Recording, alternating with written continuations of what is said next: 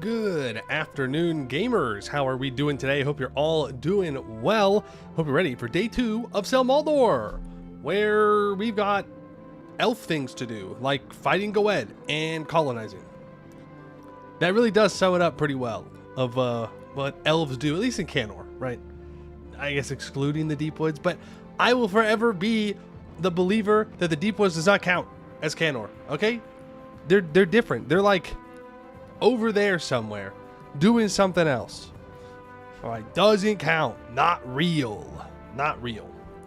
Hello, Emmy Gooman, The Derper, Grapetube, Moffleet, Fornius, Europa, Morton Solace, Jezraya. Hope you're all doing well today. Hey, Zarduk. Sundalis, hello, hello.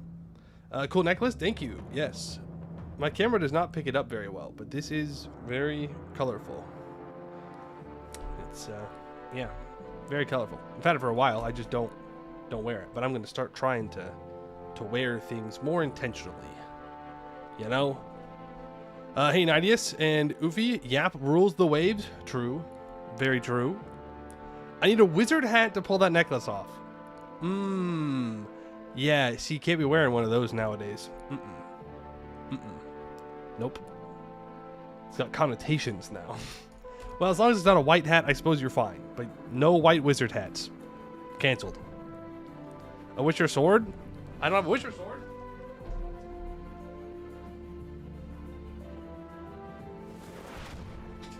But I do have...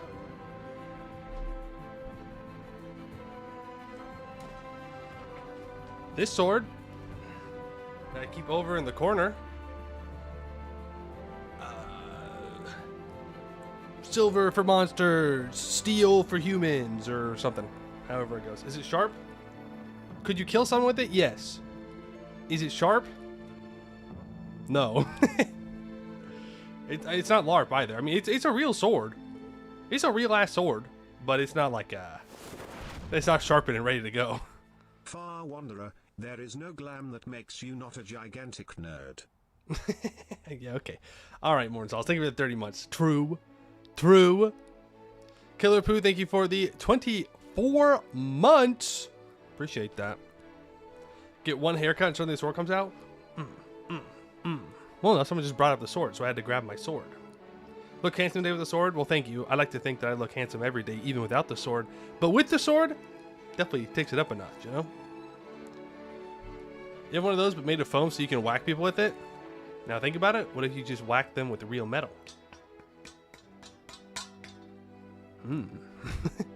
Where's your shield? I don't have one of those. I don't got a shield, I'm afraid. No shield, no helmet. Fake warrior.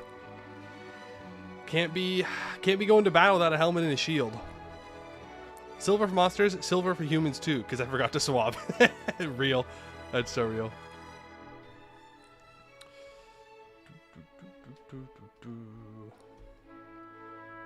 Better the sword than the other? I mean, you can kill someone with a shield. I don't know. Yeah, I'd rather have a sword than just a shield, but I'd rather have both. I'm a sword and shield enjoyer through and through. Warriors axes? I didn't mean Final Fantasy warriors, okay? Yes, I know. Final Fantasy warriors use the big axe. Enchanted necklace of color? That's true. I cast magic spells with this. Subscribe. Ooh, you will subscribe. It worked. It's that easy. Drunsk, thank you for the 4 months. Appreciate it. You tried. Bones were broken. Bruises were left. The police were called. Would not recommend. Did you think about telling them how cool your sword is? Legally speaking, if you tell the cops that your sword is cool, they can't arrest you for using it. It's in the rule books. They don't know how to read, so, it's fine. You totally beat a dude to death with a shield and you can protect yourself too. When you think about it, dual wielding shields is the ideal equipment loadout. No, I don't think it's the ideal loadout. It's much better to just, stab someone, but it is what it is. Clever to go. Thank you for the 4 months. Appreciate it. Also, I saw, were you on a 20 view watch streak? Did I see that up there? I did. Hell yeah. You do that in Dark Souls 2? Fair enough. I'm going to put this up now. Better behave yourself today. Got my sword in reach range.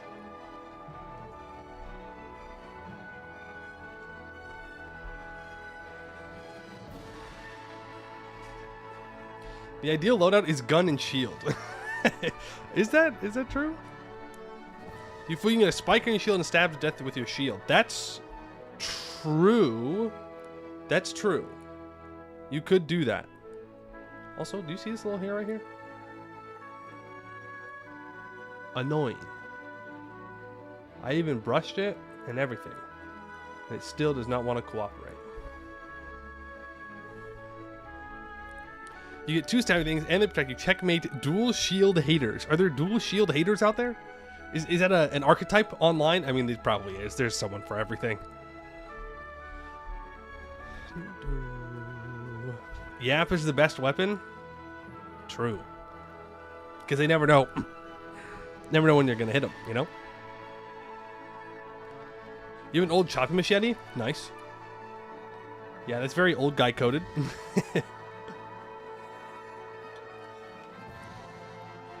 Is it a new Celmaldor campaign or was it started yesterday? It was started yesterday.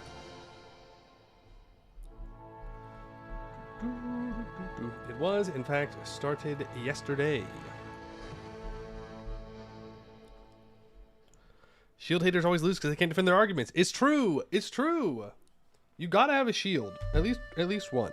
I think preferably one. But if you want 2, have at it. You know, who might stop you from living your dreams of being a dual shield enjoyer?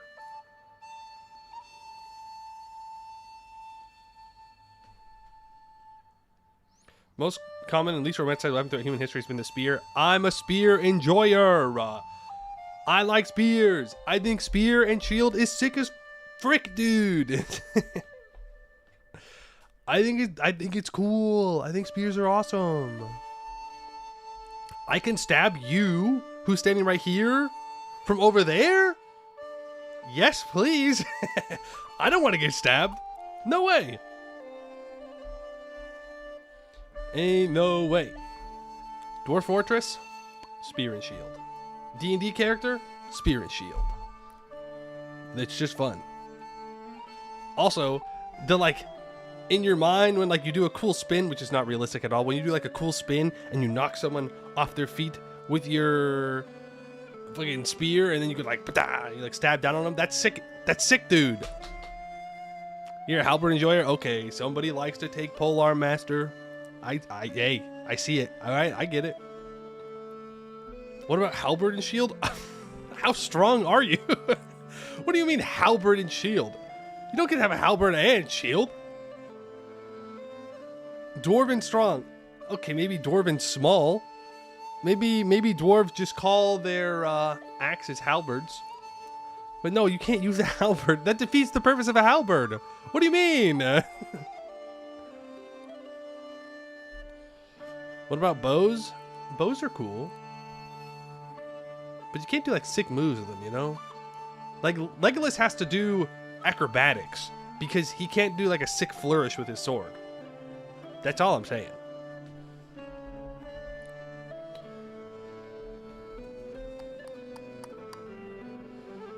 Did D&D run as a group of 5 dwarves who are parts of a former phalanx? Yo, that sounds fun. There's a whole class for it in Pathfinder. Okay, well, Pathfinder's got a class for just about anything, it seems. Yeah, exactly. Pathfinder would be like, yeah, you can do whatever you want. Just stack up all the modifiers and you'll be fine.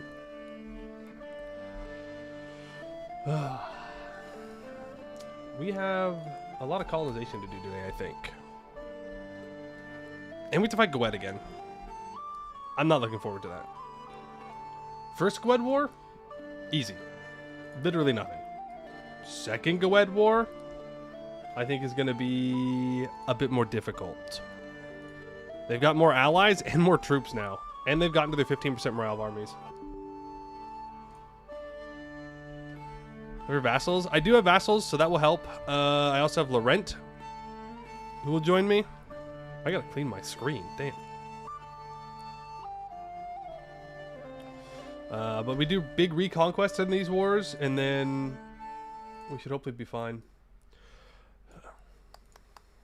I was playing a little bit EU5 this morning in my Bengal run. I've gotten to the, I think, like 1580s or something like that. I'm in age 4, and let me tell you what, man. India in age 4, it's a lot of pops. It's a lot of pops.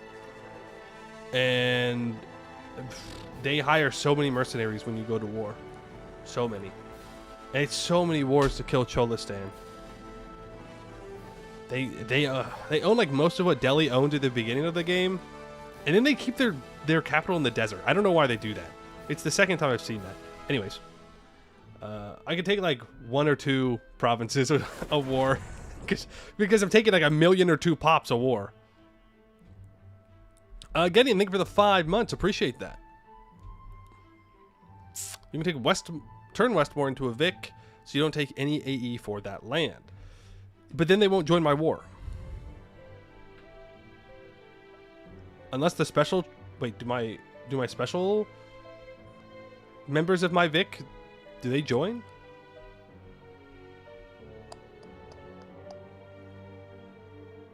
Do you need them? Well, I don't have the points. I don't have the expansion points right now to turn Westmore's into a Vic. But I see what you mean. Like, if we release them, then I can just return cores in the peace deal, and then I get no aggressive expansion. When Greg? Maybe after this run. We'll see. We'll see. I would like to do some more Gregging.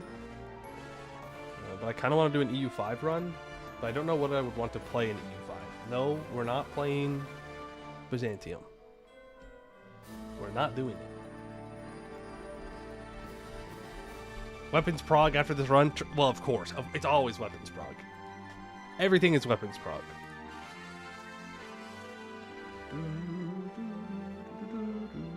Trebizond, Ethiopia.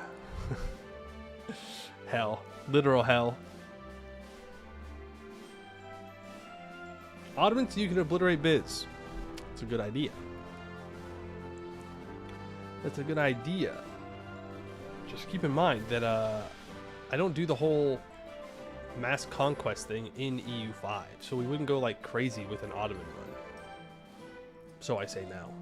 I say that I'm trying to form Hindustan in that Bengal run. It's hell. It's hell. It's hell. It's hell. There's so much land to take. There's so much land to take. Tall Ottomans? Yo, hold on.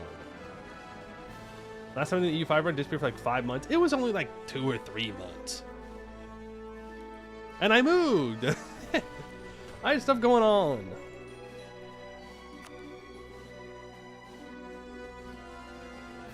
An ERE-like empire could be wild. Got lost in the deep woods. I always do. Greg EU5, CK3, God Herja or something. Stellaris, any of it. God Herja. Wow. Remember when I made a video about God Herja? Crazy times. Crazy times. I haven't checked out God Herja in a while. I did, I don't know, a month and a half, 2 months ago, check out Princes of Darkness in CK3. That was pretty cool. You know, it doesn't exactly solve the whole power scaling problem, since you know, live forever. But it was cool. Main problem that EU5 takes forever. And your second main problem is that while it takes forever, nothing really happens. That's valid. I think Hindustan is bad. How about we try an Aztec Reformation run? Ooh. What if we didn't, though? Think about that. What if we didn't? Oh. Fun fact, I have 108 external progress. All right. Let's get to it, shall we? Let's get to it.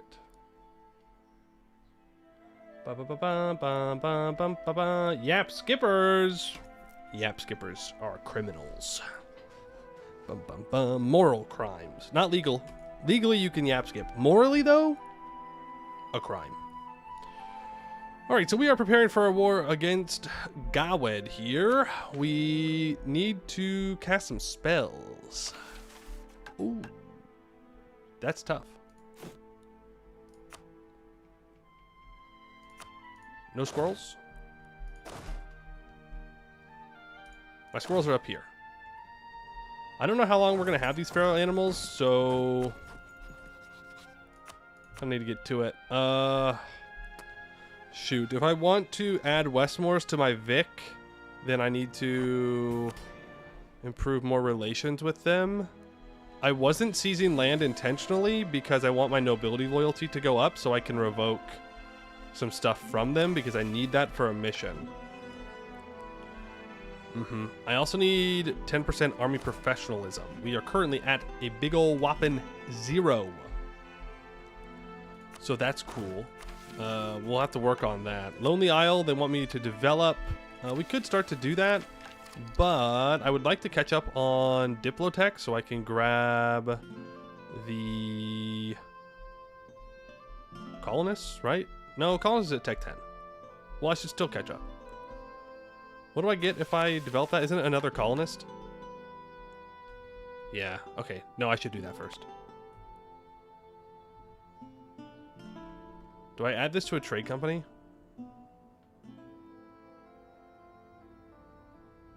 I don't really want to develop it, but I can, like, half-state it. We can put some development in there.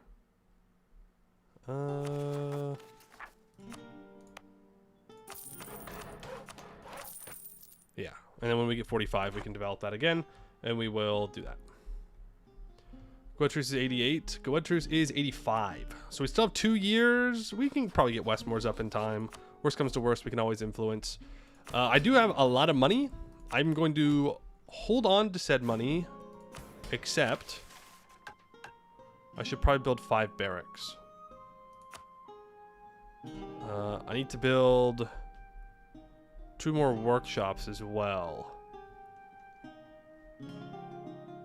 So let's do that.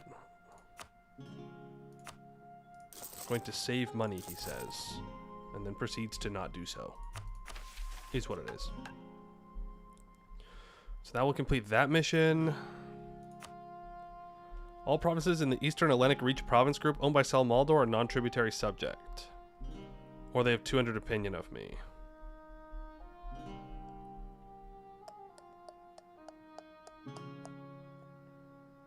No. Incorrect. I need to own them all. And then no devastation and unrest, or they need 100 opinion of me. So we gotta go conquer all this over here, including Isolde, who is allied to Gawed, by the way. Gawed has made quite a few allies, the most unfortunate one being Arboran. Isolde, not really too worried about. Arboran, though, does bring in 14,000 troops. And it's Tech 7, Gawed's at 38,000 troops. But look at this. Rubyhold, Arboran, Armory Temple, Sons of Demaria, Isolde, and Portnum. Gross. Gross. Dame's Crown, you would be willing to ally me. Can I get 10 favors with them in 2 years? Probably not, is the answer. I could re-ally Vertesk.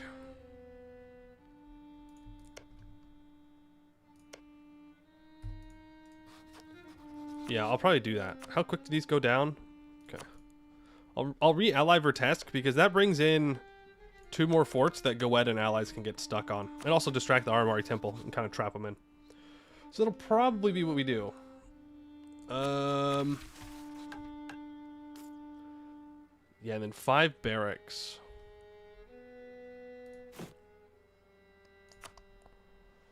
One, 2, 3, 4, 5. That'll be fine. That'll get there. That's being worked on. This is courthouses and town halls.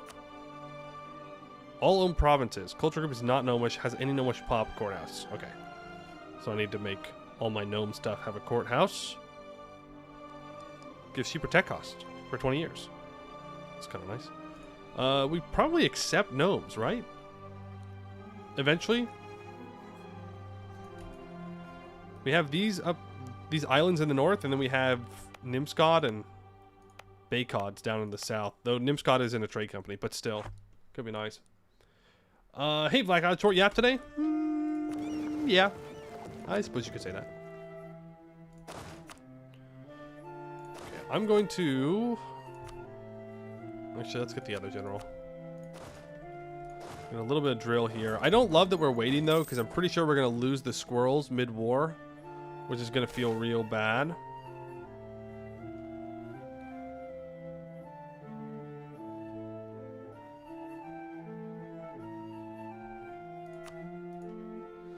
But it is what it is. We can now develop this. You know what? Just state it up. And we can complete lonely voyages. Elves are known for a love of the sea, and many of our ships strafe along routes far into the northern thaw and Eulos's lament for little reason other than to once more be far out of the seas of our forebears' voyage. With tales of the rediscovery of our lost homeland carried loud upon the wind, the time has come to encourage these more wayward sailors. Let them sail as far out as possible. Let them bring us tales of what was home.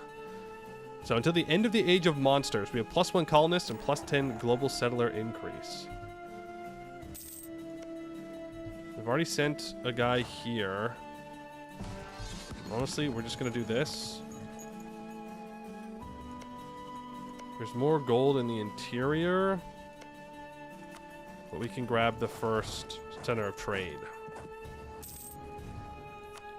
Prove a Setovic to the max. That's great. Ports of Call answer the sea. The girl looked out to the bright cerulean sea, ships dipping above and below the horizon like pendulums on the waters. She did not know her mother nor her father. All she had ever known was the city and the sea beyond it, and that was all she needed, she supposed. She did odd jobs for pay, slept in alleys and under docks, and ate with a view to be envied. But one day, as she looked out to sea, she saw a strange sort of ship. Though blue was ever a popular color amongst sailors, the ship's sails were greener, and as it neared, she could make out the crew. Men and women wore the same greenish cloth and had strange amulets and jewelry. Some were crafted from shells and such, others from tattered rope and mangled hooks. She heard them preach in common in tongues older of the primordial Eulos, how he is the lord of the sea, how he can protect your ships or guarantee you a bounty of fish. Most seem to dismiss them as ramblers and zealots, but perhaps... I'm gonna sneeze, maybe? No. Mint? No. Fuck. Terrible. Why do I have to pay money? Well, I hope our mercs can deal with this. Oh, and it just automatically converts too? Boo. Boo, I say. Boo. Alexander the Great, thank you for the 33 months. Nice haircut. This is the same haircut that I've had for like days. But thank you. Yeah, I'm intentionally staying below 30% crown land. I'm not sure that's really the greatest idea in the world, but what are you gonna do? Why can I not lower this? Because I already did. Merchant is bankrupt. Oh well. First trading since you got back. Oh, fair enough, fair enough, fair enough. United Magnates. The nations of our Hellenic cousins in absence of merchant clans have a type of businessman landowner figure known as magnates. These magnates keep their own councils, where the most influential of them dictate certain trade and production matters within the nation. The issue for us is that every polity in the trade league has their own magnates, and they don't work well together.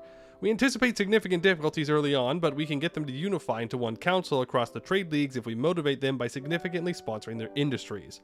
As a bonus, we can then ask them to fully invest in a united policy of forestry, giving the trade league access to hordes of good timber without the forest being completely cleared. Enables the Merchant Guild privilege forest expansion.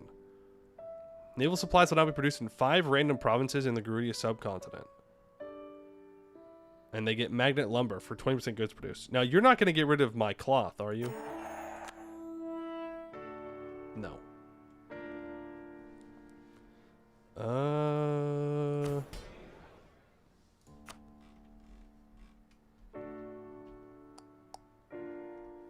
Merchants? Force expansion. Reduces development costs of every owned ancient forest by 25%, forest by 15%, and woods by 10%. Oh, wow. Sure. That's pretty good. Check our Gesad privilege. Right now, we're getting 3,500 manpower, 3,500 sailors, plus 7 naval force limit, 7.5% trade steering. Funny. 0.28 monthly external politics progress. It's so funny.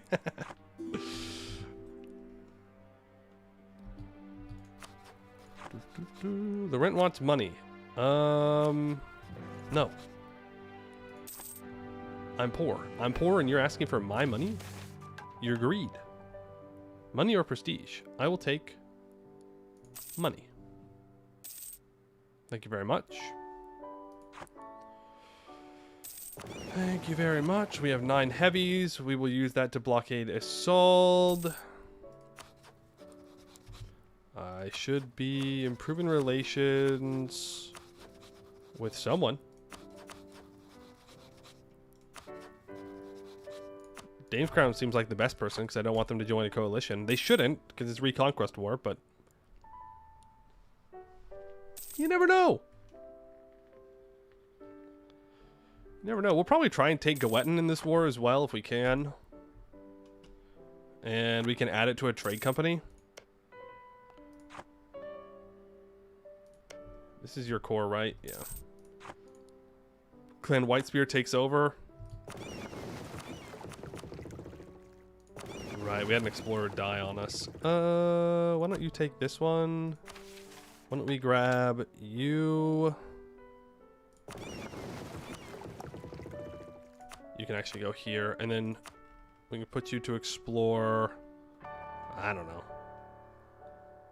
It doesn't particularly matter. Just get out there and explore. Alright? Go on, get.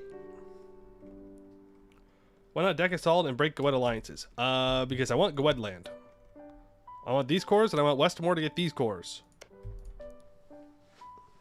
I will break Isolde's alliance with Goed. Will be the plan.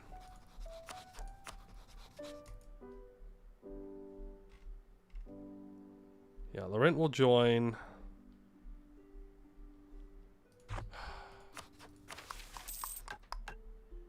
We might need to wait to resummon the squirrels, honestly. I don't know if we're going to be able to win straight up. Eskin stands. Those are the words on the lips of town criers and merchants alike, to the exclusion of all else. Even from the window of the meeting room in Celmaldor, many common folk and refugees can be seen gathering around one such crier and listening to their tales enraptured. Inside the meeting room, a different scene plays out, but the matter at hand is the same. An emissary from the Republic of Ancardia stands opposite of Princess Aralassa Moonstar. His charge is simple. He carries with him the following message. Eskin stands. The green tide is at an end, and all those that wish to go to the Republic of Ancardia are welcome to do so. The age of the green tide might be near its end. 20 Splendor, and until 1505, we gain minus 20% stab cost modifier.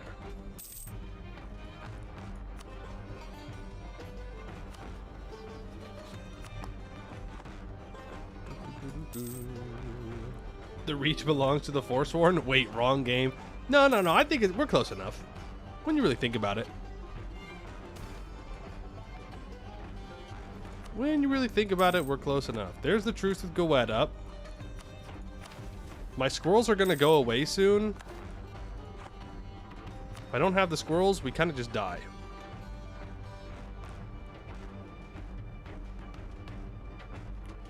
Okay, tier 5. War games, army drill loss, environmental protection charms, fodder, specialized troops, adventurer contracts, more trade range. I don't know what that does for us. Morale of navies, bottomless bags.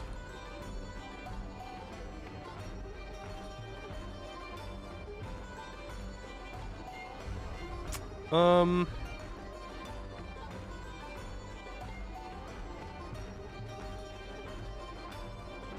actually kind of tempted by mage shields. But Let's go environmental protection charms for the land attrition reduction. And next here we have a unique one, the Silver Diet. Gives Diplo Rep and improved relations. Can establish Vic League members in Garudia. Okay. I need to send you a gift.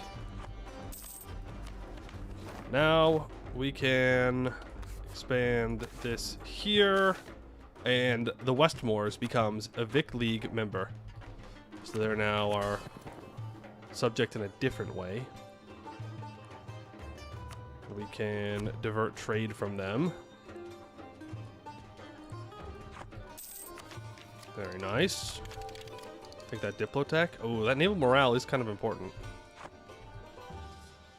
It is kind of important.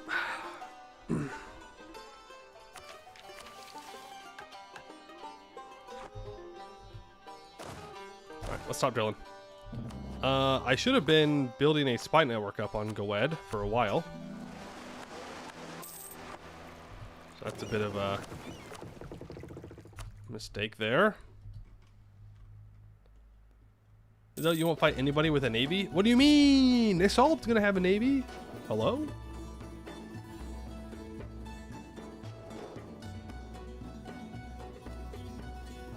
It's free. It's free 99.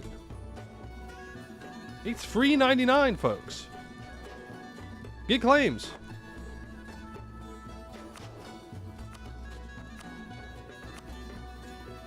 Nationalize them?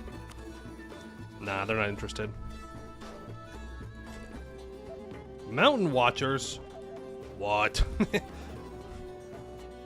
What? Didn't mean asking. Oh, you meant violence. Well, I'll let my subjects get claims on them, then we'll do the thing. All right, let's work up. Independent army. Sounds good to me. Unless there's like a crack general in here somewhere. No. All right, Goed. We run it back. Let's go! One of the high chances to get gold got gold. And I can get another plutocratic idea? Yes. I would love to have another merchant. Thank you. With that merchant, I can.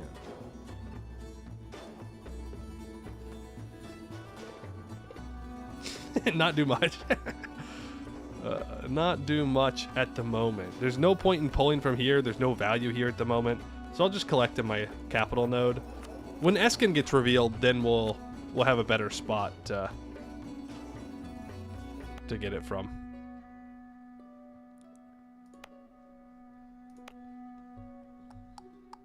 So I'm not too worried about it. Not too worried about it.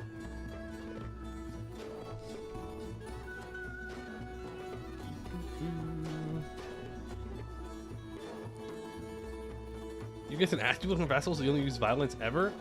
Well, that's because that's the only real way to get subjects. Otherwise, they just say no. Okay, we'll get a free general from this guy soon. And let's get you over to Isolde. And I just want to make sure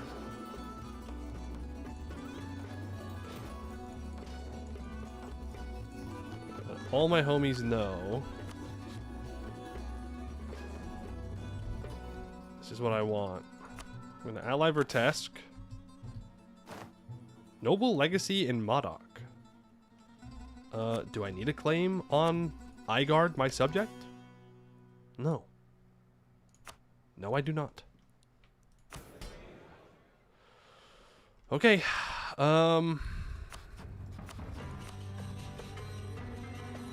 Vertesk, Laurent. You need 1,000 favors to call in a Vic League member. This is going to be a tough one. Is it worth it to release Frostwall and Alisay to add it to the Vic League? Maybe. Probably. We'll think about it. How influential is the burgers actually? A lot.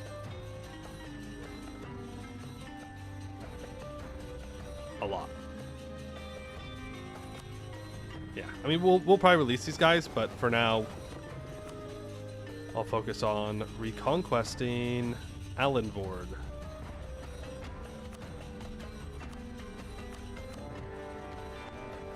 Play this on. Dio Daring time. Okay, you. Make sure you have the 2 siege. 2 Goetten. I would love to get another general, but I don't really want to spend the mill on it right now. To be so real with you. Not really something that I'm interested in.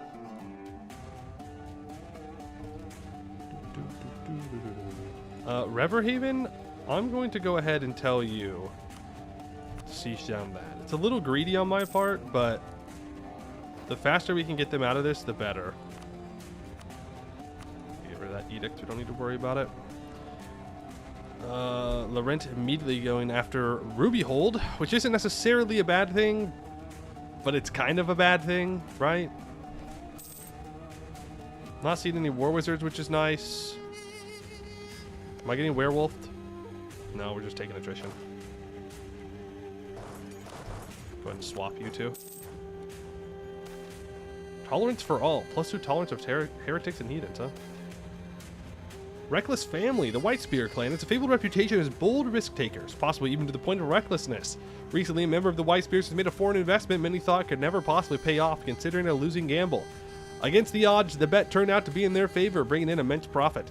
The government of this country is now claiming that the White Spears have rigged the markets in their favor by aging their competition. Huh. They demand we investigate them for fraud. Get over it. Though I do want White Spear to continue being in charge for that morale of armies, so fortune simply favors them. Okay, we have taken Goetten. 10 cannons early on will do that for you. Now, I think we scorch Goetten, because you always scorch Goetten. You literally never don't do that. That's an unfortunate path for how I get to Arborand's capital.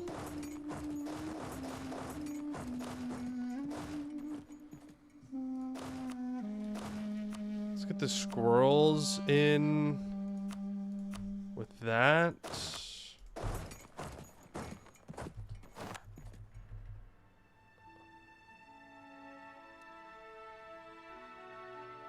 I'm not crazy, right? They definitely were not walking here. They were over here, and then they teleported over here. Right? Why do you say squirrels? I don't know. I just think squirrels are the funniest option.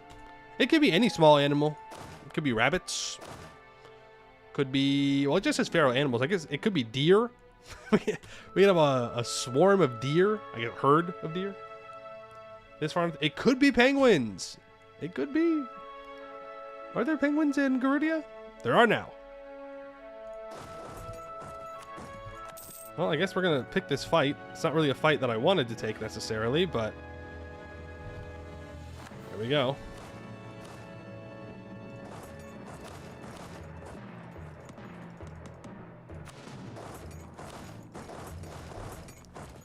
So I want to siege down Arborand's capital. And hopefully push them out of the war. Oh, look at that. Vertesk has another fort. That's nice. That's very nice. I should probably be doing more explorations at once. So give me these 3. And you can go explore out there. Like, if nobody else is going to be contesting my colonization, except for Vanail, then I should just commit and try and see as much as possible. I don't know. A koala army. I think we're too far north for that, but I do like the idea. Aw, man. Goed went up and smacked my my subjects. The call of home. Just get out of here. I don't care.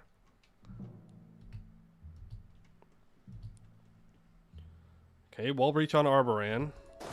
Again, we're just looking for the fastest possible peace with the Arbораnis.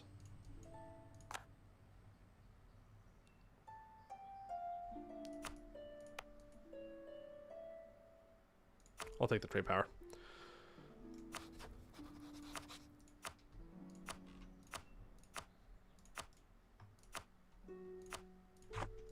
That's what we need. Felt hats. Nice. We increased the price of fur. Which we have... There's actually a decent amount in here. That mostly helps Goed at the moment, but in the long run, it'll help us. Nice. Increased settler cost, or settler chance. Laurent is sieging down a Ruby Hold fort. I would love to just white piece you out, Ruby Hold. There's really no reason for us to be fighting like this. We could be friends. Friends, I say. Friends. Why didn't you just ally Laurent like normal? Make my life much easier.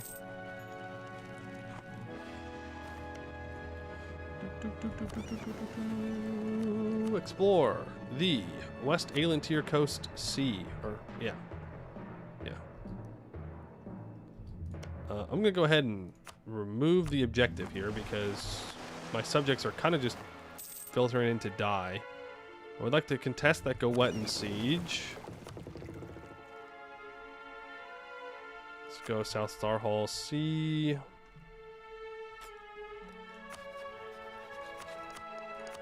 Improve with you. Improve with you. Improve with you. Yep.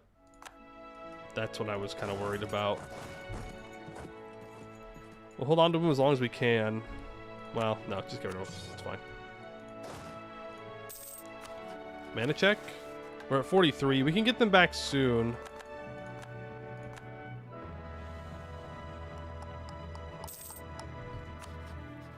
The Sold. I should probably go up and take their capital next. I do kind of abandon Laurent a little bit here by doing that. But I would like to break their alliance. I will take the money. Do I hire another merc stack? I think the answer is yes, I do. Probably should have hired it down here. Innovations of the gnomes. Lately in Celmaldor, there have been a small group of gnomes who've made an invention of very impressive nature. While the work is clearly a prototype, it has proven highly useful for the business done within the province. However, the gnomes who constructed it wants us to not spread it further than they allow, claiming that it'd be an insult to their work if it spread far and wide before it was ready. While they have little say now in what we'll do, we may take into consideration their opinion. Great innovation, let's make use of it with their help, because we are a scholar or a free thinker. Yeah, what for both? What for both? We get 10 admin, 10 diplo. We increase tolerance of gnomes, and we get increased tax and institution spread in our capital state. Okay, yeah, man. That sounds great. We're getting stuck on this siege quite a bit. I can't complain. We blasted through the first two forts, like, extremely quickly. You gotta walk away.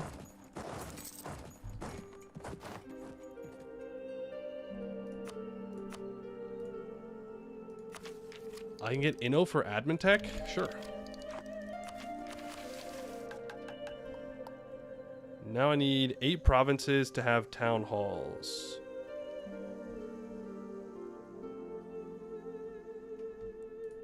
Okay. Or courthouses, that's what I meant. 1, 2... I'm gonna focus on my own stuff first. Okay, it doesn't have to be anywhere specific. So...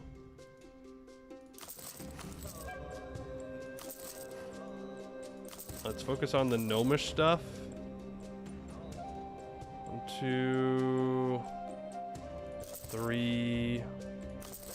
1, 2, 3, 4, 5, 6, 7, 8, 9. Okay, so that'll be enough. And then when this is done being converted, I'll build one there as well. You can build them cheaper in your startup speed, the interaction, like 75 ducats. Oh, true. True. But I'm greedy. And I want courthouses in my territory first. Okay, Arboran, you're still not willing to peace out. I do find that a little insane. But alright.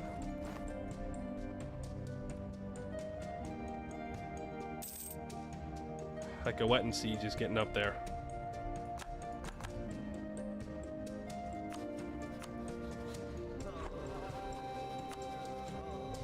There's a fight going on. Minus 13. If they can get this siege, then Rubyhold will probably peace out. That's insane, man. That's actual insane behavior. I'll just take a little bit less money.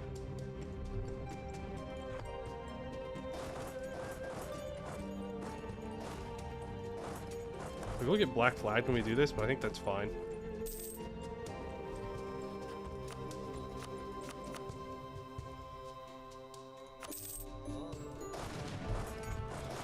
Okay, walk back up here. So that's 12,000 troops out of the war now. Just pretty nice. We can start to bring you back down. Yeah, we need to make sure that we secure this war goal. I can't let it not be getting ticking war score. Orbitrol is going to kill Bjarnrik. That's so nice for us. That is so nice. It's going to allow us to eat the rest of Garudia for pretty cheap. You get there on the 18th. You get there on the 18th. You get there on the 20th. Should be a stack wipe. Yeah. Come down here. Sons of Demaria. Don't want out yet. Gwent has 43,000 troops. There's 18,000 in Laurent. I don't know where the other ones were. We know that there was one up here recently. Scheming. I think I'm going to send you over to Assault. And we're going to secure the occupation of the West Wars. We could probably get our squirrels, penguins, whatever they are, back now. Do that. And then you can give Westmoors all their land back. And then you can give...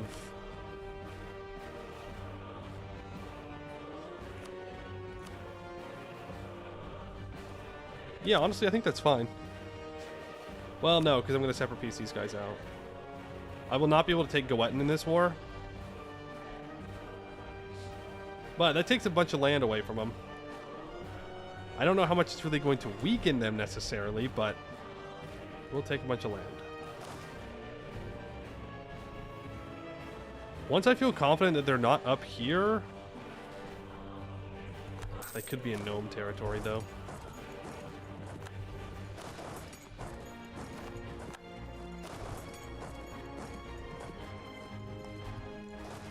You walk down there. You're going to carpet siege out. You go grab the Wargle.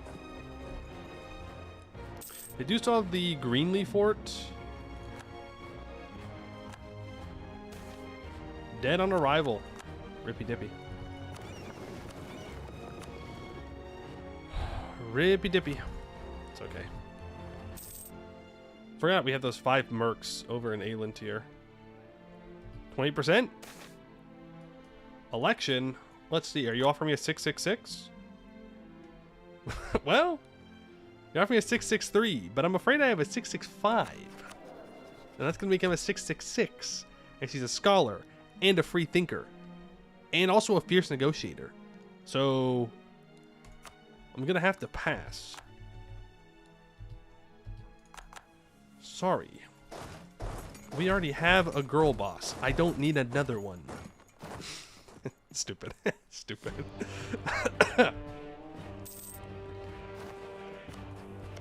Let's see. I should really turn you into a Vic guy, or I should just annex him. I kind of just want to annex him. Here's the thing. They don't have a building slot remaining. These guys do. I can build coastal defenses. Wow.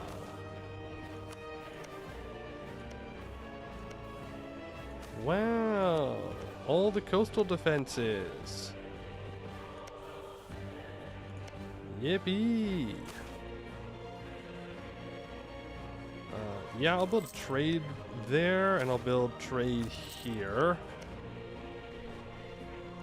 Because it is most certainly worth it. This is... Oh, this is occupied. Why is this all sieging down...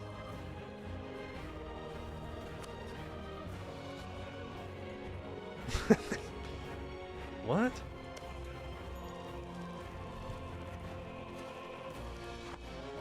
Maybe they're just standing here? I don't know. It's a weird one.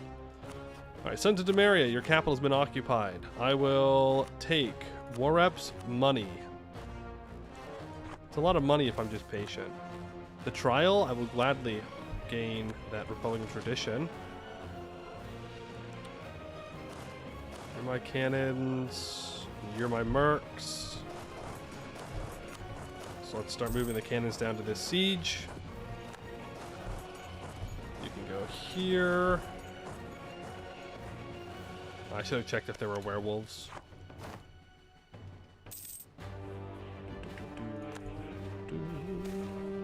Rightful ownership. Nope. Skill issue. Okay, Ruby Hold. War reps, and definitely for sure break your alliance with Goed. Are you insane? Are you actually insane? You are not allowed to be allied to Goed under any circumstances. No way. An army career. 15 army tradition or professionalism? I need the professionalism. I don't like the idea of losing 10 army tradition. Ever. Incorrect. Incorrect buzzer. Incorrect, loud, incorrect buzzer. Loud, incorrect buzzer. We want...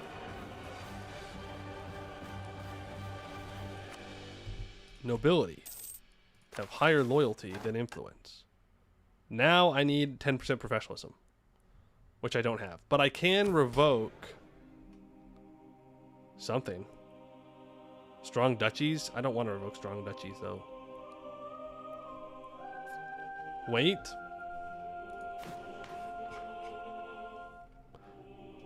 You're saying that the silver diet enables parliament. But it doesn't say that it removes the nobles. Parliamentarianism says that it disables the nobility estate. The silver diet does not say that.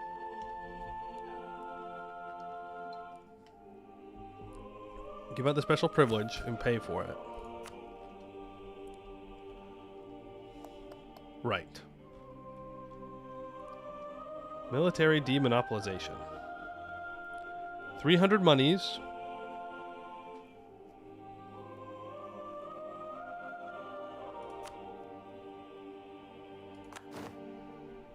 So I'll give you this. I can purchase a facility. You can only do that once every 10 years, fun fact.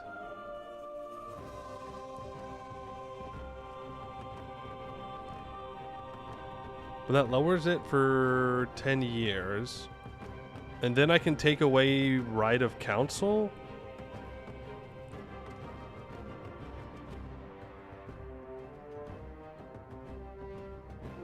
I mean, strong duchies is what's really giving them a lot of influence. Technically, we're fine here. The equilibrium is higher. But if I summon one diet, which I'd like to, because that gives me progress towards internal politics, which helps keep everybody loyal. That's only 2%. I would need to hire 8 generals at this point in order to get our professionalism high enough. I think we'll be fine. I think we'll just have to wait. As much as I loathe waiting, I do think that's the correct play.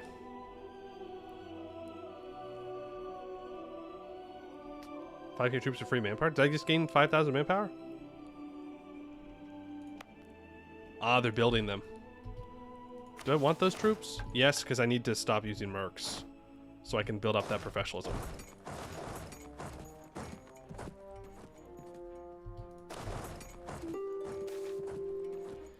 Debate of the schools. School of Conjuration. School of Divination. Oh boy.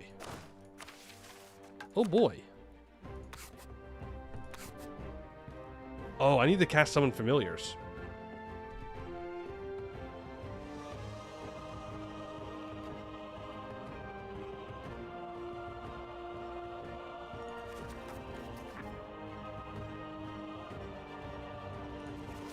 Let's cast Summon Familiars, and then next Conjuration spell is half, and then we can summon animals. That does lower our mana regeneration by 0.25. I could also just conjure supply. I'm gonna conjure supplies instead. I'm gonna be smarter. I've decided intelligence. Do you have a War Wizard? Okay. Break your alliance with Goed.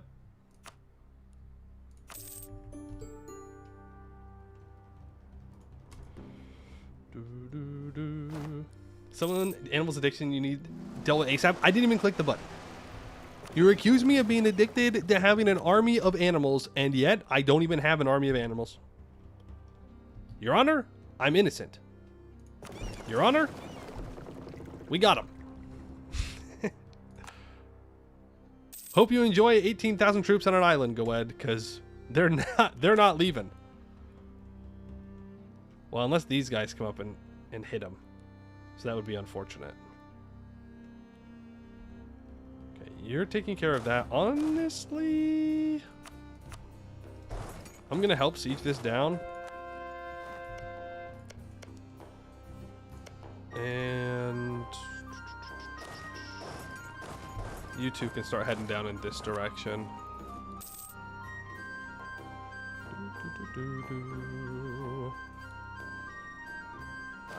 Just kidding. You need to walk back up. They're trying to walk around and then siege things up here, which I don't appreciate very much. For your information.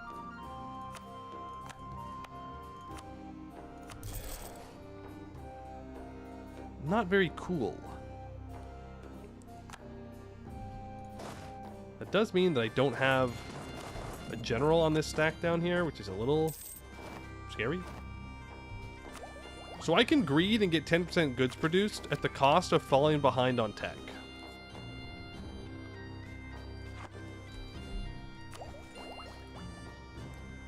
Also, we minus 1 natural rest, minus 10% stab cost.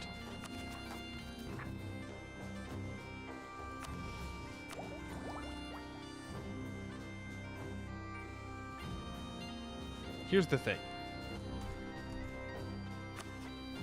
Who am I going to fight soon that I need that tech for?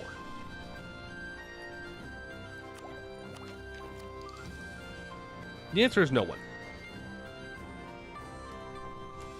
Right? The answer is no one. Frozema doesn't have that tech.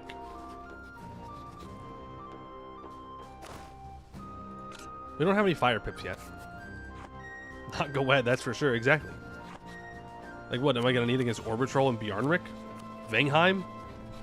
I sure hope not. Skaldascola? We gotta put them in their place. They're getting a little too big for their britches. So I think I do greed. I don't even think it's greed. I think it's just the correct play. Delandian Act of Equality. Celmaldor grew rapidly, and its growth attracted attention from its neighbors, both good and bad. Garudian raiders regularly attacked Celmaldorian ships and tried to pillage the city. The same problems are true for neighboring cities who were smaller and weaker than Celmaldor. So, in order to fight this northern threat, the cities of Deland and Modoc asked Moon Elves to protect them in exchange for their independence and wealth. The trade princes agreed, and so a confederation led by Celmaldor was formed. rights of human cities were listed in an act signed in Deland, and since then, this document has been the basis for integration of all Reachman city-states which looked for Celmaldorian protection. Okay, we're at 106 here. So I need to...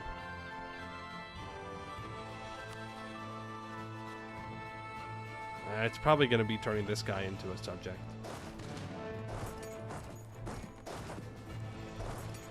I think they're gone. Still on this siege up here, by the way. Level 1 fort, by the way. Yeah, I was going to say, it must have a ward or something. Nice, heavy ship combat ability. I can't vassalize him. I don't think I need to, right?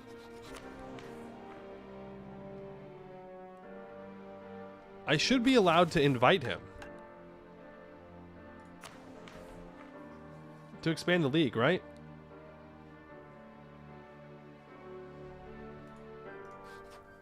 So I think what I do, I break his alliance with Goed. Hear me out. I transfer his trade power to me.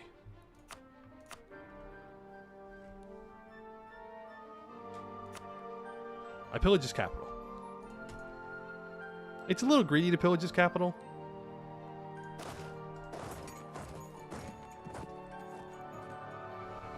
I don't need to. He'll be a subject. It doesn't matter. It don't matter.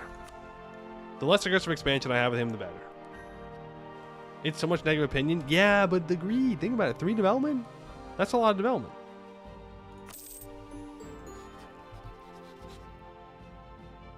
Look at that. He's already mad at me.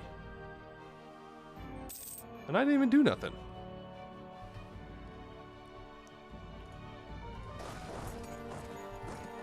They were just waiting in Nimsgard. There's the rest of Goet's troops. There is Aramar taken care of. You can rush over here. That is both of our colonies completing. I mean, that is both good and bad. Just keep grabbing the coast. We're going to go deal with these guys.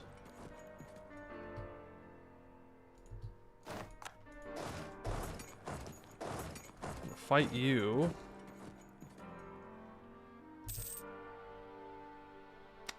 Laurent abandoned my boats.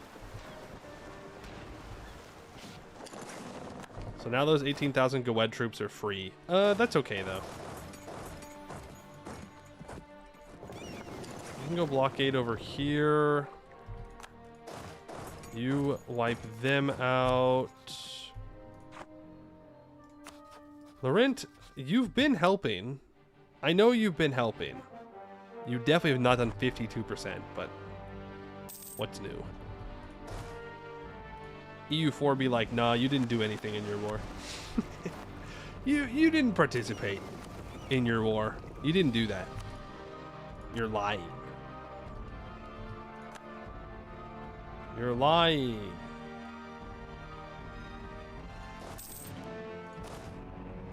Valvorin has fallen after 2,500 days.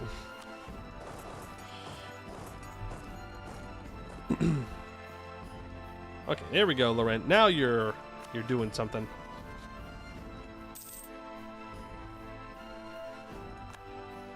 Laurent, are you okay? No. The answer is Goed buffs. The answer is Goed buffs. So no, Laurent is not okay. Get those cab off of there. Oh, that's perfect timing for the age ability. For sure, grab that aggressive expansion reduction. Start improving with Isolde. I would like to ally them. Aramari Temple, you are going to transfer your trade power.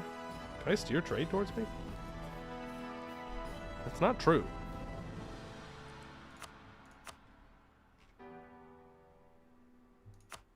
I'll do it anyways. Just to see what happens. So, Goed. My guy, you're still going for it, huh? Okay. Let's bring can come land here. You need to move south. Oh, I need to... And then walk down here. I guess what there. Still Corvus, or did he die? He died. He's super duper dead. Super duper dead. Or maybe he retired. It's possible. Oh, look who's back. Laurent's back. Actually blockading things. Look at that. Fortnum. More ups and money, please. I don't particularly care about your Goed alliance. You can come back up now. We can start exploring with you. That falls. This is Goed's army down here.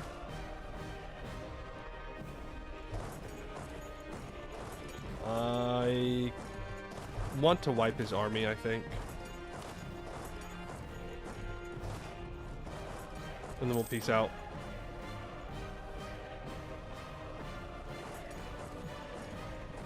Can't run forever. It's Jover.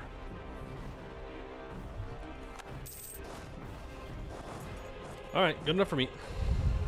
Super peace. So we grab all those cores. We give them back to people. I cannot take Goetin. Boo. Boo, I say.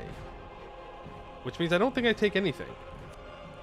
Right? I grab war reps and I take money.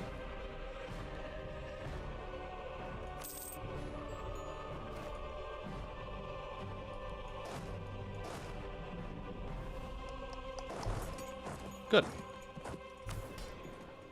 Now I could seize land and get back up above 30, which would be nice.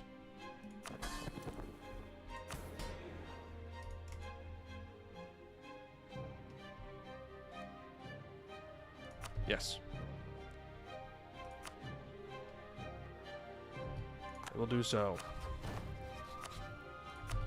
So we're going to improve relations with you, or we're going to ally you.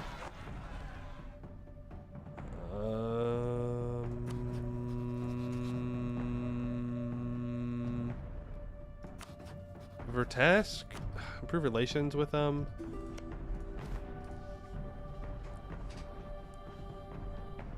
Accept the royal marriage from Isolde. Valid target country. Total development less than 200. The Atlantic Reach in Westmoors. Okay. I cannot do it yet. I have to get the next reform.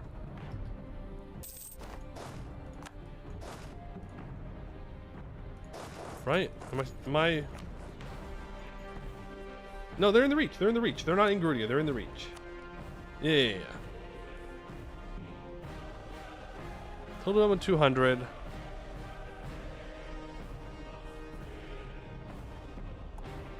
I have to guarantee them.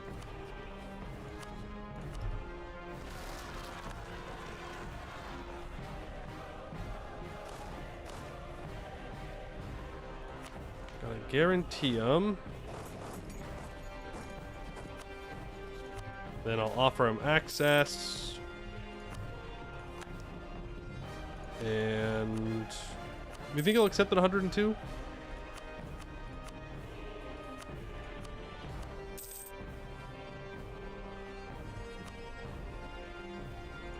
I can take on their debt. Sure.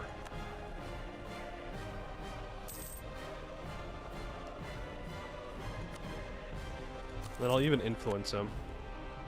That gets him up to 179. Surely that's enough. Boom. Very nice.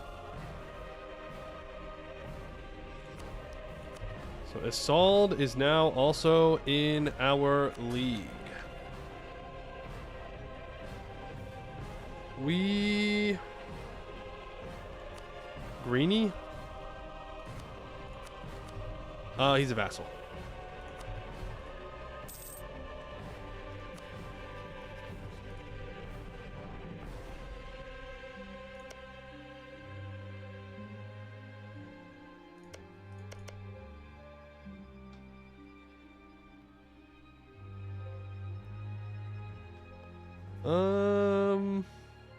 I guess we released Roaring March. Can I even release Roaring March from... Yeah, that's White Reachman. We can release them as a vassal, and we can feed them all this. Unfortunately, they will get this. It'll be kind of ugly, but whatever. Okay. This way. To the next war. To the next war. Politely, of course. Baycods, go ahead and enforce religious unity. Can get rid of the religious unity here. Keep an eye on missions. Silver diet. Yeah, I need to take all this and then improve relations with people. And then I need to expand into Redgar Haven and get the silver diet. Ooh, you know what I should do actually? Is drill.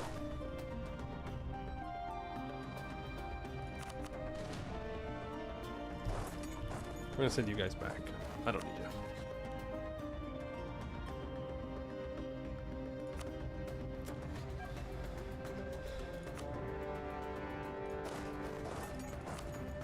Well, you can take out those 4,000 troops on your way.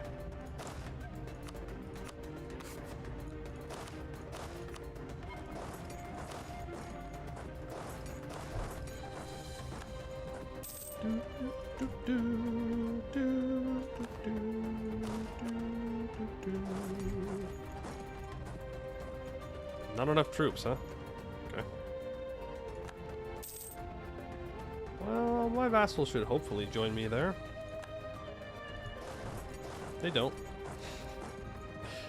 Classic. Classic vassals. You can go explore that. All the exploring. All the colonizing. All the stuff and things. That's very annoying. Well, at least we have troops over here. But yeah, we're going to need to expand into this area sooner rather than later. Luckily, there's a lot of small tags that we can release. Trade between rivals. Wex will gain power in one of the nodes we trade in. That's fine.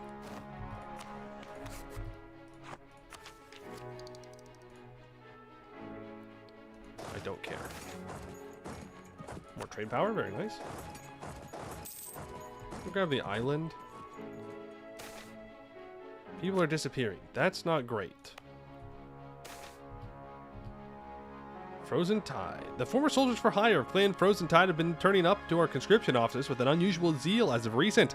It would appear the patrons of Clan Frozen Tide clan have encouraged their soldiers to enlist in the National Army, and they've responded with newfound fervor for the Republic. Sure.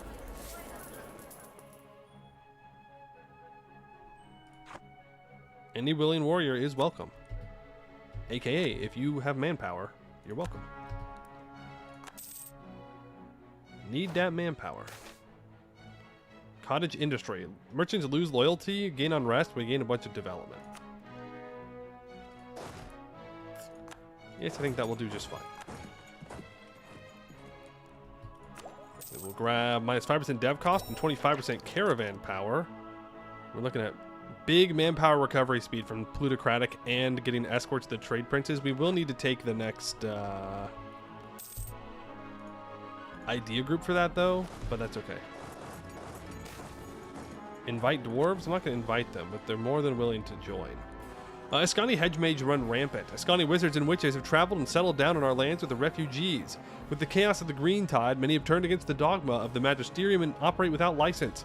They are referred to as hedge wizards or hedge mages, and by practicing their magic illegally, they pose a threat to our rule and the magisterium's grip on wizarding. No incident has occurred yet, but the risk grows as the time goes on. There are multiple solutions we could employ. On paper, it is the duty of the magisterium to deal with this, but whether or not they are up to the task is another question.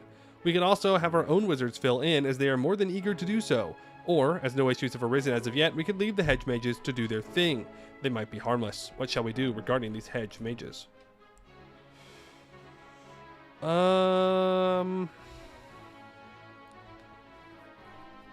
Stab cost, Diplo rep, 100 crowns. Magisterium likes me more. Whatever the magisterium should stay out of our business.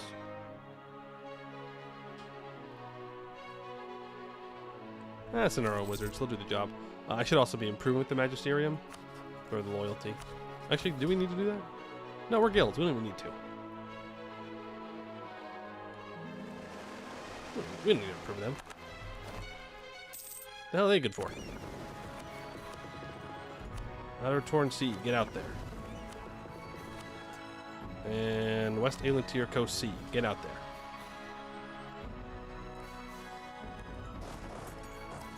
We'll go there. I should be spending this money.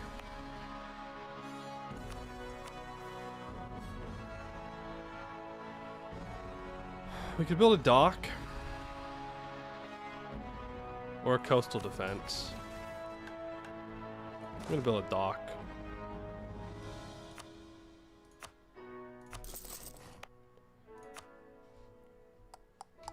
Could build farm estates. Courthouse here would be pretty nice. Cancel? You want to build the dock later. What? What do you mean I want to build it later? In capital? Fine. You get a special thing? Okay.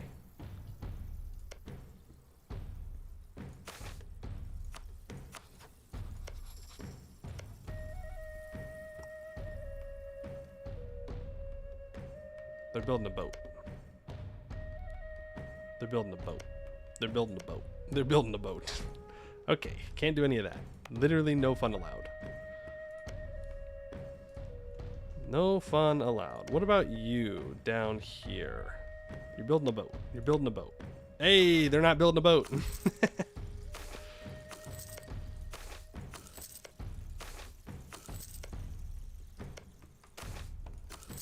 Build trade. Build all the trade. They're glitching out over here. Are those adventurers? Yep. The adventurers are over here now. Damn, dude, I've barely even gotten a foothold. Okay, it's 81%. So I definitely want to annex this guy.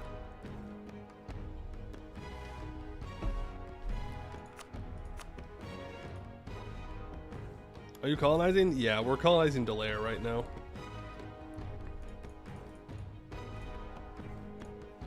Let me do that, and I think I take Giant's March.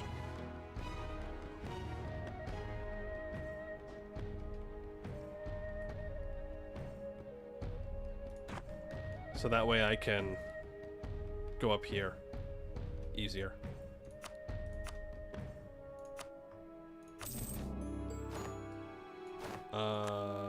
Homecoming. At dawn, the two parties met upon the western banks of the mighty Vrorin, which once marked the northern edge of the world, at least for Canorians. One group, the soldiers of Celmaldor, their banners held high and accompanied by their princess. The other group, a band of men on horseback. At the front, a man draped in furs, both foreign and familiar to the princess, a knife on his belt and a flat bow over his shoulder. Princess, we come in hope of righting a great and terrible wrong imposed upon our people. Many years ago, we were forced from our lands by the orcish menace you vanquished. The man gestured to his people as he continued. Some of my kin wished for autonomy and the rights to rule ourselves, but I humbly accept the rule of your grace. I do not aspire for kingship. I simply want my sons and daughters to know the homeland of our forefathers. A moment passes and the princess makes her choice. Targ people will not be allowed to access your realm in the future. Very well, at least put the land to good use. We gain them as an accepted culture. Loyal vassal to tame these far-flung lands would not hurt. I wonder what they will accomplish there. You can play as a vassal. Yeah, I'm fine with the vassal. That works for me. And we can become a kingdom. Yippee. Then we can release Roaring March. And Roaring March can grant you all of those. Now this is annoying.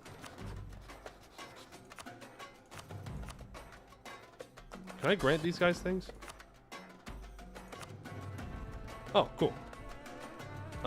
Let's give it to Assault. Sedivic's already big.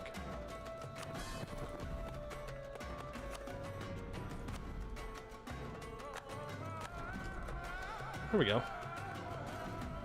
Solves that problem. I guess I could have given the Isle of Roran over to Jarvema. That's fine.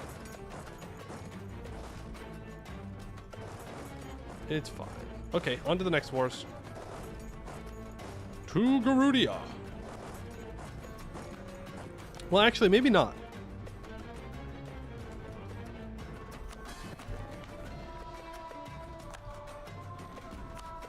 Maybe not.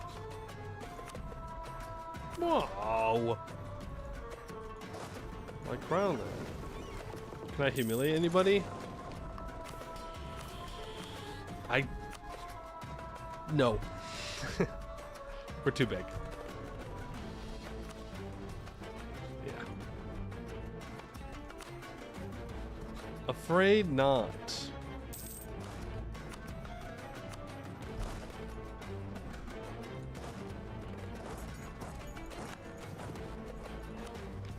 We are over our Diplo relations by 2 now.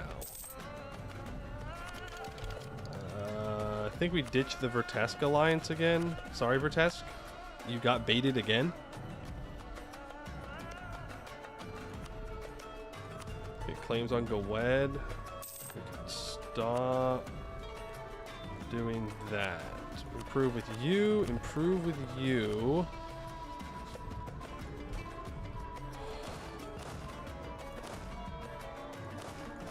Don't necessarily want to fire the mercs because then I can't get them back because I don't want to lose my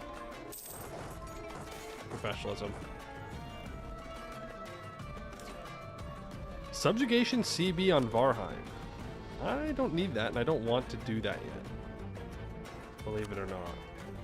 Colonize over colonial subject fully colonize any province in the Glowing Eye Wood area. We can't do that one quickly. I can do this one quickly. You're 50. Honestly, let's just do the temple.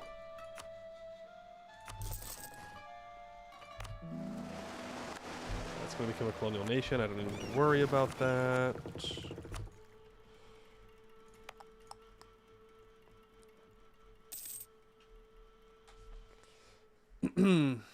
Diego influence? No. Nope. Exploration, because Mission Tree wants us to colonize, and then plutocratic. I just sent them to do the same thing. That's unfortunate. So I could go up here and start vassalizing Bloodfjell and Varheim, but it's just going to cost me Diplo. It would probably be better if I just improve relations with them and try and get them in. And trade ready for money? I mean, I suppose, but money's not really the issue right now.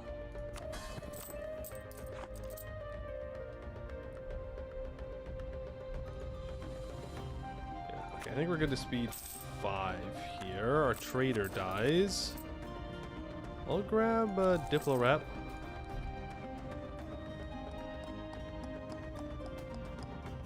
We're improving with you, we're improving with you. Then I think we just go and improve with our subjects as much as we can. We gain 1.4 external progress, which isn't bad. Expansion? Yeah, we'll probably take expansion next. Orbit Troll declares war on Bloodfiel. Okay, now that I don't enjoy.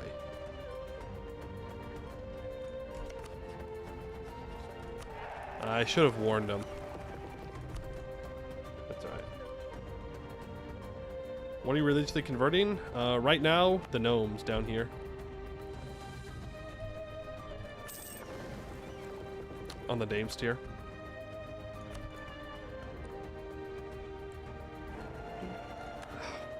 Lex gets reelected.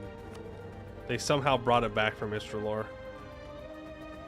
That's really bad. They're already at 3. Okay, Baycods has been converted. Get rid of that. We can... I guess... force religious unity and start converting here. Oh, it's harder to convert the Scalderic Faith. Okay, well, let's go ahead and accept East Daller and Cliff Gnome. Now it'll be a little bit faster for us to develop all that. Nope. West Chills Bay. Right, I'm intentionally not stating this because I want to release them as subjects. I just don't want to do it right now. It's 1, 2, 3, 4. That'll be number 5. Do I want to grab this?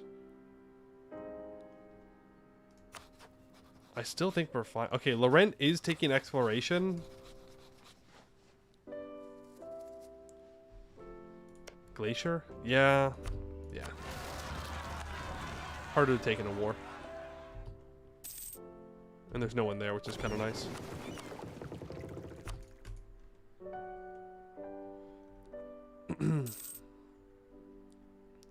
Colony fill in between. Right. I don't want the colony to get outsped, essentially. Are we actually that far over our force limit? Because if so, I should actually delete these mercs. Yeah, we were. Okay. Well, there's no reason to be quite so over the top. See how delicate. This guy is starting to get a little big for his britches, which is unfortunate to say the least. There's 20% manpower recovery speed and 25% provincial trade power, 10% merchant guild loyalty. Also unlocks the Colonial Companies Act, which is plus 10 global settler increase and 20% range. Which is pretty good. Pretty good. It's fine because we have troops there. I have all this money. I would like to upgrade my capital. Let's just buy our inflation down. Beings of Fire and Rage lose 20%, or I gain devastation. Well, I was thinking about how I should build a fort here. Actually, it's probably not on this. It's probably over here. Like, we have devastation and whatnot. It'd be nice to get rid of that and build some prosperity in our state.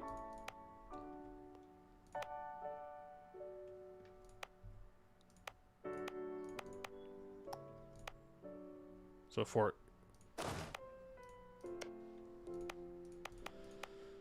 here and here, maybe? That's fine.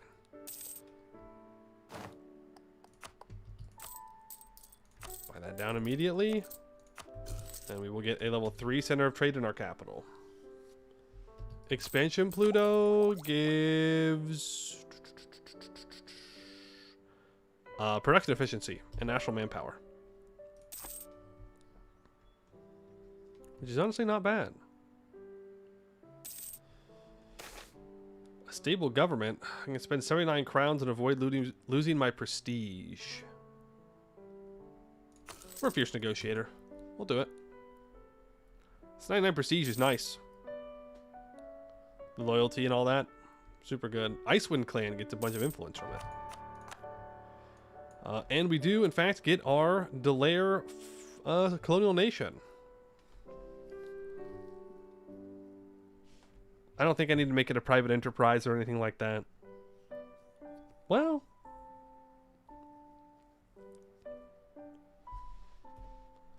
we only got one of the golds.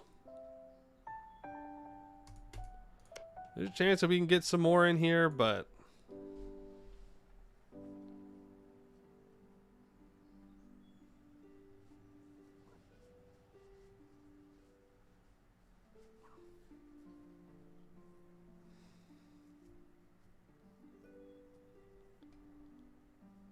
this one gets an extra colonist. But they get increased liberty desire, which I don't like. Don't like that idea very much. Due to future shenanigans, probably self-gov for now. What do you mean by that? They won't be able to afford this colonist anyways. I'll have to pay for it. Whatever. I'll just leave it as regular. And then I will... Didn't mean to do that, but I won't.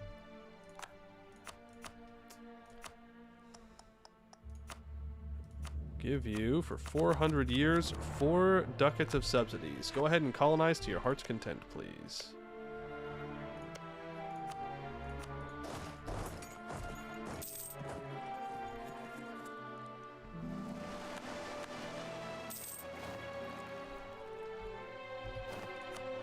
There's with assault. I would like you to explore the ruined sea coast. I think we just double down on making these guys stronger. Delaire, that is.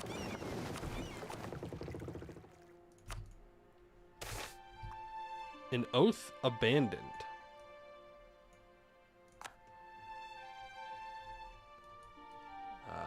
Okay.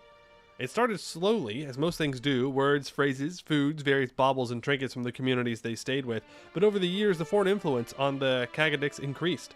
Marriages between the Kagadiks and others resulted in children of two worlds, and some of them chose to stay behind in the villages, towns, and cities that had captured their heart. For the remaining nomads, clothing, art, music, every stop changing them little by little. Eventually, they stopped speaking of their ancient oath with Castanor the same way, with duty and a longing for a chance to fulfill it once more. To them, it was just something their ancestors believed in, and now, so many years after they came, the Kagadiks have ceased to be more than one of our own, with a curious origin story. Sure. And Sporian?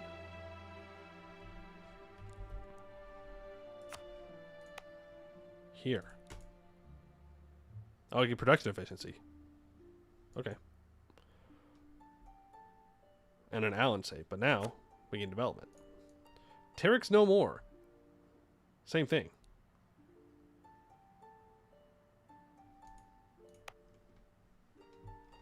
Oh, because it's 94. We're about to see Eskin.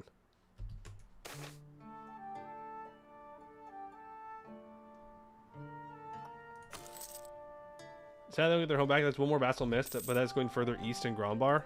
Ah, well, oh well. Look at all these people that we could vassalize. No. No, we won't do that yet.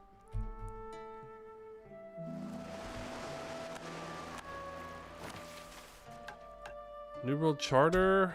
Sure. Just keep getting some more explorers. Only north now? Only north! Great March has insulted me. Why? Because he's a babbling buffoon. Okay. Fair enough. Fair enough. Definitely get the colonist rush. Could seize to get back up above 100. What's that professionalism looking like? Looking like 3.16. Not looking great, but I can complete the White League. My opinion with people over there in this area is 200. Cool. Like the Blue Reach, the White Reach is now also brought fully under our trade league, meaning its time of strife are at an end for now. There are still threats to the region as well as competitors trying to profit off trade, which should rightfully flow into our league. These should be dealt with. With enough support among our allies in the White Reach, we can easily justify some interventions in the neighboring regions. Garudia 2 shall be part of our league. For 50 years, we get -2 national unrest. We lose 10 years to separatism there. We gain permanent claims on the northern giant, southern giants tier, and the Eschvial areas. That's going further into Frozen Maw, which is fine, because it doesn't look like Bray Brothers is going to be able to get to them. One thing I should do, stop improving with them.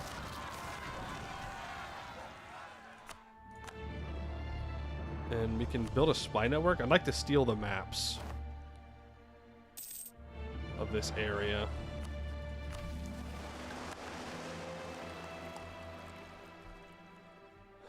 These 4 countries in the Daller and Olive Lund region need 100 opinion of me.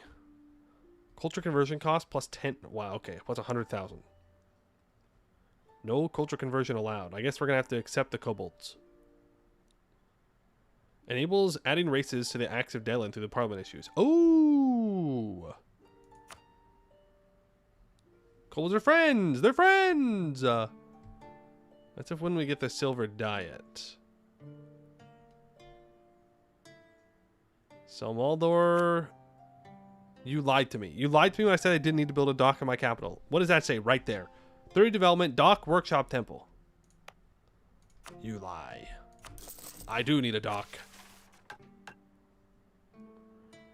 And then natural scientist. Okay. Then we're just waiting. We're just waiting. I need to turn some vassals into our special subjects.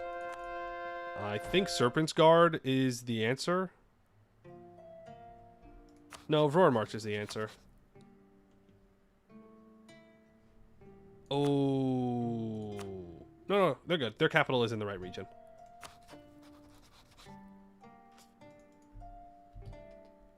Bold werewolves too, but they are secret. No, they give me attrition. We can't allow them to live. So I will send a gift over to you. And we will invite you in. And congratulations, Vrorin March. Welcome to the Trade League. Give me your trade. I demand your trade. We will convert you. Now, if I wanted to do that funny little Frostbridges troll. Toll. Igard needs to be owned by me.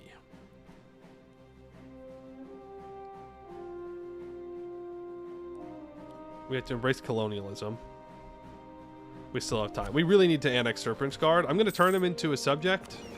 A different subject, I think. Because we can annex them through Parliament. Nice, more gold. Do I see his land here? Yes, I do.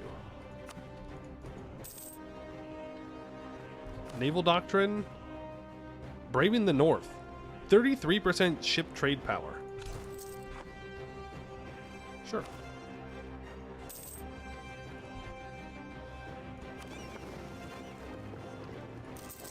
We'll build 5 more light ships as well. Vic Serpent. Yeah, that's what we'll do next. Manage internal politics. Everyone will be loyal. I don't really want to spam summoning diets, though. When's the next election? 99? Okay, Elders 5 Republican tradition. Building no building, of course. Building no building. Ooh. I'd love to give you money, my guy. I'd love to, but I don't have the money. I'm broke. I'm broke. What can I say? We got nothing. Coffers are empty. Who have you allied? Westmore's? Doesn't matter. Go ahead. I think you should ally all of my subjects.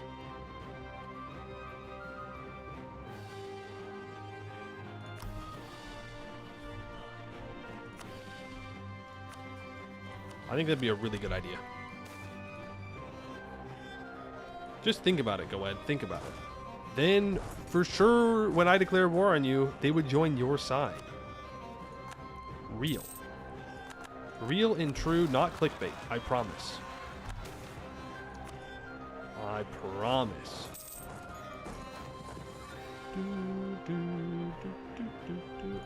Should we annex Bjarnrik? Yes.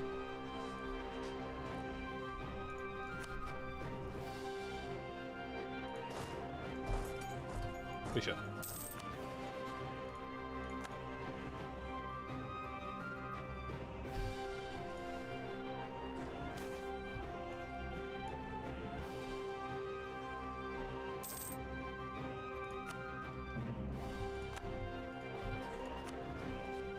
should. We should. They're building troops, which I don't appreciate.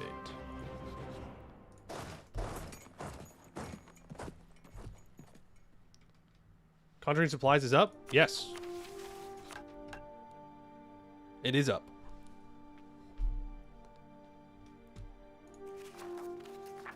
Of course it's up.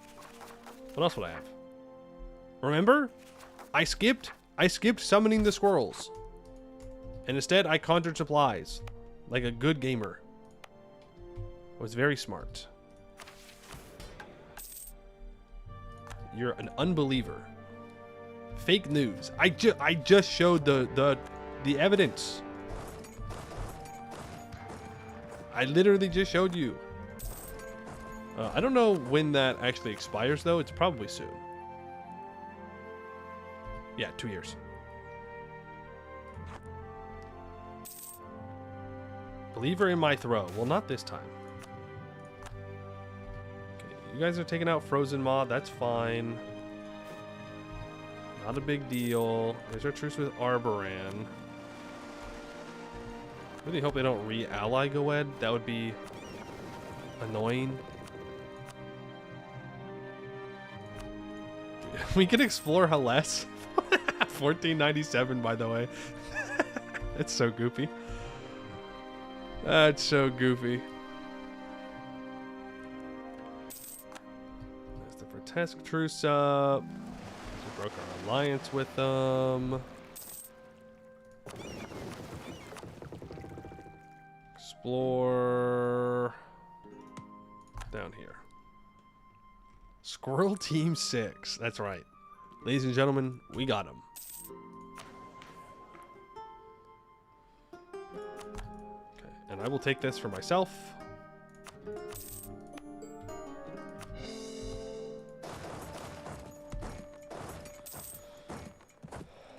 Colonized North Hellas and not Australia from the wrong side. There is no wrong side. Oh, they can't siege this down. Magic in warfare. Estate experience plus 10% for 20 years, but not evocation. We will not be able to cast new war magic for the duration of this effect. That's fine.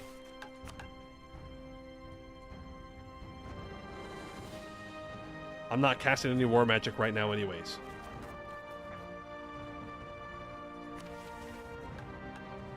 Let's check though that there's no spells that I need to cast. I want me to develop the gnomes.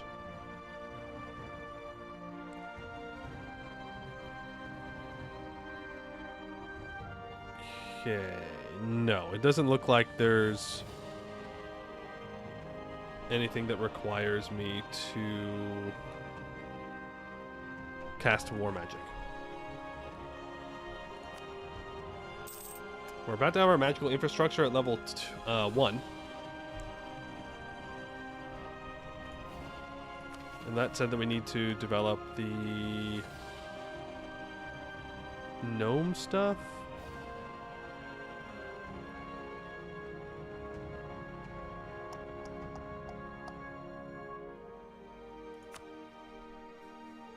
Storm Isles, Cotaran, Mirthril, and Skaldol. No, it's just specific spots need to have it. Let's get some temples built up in those spots.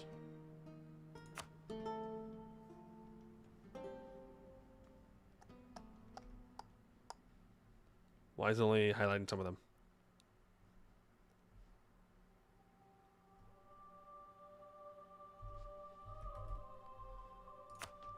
Because I don't own it. Celmaldor needs a mage tower.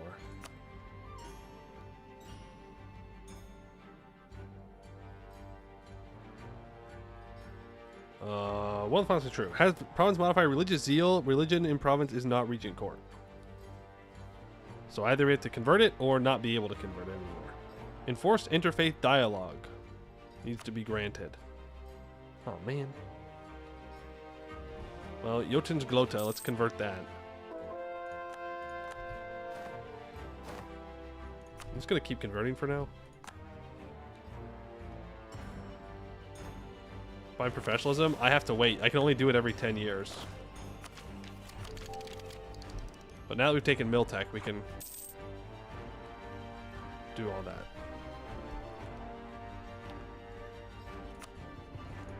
Damn, I have to own this too? Okay.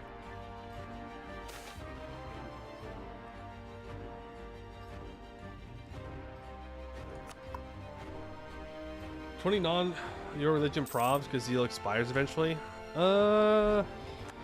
Yeah. I mean, there's always stuff up here. Let me just convert this state. Then I'll stop converting.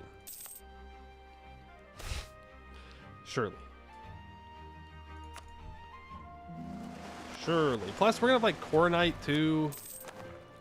Just gonna do this because I'm tired of seeing it pop up.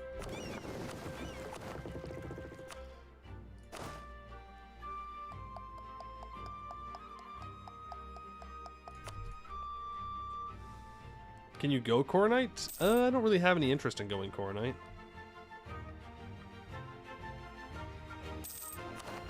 To be honest with you. We can now purchase a military facility. It gives us 2 more professionalism. Start spamming out some... You're not drilling because I declared war.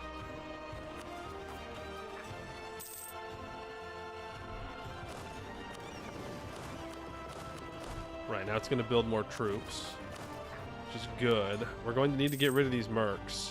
Not these mercs, these mercs.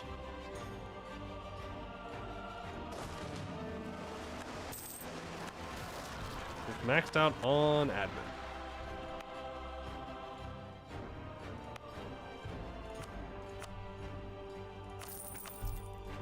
Do a little bit of dev there. Don't want to do too much because I'm trying to get the increased cost reduction. Why did I just get trade dispute against the Kaons? What do they want from me?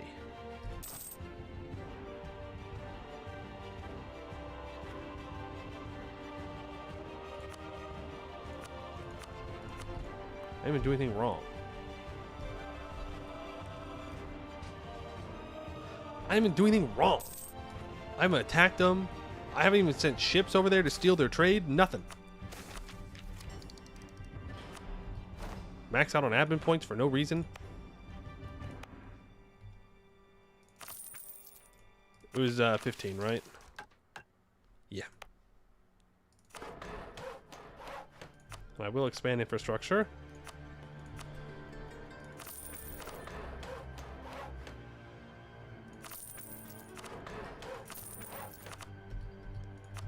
Okay. So that gets those 2 ready to go.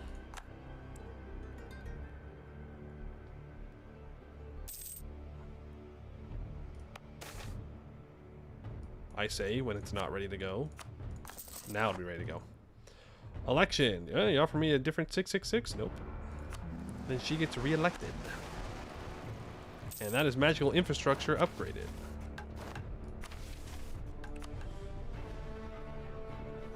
Let's see here. We can recast conjure supplies, so let's do that. We...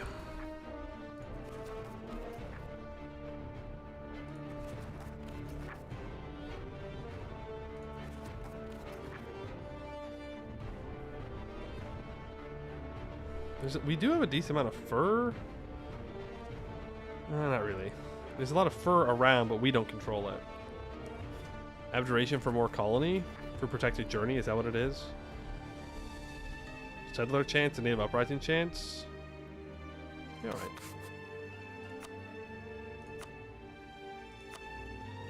Let's get defensive. And I can cast Summon Familiars. We can do that.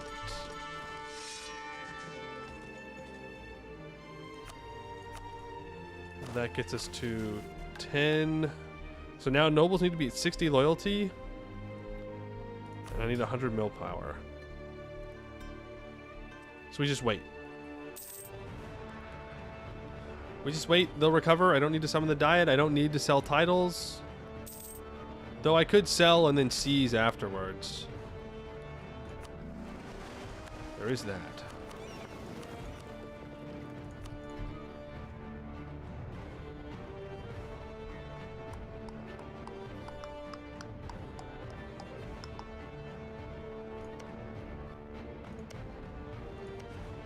I don't know if I want to be building marketplaces over in here. I don't know if that's a good idea. I have a feeling that eventually I'll be able to build manufactories.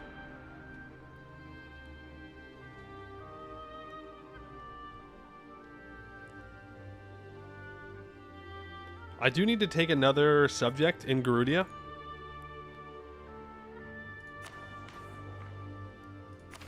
Or improve relations with somebody up there enough.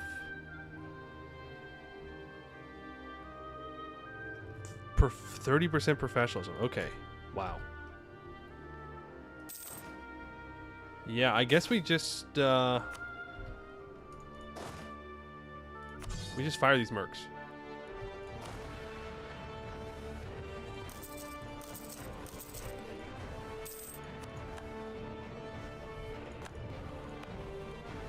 That's almost done being colonized.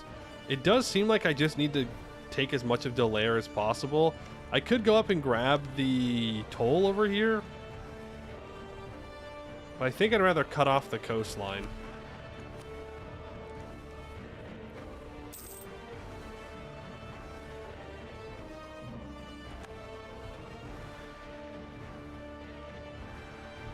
All of Delaire, all the ruins. Yeah, that sounds about right.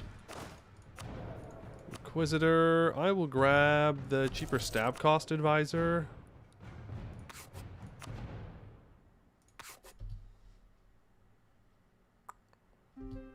Okay, and you can all just keep drilling. You can go here. With that. You can go here. Age ability. Doesn't matter, I'll take war taxes. Take the war taxes. And I need to do more development. Honestly, there's a pretty good argument for developing down here. Let's get a temple built so we can work towards that at some point. In fact, I should have temples everywhere.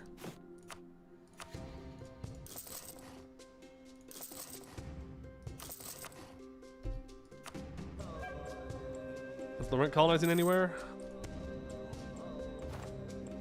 Yeah, they're going to Sarhal. Which, to be fair, is better.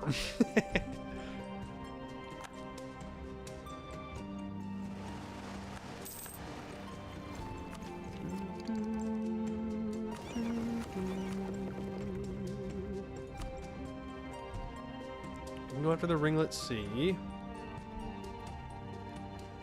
We're drilling 40,000 troops. I was gonna say we damn well better spawn colonialism. The kobolds figured it out. To be more specific. But we do spawn colonialism. I guess it's 100 of each monarch point. 25 gov reform progress, which is really nice. How much of this can we hold?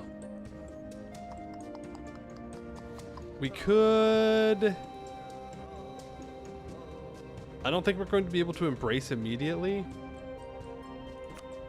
this changes everything. No, but it will spread relatively quickly. So we just need to do a little bit of dev. So we'll encourage development here. We will, of course, expand infrastructure.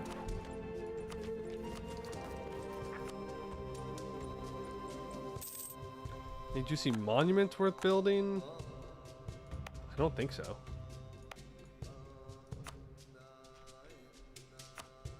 No.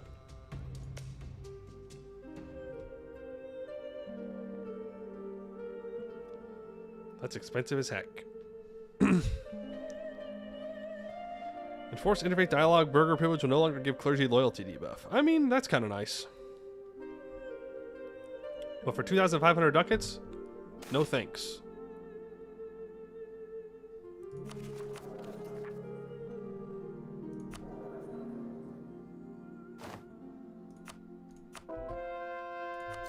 No, thank you.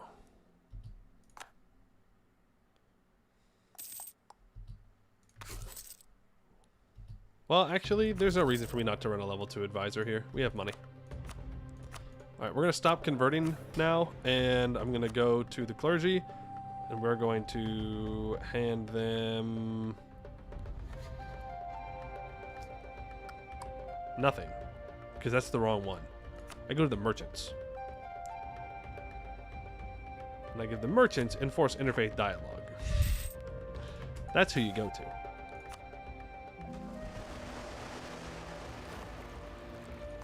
We can just not expand for expansion's sake.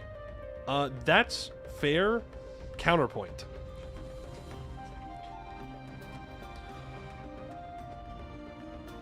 Taking Goetten would be funny.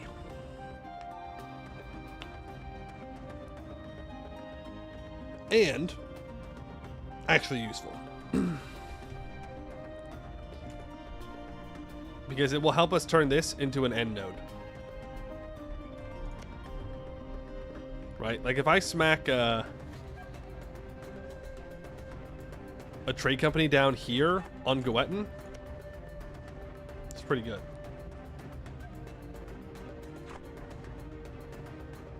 That way our trade doesn't get yoinked. We're building a marketplace there. 5 days, admin inno. Fine.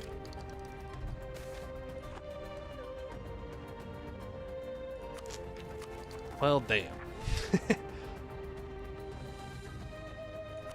That's actually good because that gets our nobility loyalty up, and that allows us to disband the private armies. The time has come. We are powerful enough that we need not tolerate independent armies within our territory and can force the clans to give in to our demands. But the years of effort building our national army are not over. For some time still, we will need to iron out flaws in the system, as well as restructure our officer corps to make sure the Republic's army is a worthy entity. So, clan levies will be revoked from the nobility, which reduces our manpower recovery speed and national manpower. For 25 years, we get plus 50% general cost, but 100 army tradition from battles and 50% army drill gain. Beautiful. So that requires the silver diet, and now I need a natural scientist, trader, navigator, or naval reformer.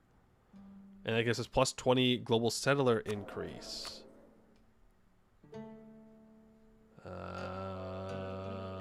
I guess I can hire a level 3 trader. I don't really want to pay for that. Was naval reformer an option? Alright. We'll do that. We should also be getting pretty close to being able to... Yeah, we're at 107, so I can convert another person into a subject. Orcish slavery and alien tier.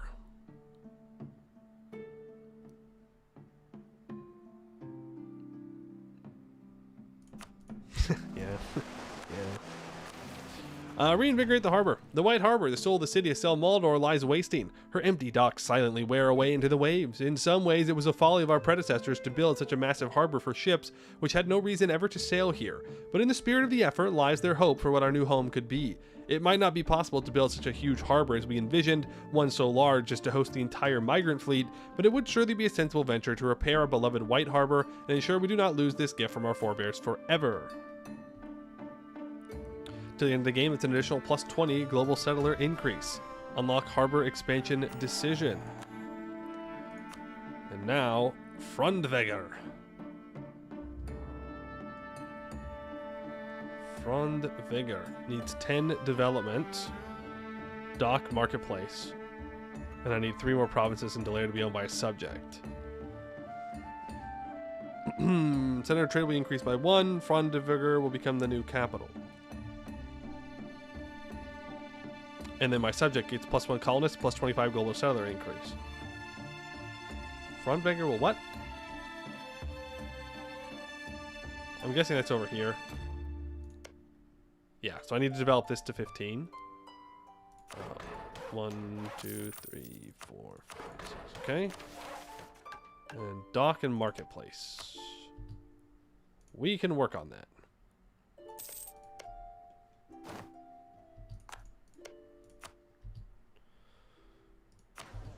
Interaction is available. Before I do that, let's...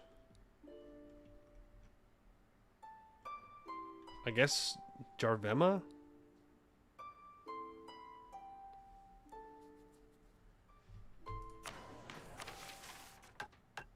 The thing is, we're very close to being able to convert this guy. Serpent? Oh, that's true.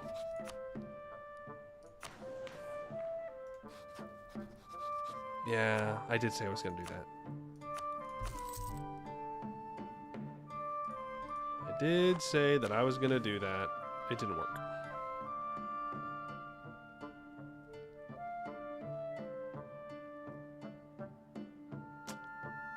Is our vassal.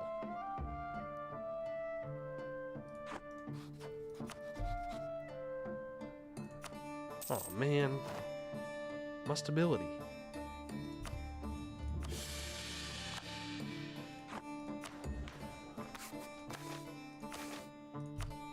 Mustability. Convert trade on you, and we can now implement the silver diet. Enables Parliament can establish Vic League members in Garudia. Expand the League acceptance plus 10. Plus 1 diplomat, 15% improved relations. Boom. Yeah, we get to keep our nobles.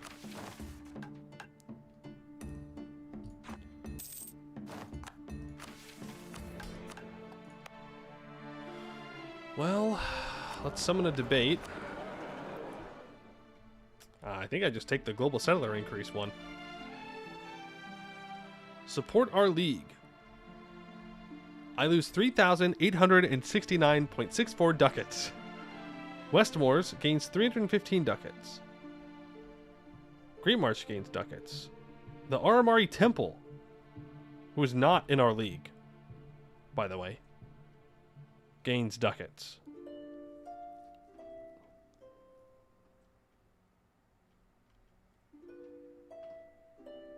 What the heck?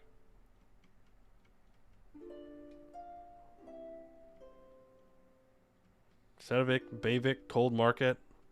Guys, I don't think we can afford this. Can someone give me financial advice? Can I just throw away 4,000 ducats? Ignore that, it's super broken. Okay, cool. I was gonna say, I don't know if there's a world I ever click this button.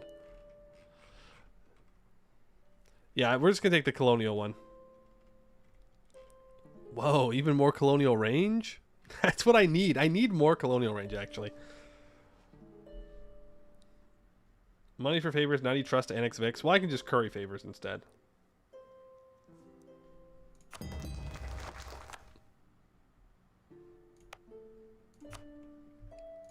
Right, and now we do the objectively correct thing, and we just add everything into the Parliament.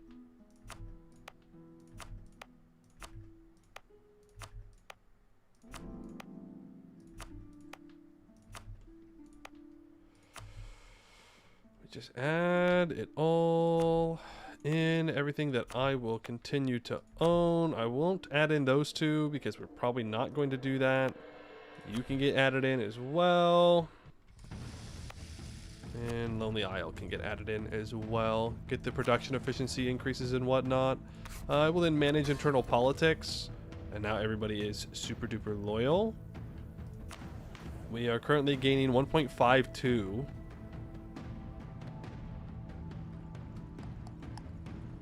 Because we have a bunch of our special guys. And we're 666. Sea Audette is definitely the next target to add in. Without a doubt. Because I'm tired of them being, like, disloyal. Diplotech, I don't need to take that. Let's do our Explorer. Send them out to the Ringlet Sea, because that's what we really need to explore right now, is the Ringlet Sea. True and real. Ameon, big Ameon. Lazy colonist. It's not even here yet, okay? Hold your horses. Don't be calling out lazy colonist yet. We're not even there yet. Now it's a lazy colonist. Come on.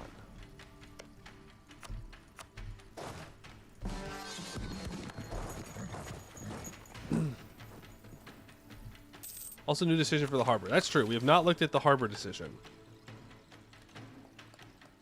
Harbor expansion.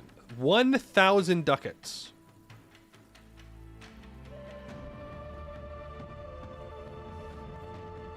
And it's gonna do something.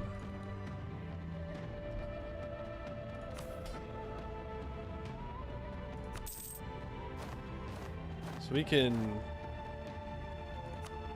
sell seas here, and then I will click harbor expansion. Might as well start it now.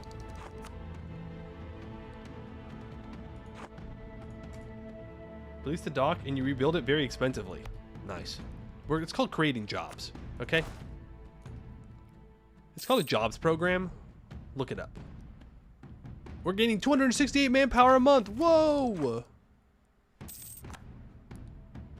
You don't need to tell me that I can convert things anymore.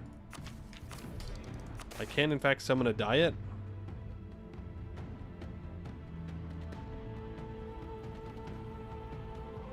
They want me to colonize this so bad.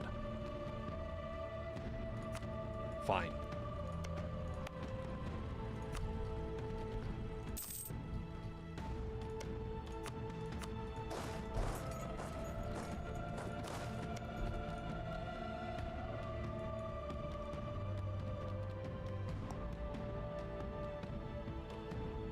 Is it the same length?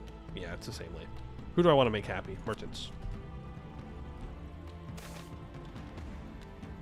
Yep, I will take that manpower. Thank you very much. I need to build a marketplace here. The mages are buying land. My orb says no, they're not, actually. My orb says, nuh-uh. I don't have to do that. Didn't even think about that, did ya? The orb says mages. Don't think so. Result of a refugee policy. Goodbye. Go back to Eskin. Have fun. You won't. I wouldn't recommend going back to Eskin. I think you're much better off staying here. just to let the record show.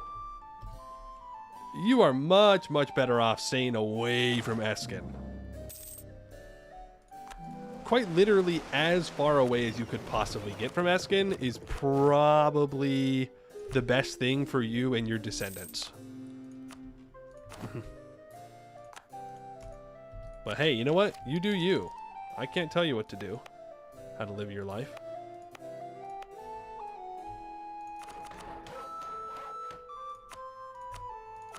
Man, I wish this was not cows.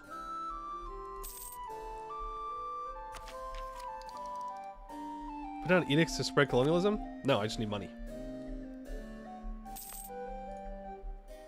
I just need the monies. I do like the increase of naval supply cost.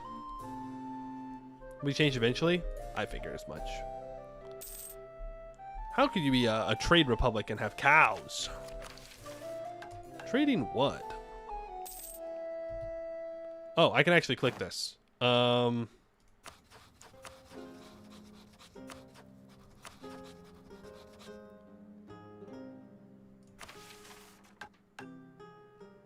Shoot.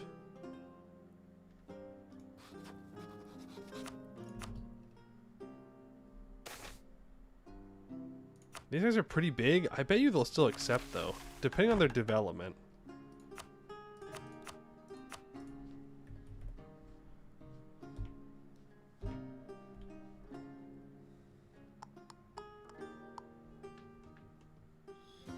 What the, how am I supposed to type that, huh? How am I supposed to type that?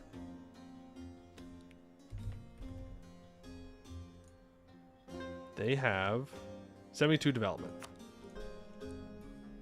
Supposed to have 8K for a 9K4. Oh yeah, I know. They're hanging out. They are hanging out. Can I just ally you? I sure can. I wanted to steal your maps of this. Well, that wasn't exactly the most dramatic of stealing maps moment, I won't lie. You just press the A button. Well, some of us don't have that button. Believe it or not. Some of us don't have that. Buy a Danish keyboard nerd. You can't call me a nerd after saying buy a Danish keyboard. Who's the real nerd here? Okay? A Danish keyboard. Imagine. Imagine thinking that Denmark's real. That's crazy. In this day and age, everybody knows that it's all fake. Made up by the Swedes. That's what I think. They just wanted an enemy close to home, and they were like, ah, yeah, there's this place called Denmark. No. Not true.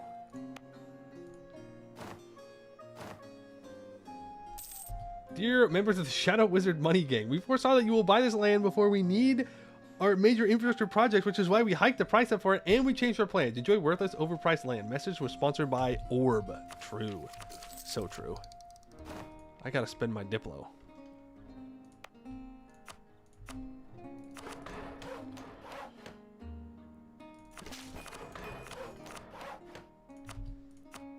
I need to build a fort down here now.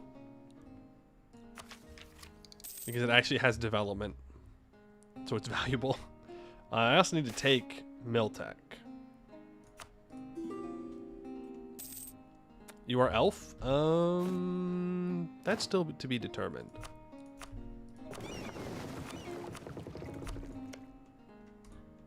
You know your Danish cousin, Lego Loss. Okay, alright. Yeah. Fair enough. That's a good one.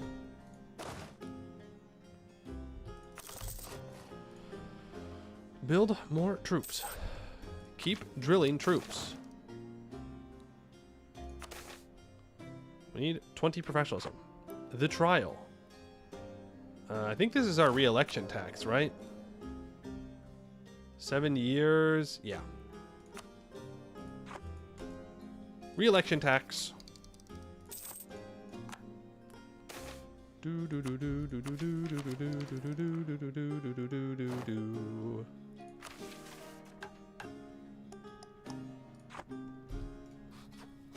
So we're gonna need to turn this guy into ooh, cheaper Miltech cost? Thank you. I can even get Inno for it? Yo. Thank you. We can upgrade into Blade Dancers, which is very good. This elf gameplay is all well and good, but when are you going to do Mehmet's Ambition? Ellie, thank you for the 100 bits. Appreciate that. When am I gonna do Mehmet's Ambition? Ooh, who knows? Never.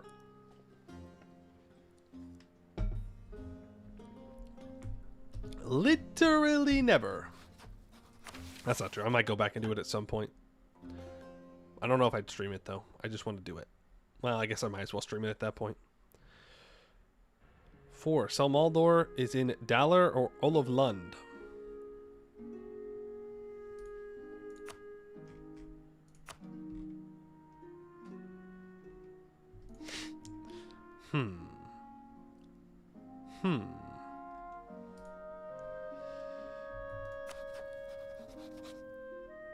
Violence it is then.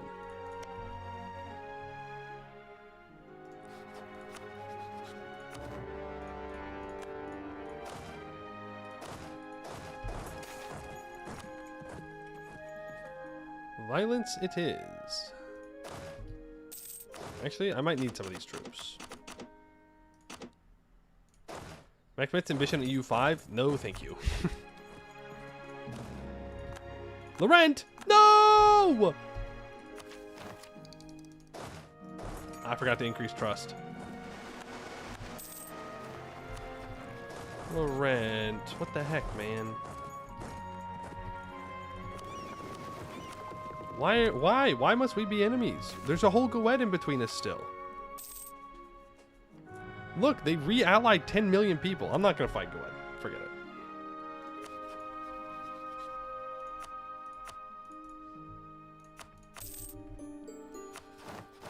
Forget it.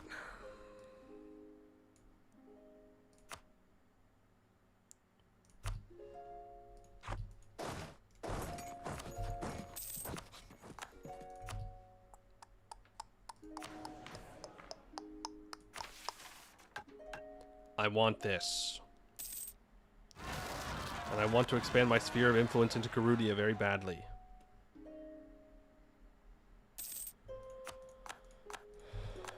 There's a colony completed. Then we go here. Bring you back down. Man, oh man, I can't wait to finish expansion ideas. It'll be a good day. A good day. I have another trader, so I'm going to start transferring from here, and I'm going to start transferring from here instead of collecting in the Serpent's Head. So that goes from 1.11 being pulled in this direction to, yeah, 9.25. It's a little bit more.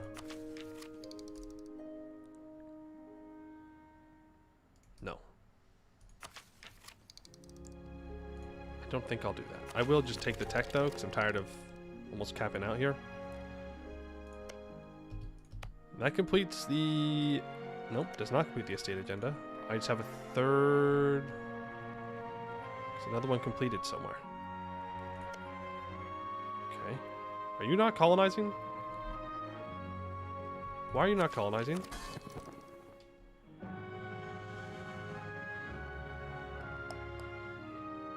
What the hell's this guy's name? Do you have debt? Stop being in debt. There's no reason for you to have debt.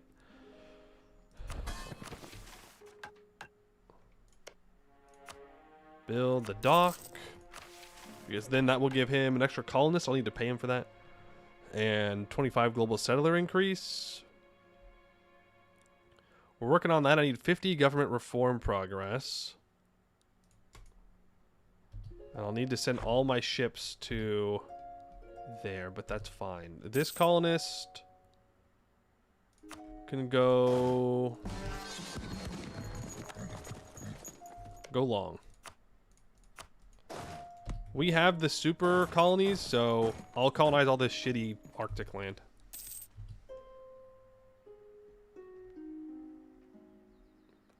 Colonial's worth it somehow? No, I'm just lazy.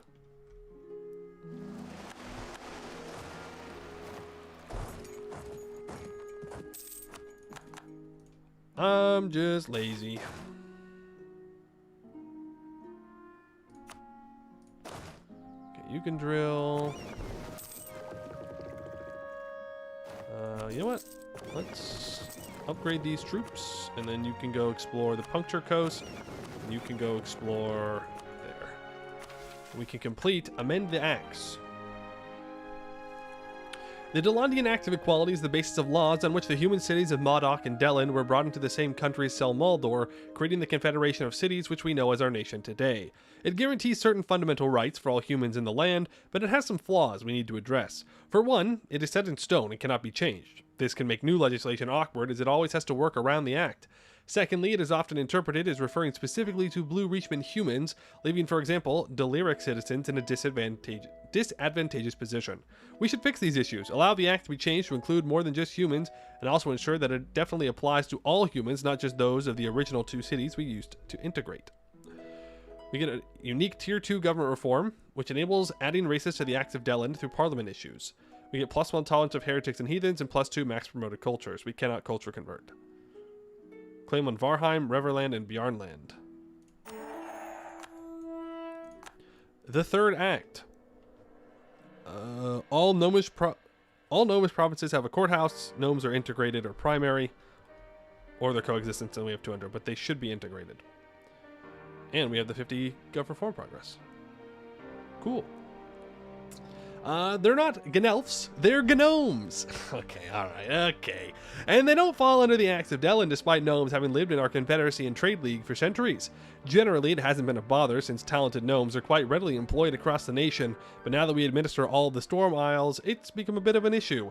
The gnomes in our country aren't just well-off trading families with interests in the city anymore, they come from all walks of life, and thus some of them are being thoroughly exploited in their lack of officially defined rights.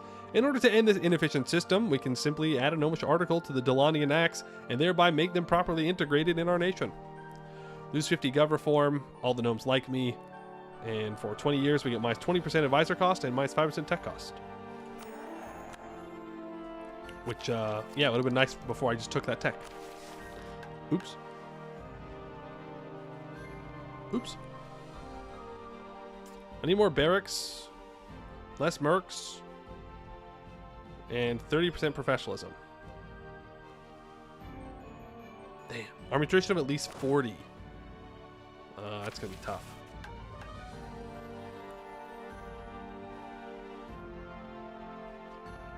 It's going to be tough if we don't fight people all the time. I now need to be the strongest trade power in Redgar Haven, so...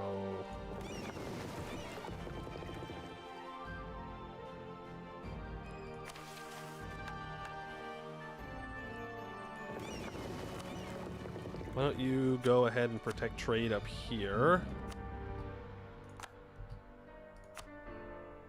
We'll see what that does. I mean, it should get us to 60. 57.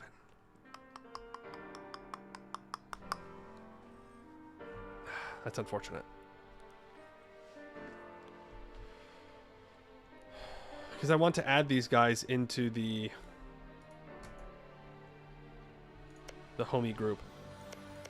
Now, there is actually a decent argument that we shouldn't. We should go to war with them, and we should force them to release nations. I have more shippies? I do have more shippies.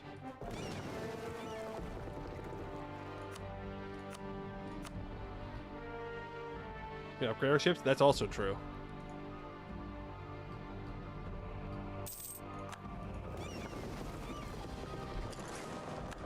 Let's stop that temporarily. Let's go ahead and upgrade these.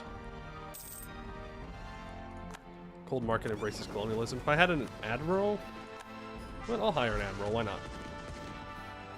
I would also help Wex, no longer a valid rival. Yeah, we really had some tough times as rivals. And Old World Anchor is now complete. I'm not going to put it any simpler to you. We can't make our people creating footholds in Alien Tier without making it profitable. You'll need to cave in and invest heavily in this Delayer land, because without some starting help and a safe port where goods can start being sold, we're not going to have this colonial venture amount in more than a few eccentric slip and slides. Lord Eladin II Whitespear, private correspondence. Center of Trade is increased by 1 level. Nice. And they get an extra colonist. Now I need 30 colonies up here, and I also need to develop up the colony a bit too.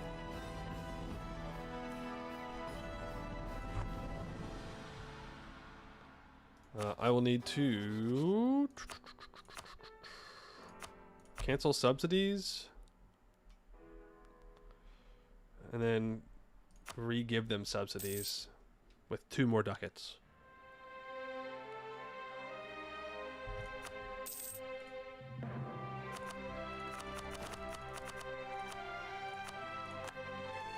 Okay, we can draft 4 more heavies. I will go ahead and do that.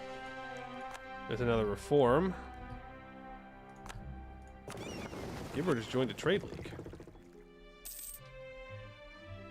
Need someone to take Merc in court, see how far you can abuse making client states and making them into Vic League members. That is interesting. Yeah, because we get more progress the more we have, right? So if you make a bunch of OPM client states... Yeah, that's true. That would be interesting.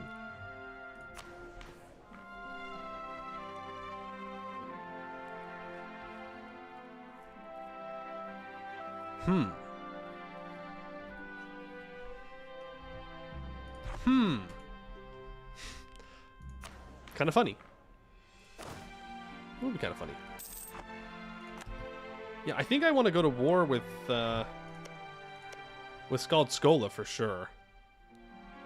We can release Redgar Haven.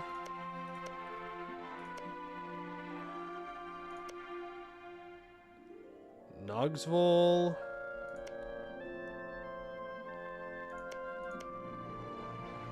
And then we can vassalize them. Right?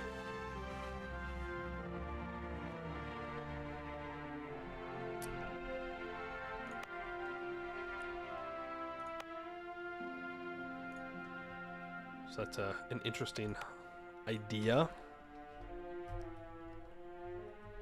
So I do want numbers.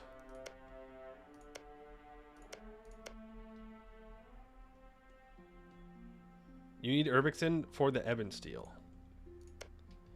Do I care about Ebon Steel? Probably should. There's no reason not to.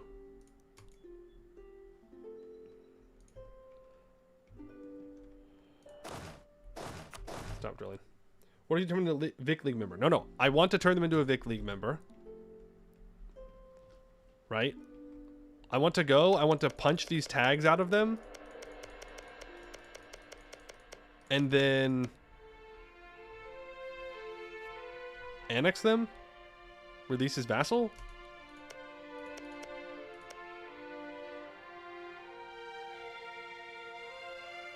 Oh, okay. New World Charter? Sure. Delete the regular admiral. You can get this admiral. And let's send you to protect trade here. They won't go until they've repaired. That's fine. Frozen Maw. Yeah, I think we need to go to war with Skald Skola. They're allied to Vangheim, so... 1-2 punch, I guess? Unless I just invite Vangheim and I don't care necessarily.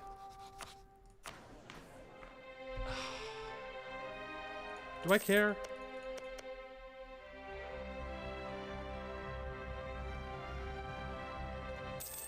I don't think I do. Cousins in Snow. Garudians are much like us, and for ages many Garudians have lived on the shores of the Hellenic Reach alongside us Reachmen. The people of the North understand trade, even though they often prefer stealing to buying, and they can be convinced into loyalty through the prospect of future prosperity, or if not loyal, at least not rebellious. Should any Garudian feel stifled by the lack of wars and plundering to give them glory, they are welcome to take a ship to the old world. In Idlantir, there are barely any laws, and they can defend our colonies and raid our enemies as they please for all we care. So expand our sphere of influence of Garudia. For 50 years, we get an additional plus 25 global settler increase. Gain a permanent claim on the Garudia subcontinent.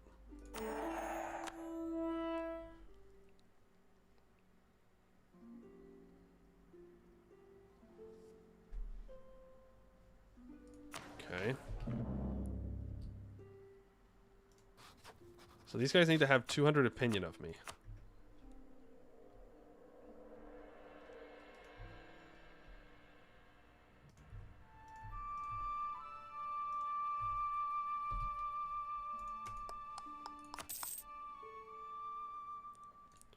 Go ahead and maintain that. We can influence them.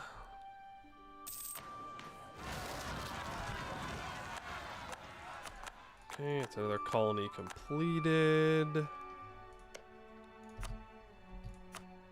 know what I'm gonna do.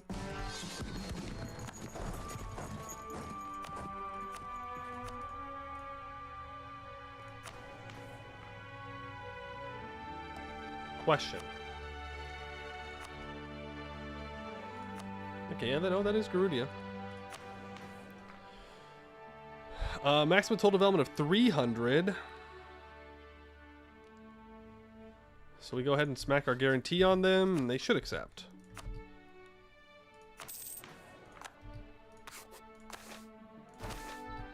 There we go. Bangheim joins the league. Get rid of all that.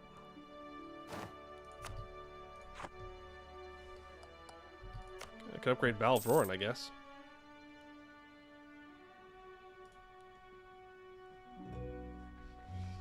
Can we add that blue OPM we spawned into the league? Blue OPM that we spawned.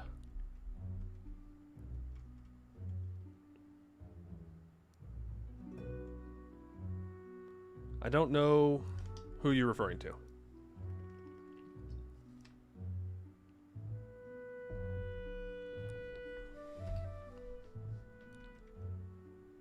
Vassal? Oh, these guys. Well, we need to have more power.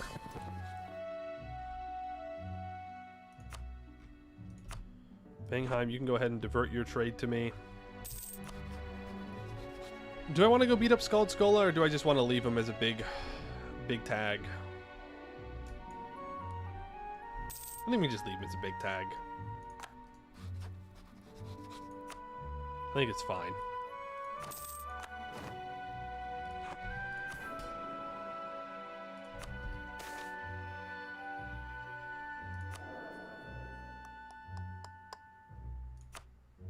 I think it's fine. I have a lot of money. I should spend said money.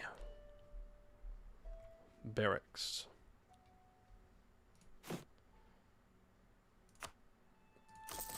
Get that built first.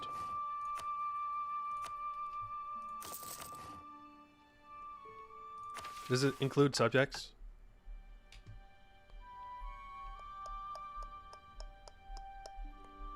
Oh, I can start to work on this.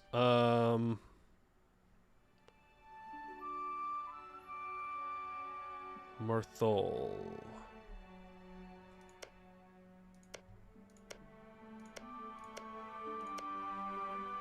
Was that around here?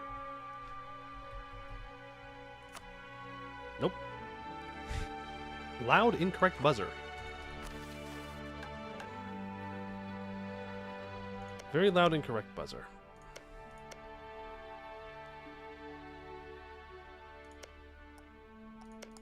Oh, I'm gonna have to take this stuff myself, aren't I? She's still monstrous. Can I seize Igar from Serpentguard? No, I think I could, but I don't know if I need to. Add trolls and harpies. Well, where's Celmaldor? It's in this guy. Leave them once I demonstrate you can vassal. Yeah, that's great. But there's a mission here right now that's asking me to do it. I suppose I have to. Oh boy. I need clergy, loyalty, be higher than influence. That's fine.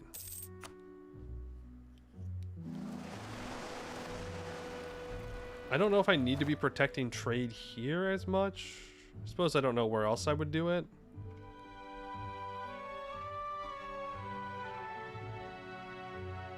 You can build coastal defenses and take the toll decision? That's true. How mad are they going to get at me? Well, bad news. Eager investors. Huh. Sure. When we extend our mercantile influence to our associates, it normally takes time and resources to construct the relevant marketplaces. The Icewind clan, however, is at both the men and the money to leverage these matters faster than we can manage. All they ask for is our permission and some political favors. They promise to assemble a marketplace with ease. However, turning them down might upset the patrons of Clan Icewind, cause them to think twice about aligning interests with the state in the future. Sure.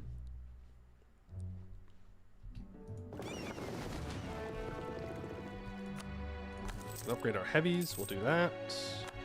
My artiste is dead.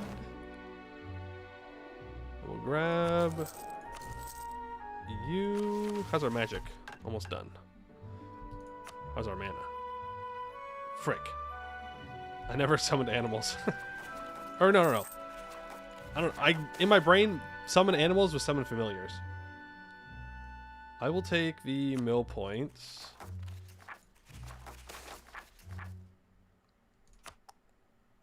When does conjure supplies run out?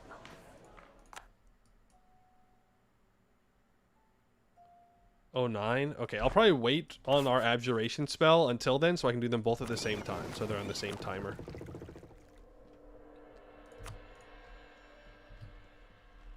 Casual exploration of the world, by the way. What do we need to form the Reach? We need to annex people.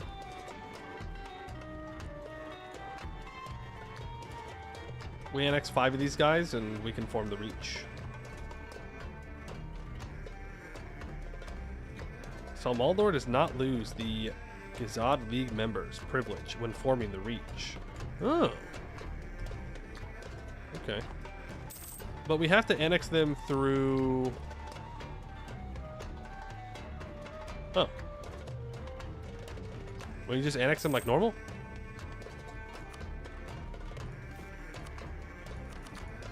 I know we can annex them through parliaments eventually. We can just annex them?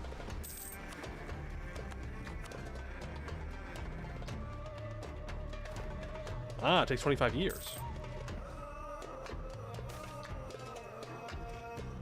Merchants call for increased imports. Sure.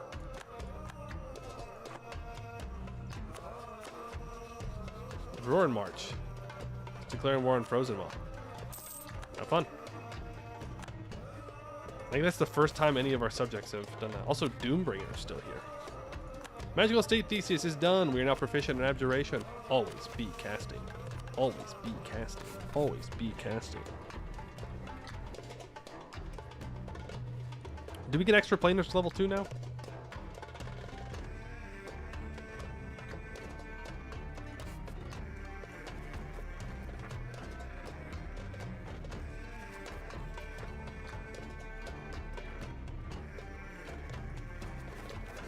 Think so?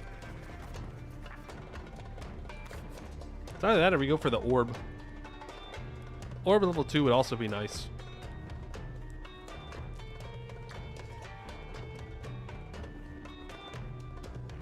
But 25 free cannons. It's 25 free cannons. How much mana do I have? 116, 3 years, I gain 2.5. Yeah, go ahead and summon familiars. We should have enough to do both of our spells in 09. 09.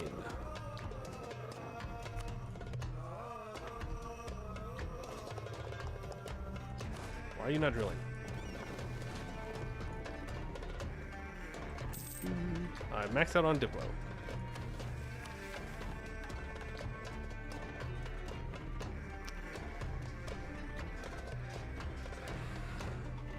I think I just need to annex the trolls.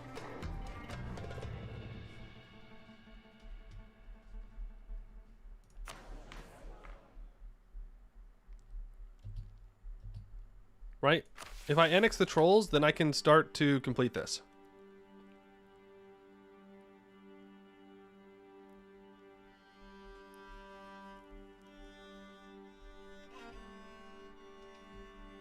We gotta add races for the Axe of Deland. All provinces in the Serpent's Head area have a shipyard. We produce at least 10 units of naval supplies. Jesus. Okay. Well. Yeah, put some Diplo Dev in there. We're gonna need that. There is the spell for that, isn't there?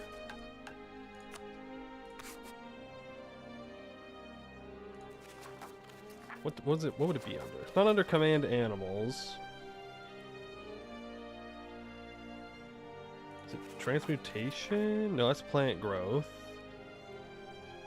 Plant growth. Naval supplies. Okay. Well, maybe we should get transmutation to 1 then. That would make that a much easier. Rapprochement with Arg Ordston. Sure.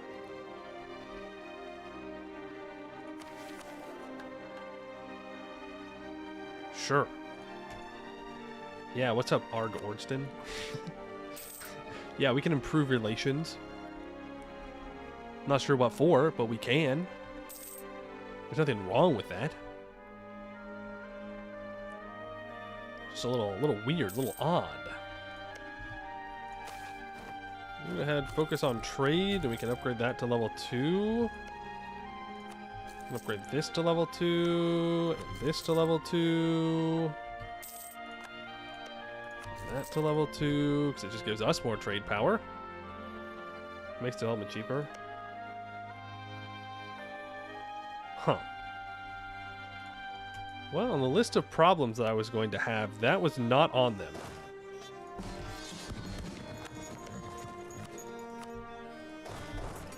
Did not expect my vassal to colonize over here. Oh well. Save 1,000 ducats for your harbor? Already did, though. Can I do it again? Yo!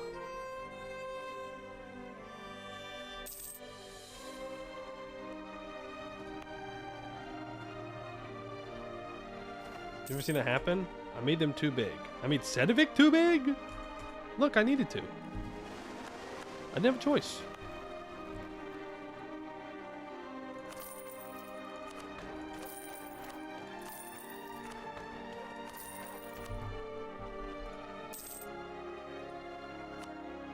It's fine. I don't think it's going to be a big deal.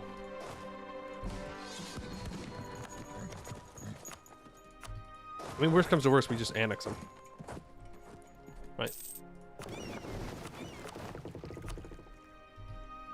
So that is the worst thing that I have to do. Our Varorian buffer zone is spreading the buffer zone? They are, and I'm fine with that. They are more than welcome to do so. Real Roaring March moment. Okay, you I'm going to improve relations with.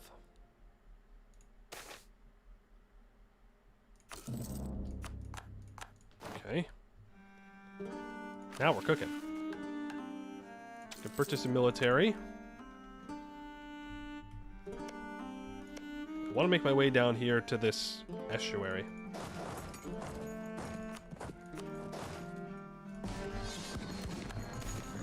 Bye-bye.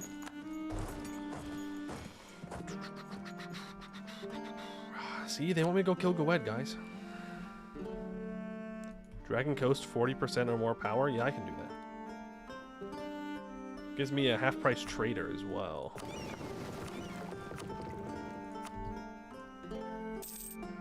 Shout out to Bluescale for still being alive. I do want to take this off of Nimscod.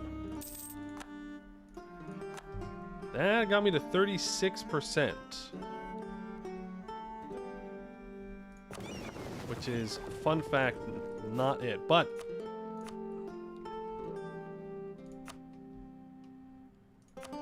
we can build ship trade power and fleet movement speed. Sure.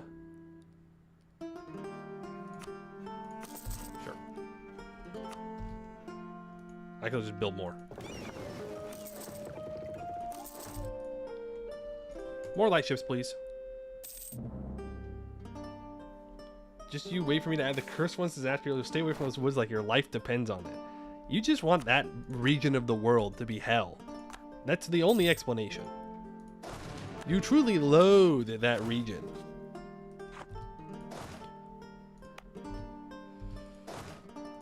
Get 2 more, 3 more here. We'll just keep drilling, chilling and drilling. You know how it is. Gibber joins a trade league. Don't you want to join my trade league?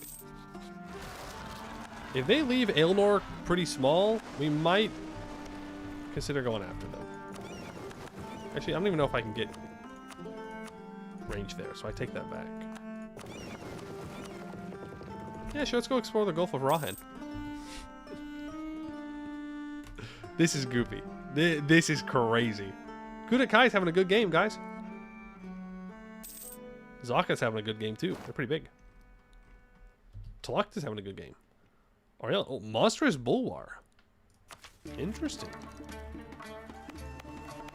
How are my estates feeling? Mages are at not as high as I would like. I can seize land again in 2 years. It's my spell gone away next month.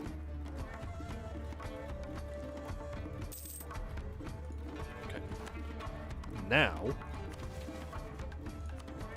we cast Protected Journey for 10% settler chance. And we cast Conjure Supplies for plus 25 global settler increase. Now we're colonizing them. Now we're colonizing. Okay, we'll expand infrastructure there. We need to save money for that. So that's pretty good. And then I guess we can develop out here. Problem is, these are all shit trade goods. Actually, horrible, horrible trade goods. But what are you going to do, right? It is what it is.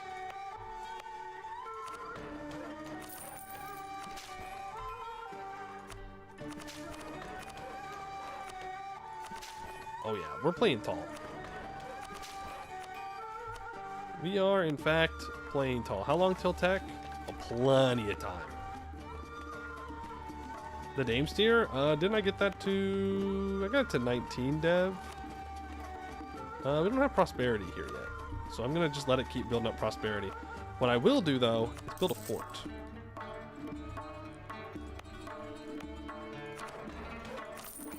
I think that's probably a somewhat decent idea.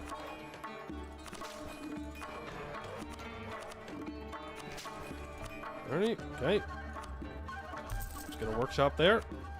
Workshop there. And, yeah. That increases our force limit by quite a bit. Build another 5 troops.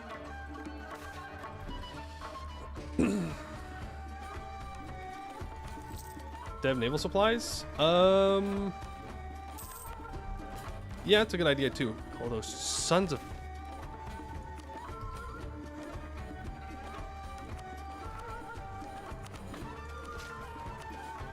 So build the temple there. We still have werewolves, is the thing. I shouldn't have accepted that map.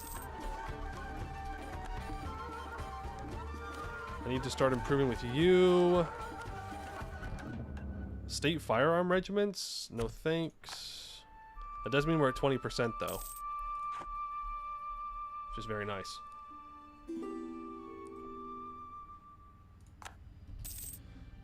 No, I don't want to royal marry you. Making 58 ducats a month. Did I end up getting the trade power down here? No.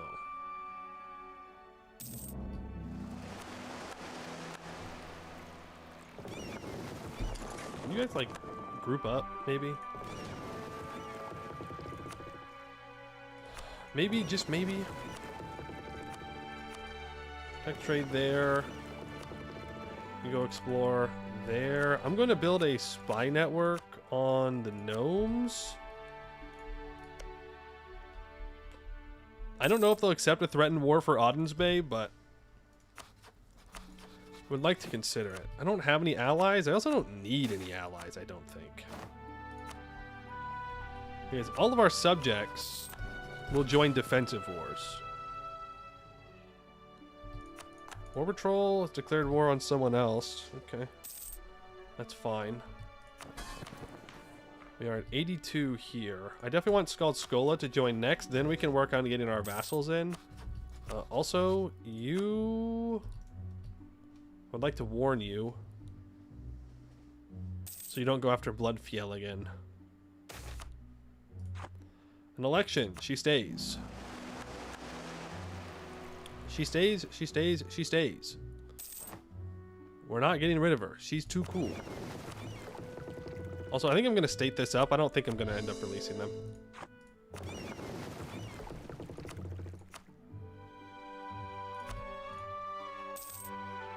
I feel like a kind of silly thing to do at this point. Diplomatic insult. Are you also a babbling buffoon? Yep. A naval reformer has died. I will... Well, I'll get a trade efficiency guy if we just get the trade power here. Bavaria, any chance you want to hand me your trade power? No? Boo.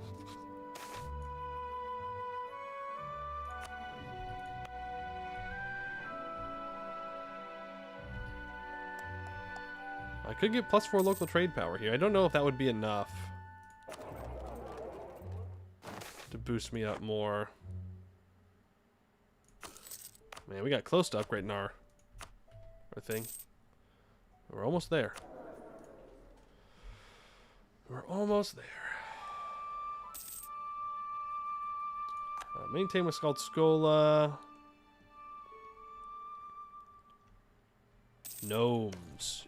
You want to give me Auden's Bay so bad. You want to hand me Auden's Bay. You don't need it. I do. What use could you possibly have before Auden's Bay, huh? Think about it. Think about handing it over to me. You're being greedy for keeping it. Sharing is caring. You gonna share?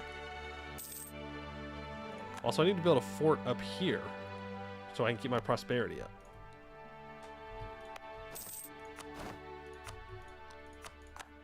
So another colony completed.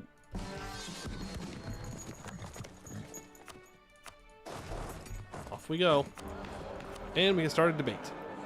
So we can add dwarves, goblins, harpies, trolls, orcs, bolds. I think we should do whatever the mission wants us to do.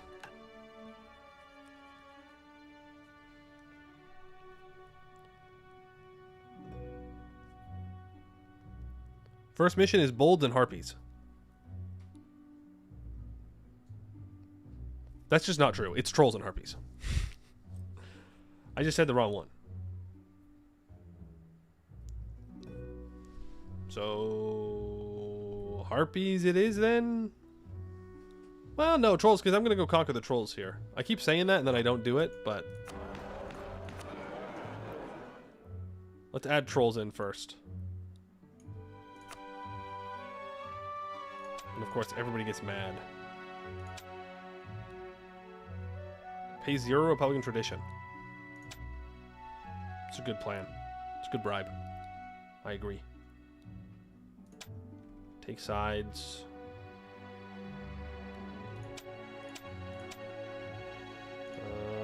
Don't give up army tradition, because we need that.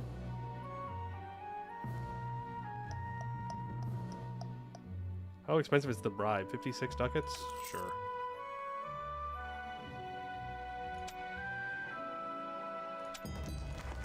Yikes. Nobody wanted that. Nobody wanted that. You two can group up. And we can protect trade. Right here. That should be more than enough with our +1 now, right? Surely? Oh, yeah. That gets us up to 43, and that gets us our half price trade efficiency elf. We do have 105 now. So if I throw a guarantee on you...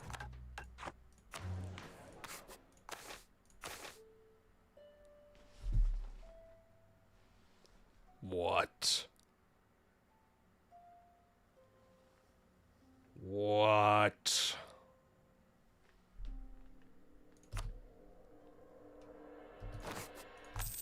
Boo. Boo. They said no.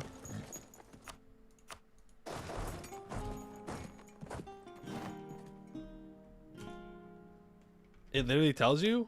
Oh, I didn't look. Obviously. L, rejected. Okay. Bring out the nukes. Fine. You don't want to join peacefully? That's fine. That's fine. It's fine. Kill him. That's fine. That's totally cool. Scaldul, glass it. Right now. Take it out. I'll show you. I'll show you. The language barrier.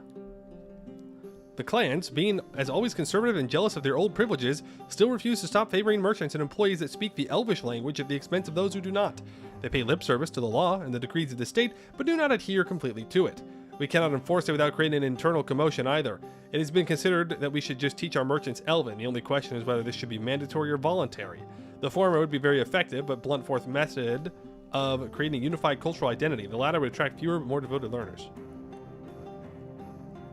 Commercial tongues will be granted to the merchant guilds. Non-Elven provinces of at least 10 development will gain a bonus to institutions and development.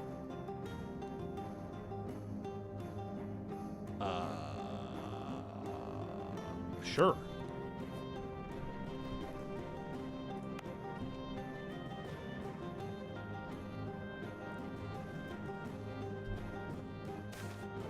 Okay.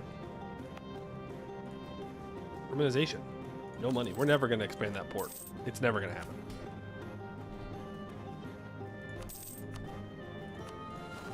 Just going to sell titles. Harbor expansion time. Do the harbor expansion thing. Okay, you tell me there's a list of reasons for yes and no. I forgot to ally him, didn't I? I sure did.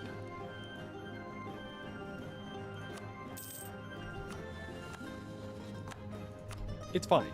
It's fine. It's fine. It's fine. We ally him now. We make up for it. Goodbye, gnomes.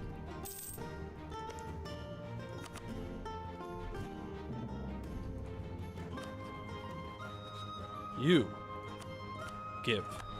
Thank you.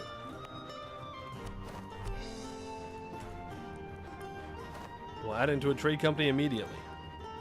That gives us an extra 7 trade power. Just right off the bat. I will then immediately add in an entrepot. I have 1,200 ducats dues. I need to spend 1,200 ducats dues.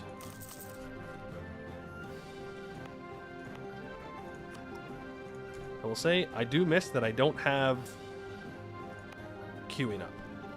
Like in EU5. Or I can just build a bunch of buildings and then leave it and come back later.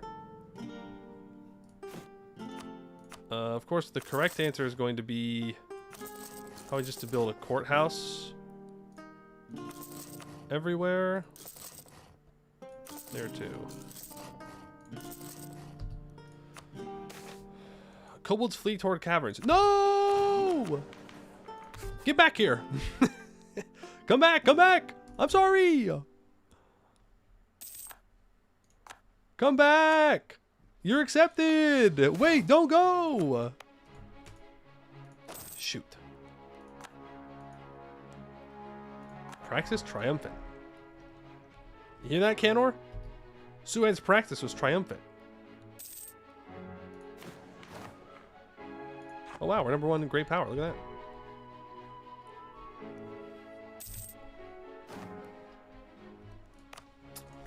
Yes, yes, we don't need the expensive edict anymore. Then I need to build temples everywhere so I can develop into the sky. You want Deland to have 8 Mildev.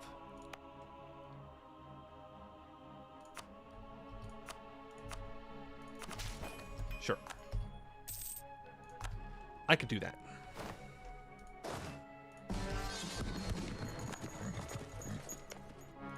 I can make that work. What? No!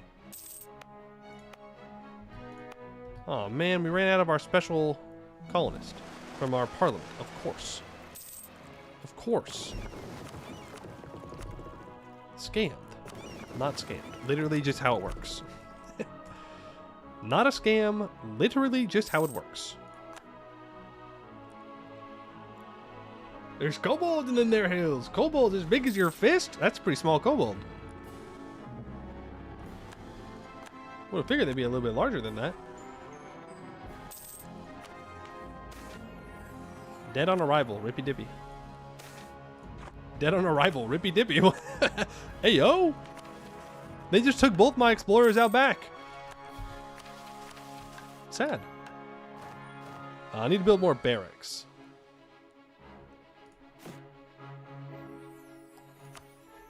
I can do that. We'll be developing that up. And this, and this.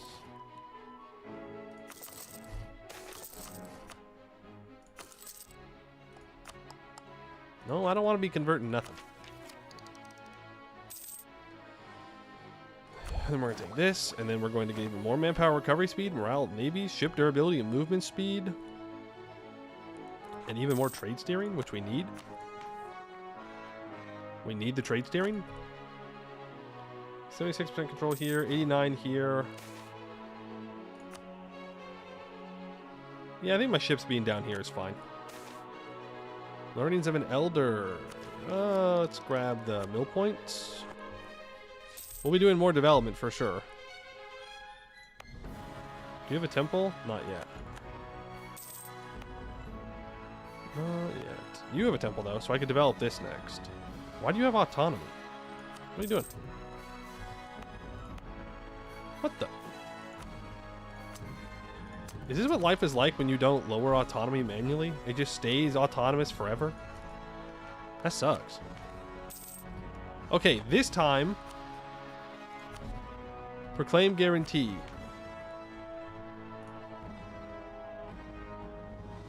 It's gonna work this time. Let me tell you what.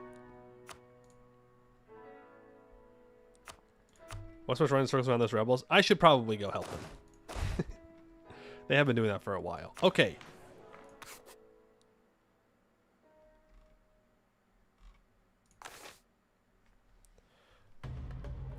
Total development, size of the league.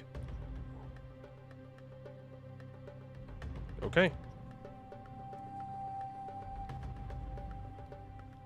Then they die. Yeah.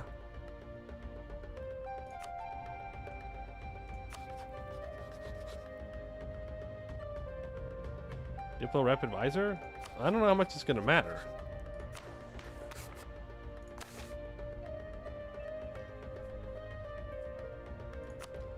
We can try. Get Diplo rep here. I go enchantment for enchanting envoy. That gives me another Diplo rep. They will likely accept our demand. Never mind. What do I know? Looks like it's 5 per Diplo rep.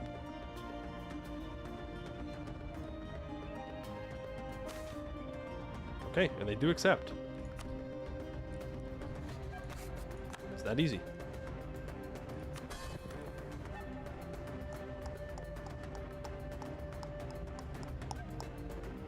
Can subjects say no when I try and convert them into the guys? Because that would kind of suck.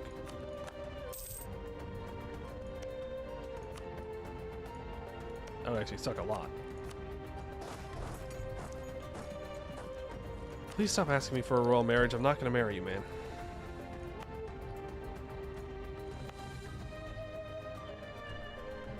I do have prosperity here. So let's do that. Do I just... You know what? I build a mage tower here first. Because we're going to develop that like crazy, so I'm going to do that. Then the next thing I'm going to build is another mage tower in Celmaldor. Let's add Urbixton now. Do you think they'll join? They'll actually just accept vassalization.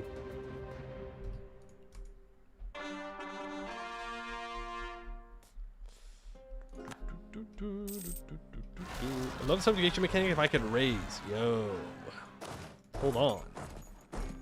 Not sure how that would work, but I'm listening. I'm interested. Let's do that. And let's move our troops north.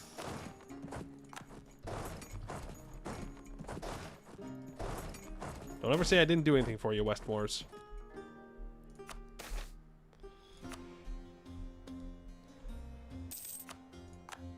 Okay.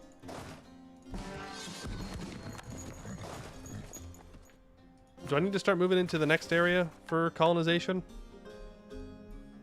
No, I should probably just grab as much of Delaire as I can. Yeah.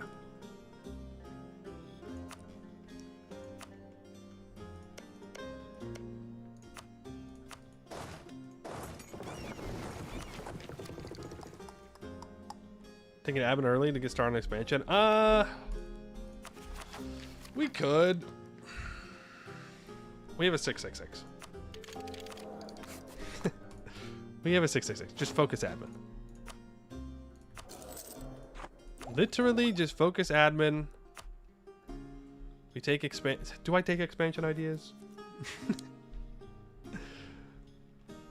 Sure, I could colonize a bunch, but have you considered we do something better with our monarch points? You consider we do literally anything else?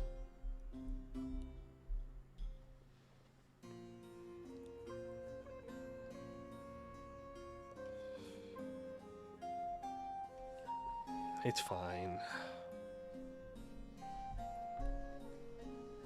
It's fine. Like what? I don't know, economic? Economic would be much better. Take eco, make stupid money? Yes. No, we'll take expansion. It's fine.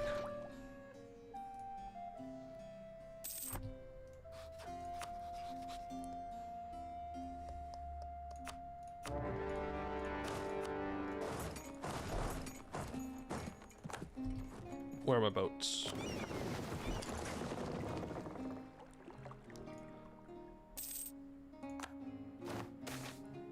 Another learnings of an elder. Thank you for the admin points.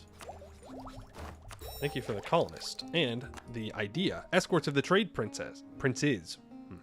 Naturally, the long wars are devastating for elven countries. In its early years, Celmaldor relied on levies from the neighboring human tribes and militias from nearby towns, and for a time they tried, and failed, to form a standing army for the Republic. Instead, the many powerful trade princes of Celmaldor hired their own private armies that they loaned to the state in times of war.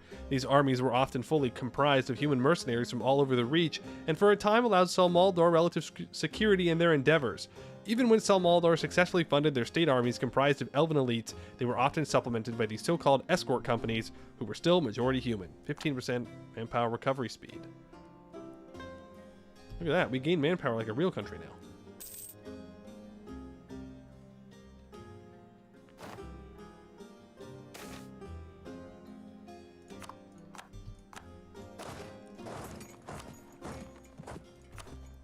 You can go there.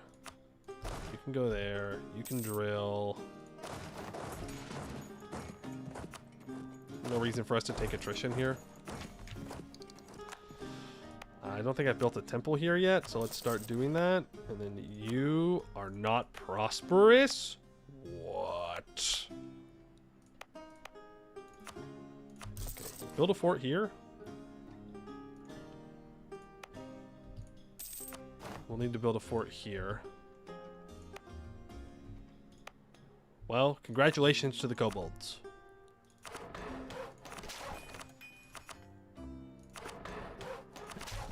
They get developed to 15. Lazy colonist, thank you.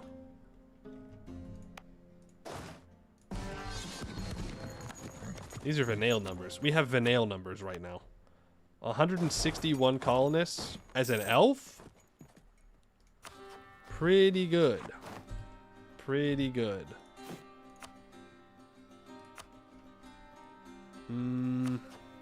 Start improving with Urbixton.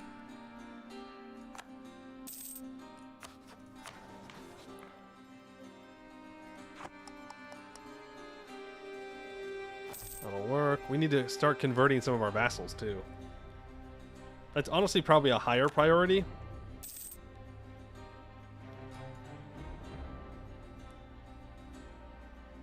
Below 200 is compared to vanilla numbers, Chief. Let me have this, okay? Look, it's pretty good for elves. That's like 10 generations at a time.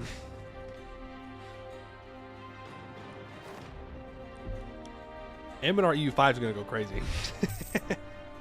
You colonize one province as an elf. You're out of pops. That's it. You're done. It's over. You've lost the game. Congratulations. Congratulations. You played yourself. Imagine Vanille with Conjuration. Yeah, that'll go pretty crazy. You have a marketplace. Did I ever end up starting that mage tower? Yes, I did. If I have another 1,000 ducats, can I upgrade my harbor again? Yes. What is it even doing, by the way? Is it literally just rebuilding the harbor over and over? Gates of the White Harbor.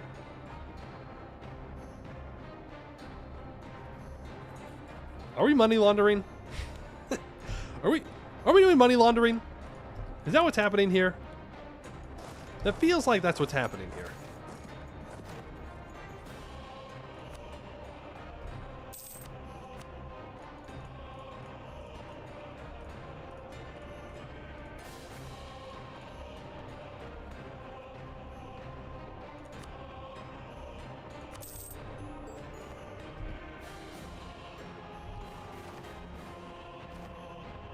Moused over it? On the right? The White Harbor. Oh, does this keep getting upgraded?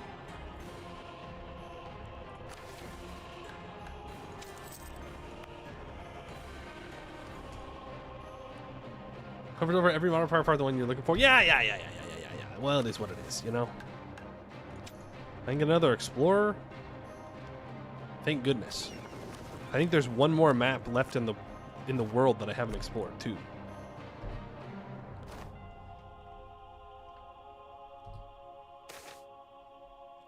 Thalassophobia.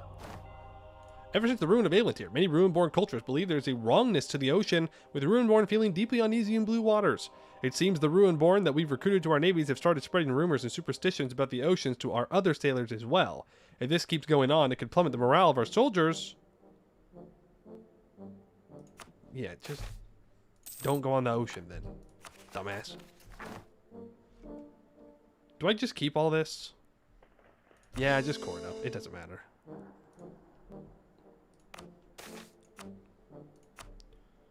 Beauty celebration. As she climbed the stairs of the makeshift stage, the seemingly endless sea of eyes nearly brought her to her knees. Fighting through the weakness, coursing through her legs, she maintained her practiced stride, graceful yet purposeful. This was the moment. This was the beauty celebration of Divine Rayala, her chance to prove her virtue to the world. The rest of the day passed in a blur, the performance, the waiting, the selection of the chosen woman of the temple. And now she lived her new life. She had been deemed worthy of a place amongst the ranks of the Ryalan Temple, one of several women each year that were deemed worthy to serve both her people and her faith. Women who won this honor did not always stay behind the temple gates, some rose to even greater heights. Perfect advisor, or women must stick together in today's world. So true, bestie, so true. Random discounted level 3 female advisor.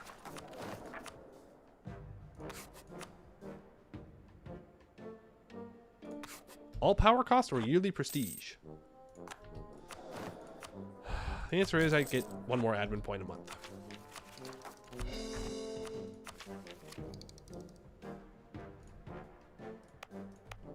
Maybe I should have done that in a different order. Because now I'm spending more monarch points.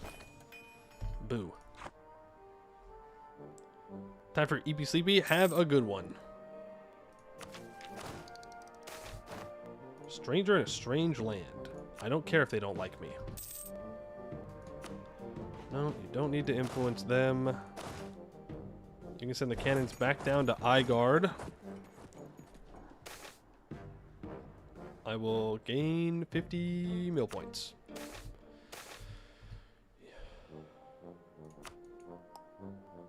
You're telling me I can take Miltech early? And get innovativeness? Sure. We can do that. That works.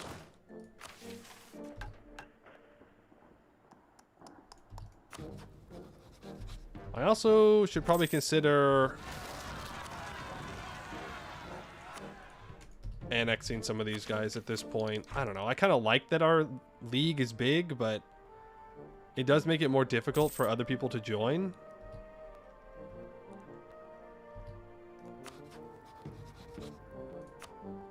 So I can annex you. That'll be done to 1517.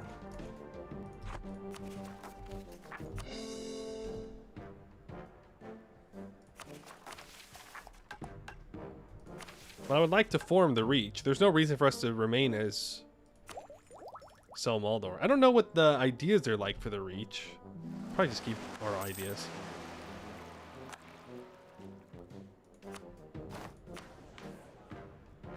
To be honest with you.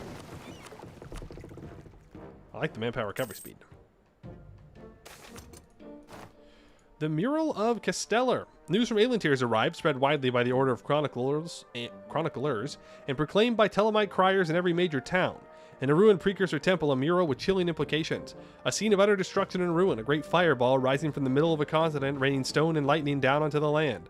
Off to one side, a man is seen descending from the clouds. He wields a scepter in one hand and is extending his other arm in an effort to contain the explosion, lightning streaking towards him as he does so. The extended arm terminates in a stump instead of a hand, and a great silver cloak covers his left side and partially obscures his missing leg. The artist's inscriptions have been partially translated, and our scholars believe they labeled the figure Castellar, god of the sky, and the explosion is denoted simply as at the end. The documents of discovery and rubbings of the murals are widespread across Canor and are spreading like a wildfire through the scholarly halls and elite circles of Halcon, in Laurentane, in Goetten, Enbenkost, and Celmaldor, and even in the ruins of Castaneath, the rumors are starting to swirl. The precursor elves saw Castellos die and wrote down what they saw so we would know. Take the diplo points.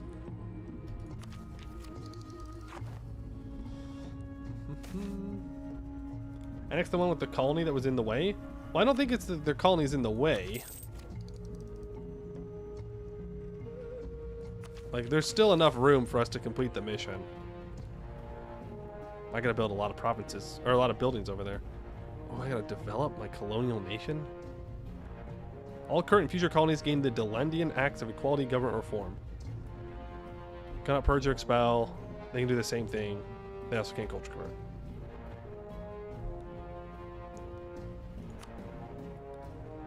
I gotta own everything in Garudia. Need 60 trust with all of my subjects.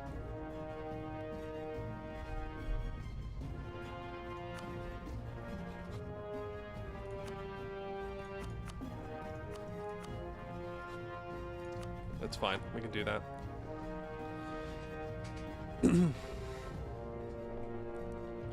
I don't know when I'm going to be allowed to annex you. 25? Okay.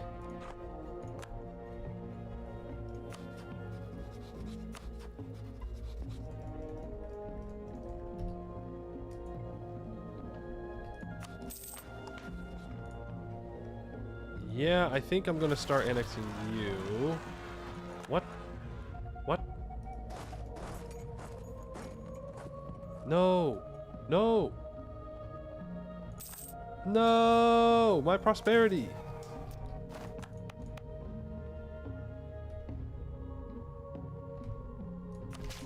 How dare you?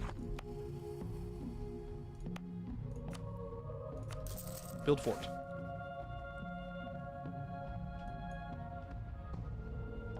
Crypto scammer Discord? Ah, thank you.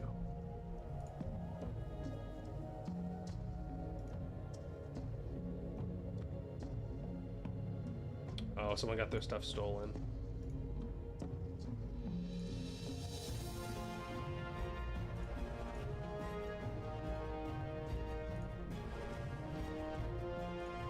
Okay.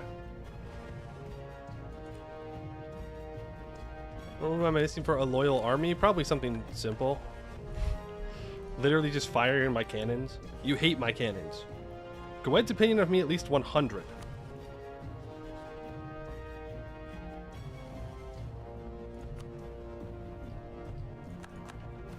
You hate my special cannons. A loyal army. Outside the Palace of Commerce stands a parade of fully armed elves and humans, their spears and muskets pointing high into the graying skies. These soldiers are not mercenaries of the merchant clans or foreign allies. They are the army of our republic. We have succeeded through the careful establishment of military infrastructure and the erosion of clan influence on military matters to end the stagnation of our military and field a fighting force worthy of our confederation and trade league. For Maldorian and the White Harbor. For freedom.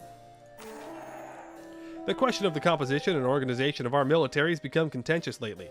Whereas recruitment will no doubt be open to both major races, human and elven officers have already launched into raucous debates about who should form the core of our military.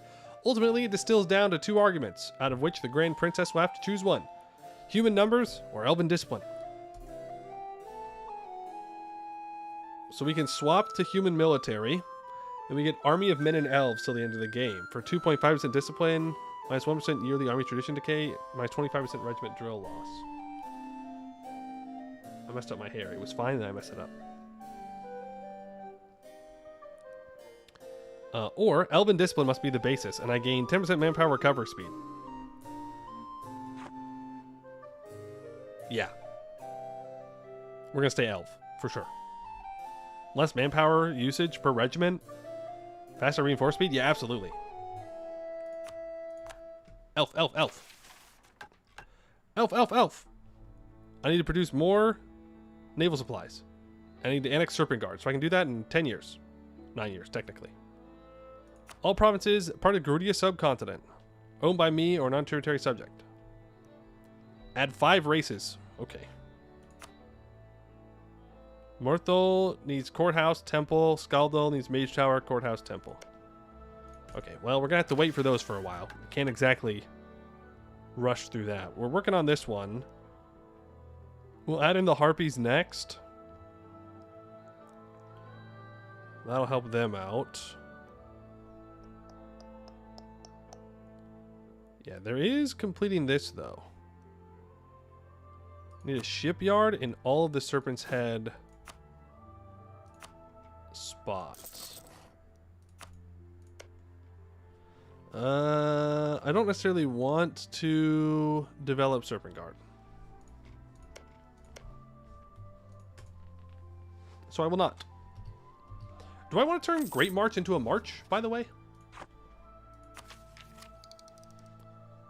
I mean, maybe eventually I can expand and add them in, so I probably shouldn't. But there is an argument for more forts here. We're probably fine. I'm gonna spend this Diplo.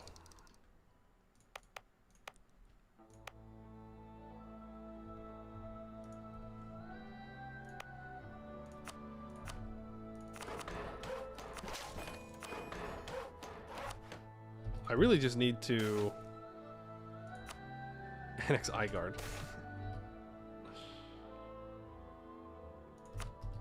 That's what it comes down to. So we're annexing you. This will be done December of 17.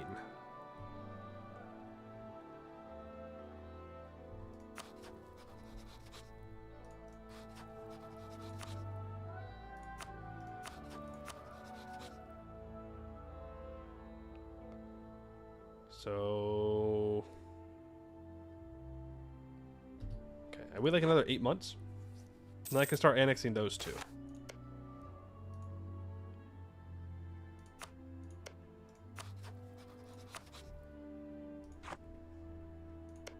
This is Dame's tier right now, which is pretty good.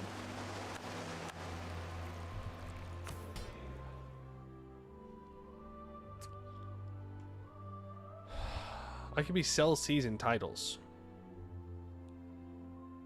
Oh, look, there you go. It tells you what it's going to upgrade into. If you use the Parliament issue to annex, their dev won't matter. That costs 1 per province. Yeah, but I need to accept all the races. I need to add in Harpies next. And then I need 5 races added to the Axe of Deland. So I need to add 3 more. But these little guys, you know, it's a little bit of Diplo, sure, but that's fine.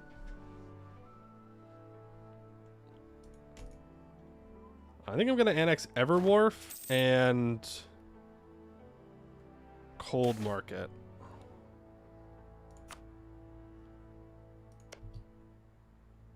Who also has Damesteer. Well, I kind of wanted the naval goods, but you know what? I'll take Damesteer with plus 20% local goods produced. Sure. Okay, but if I take this, we will no longer have 46.2% goods produced on the Damesteer. That's so goofy. That's funny.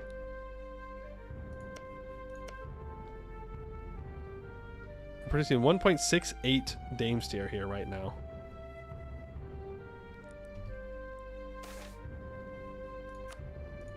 Well, it doesn't matter. I'm still going to annex them. Want the center of trades. Want these 2 centers of trade. And then... okay, back-to-back Learnings of Elder. Maybe I do annex Dinesk then. Because I do want more lumber for the mission. It's kind of what I'm aiming for. This merchant... I think we're going to put it in Eskin.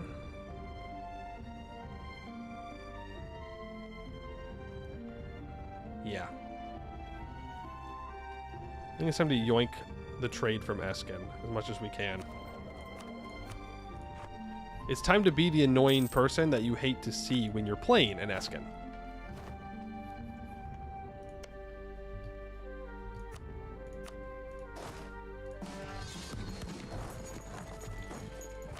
Interaction available. I can manage internal politics, keep everybody all nice and loyal here. Reverse Coast. It doesn't really give me much is the thing. But it does autocomplete, so I'll take it. Oh, that was a colony.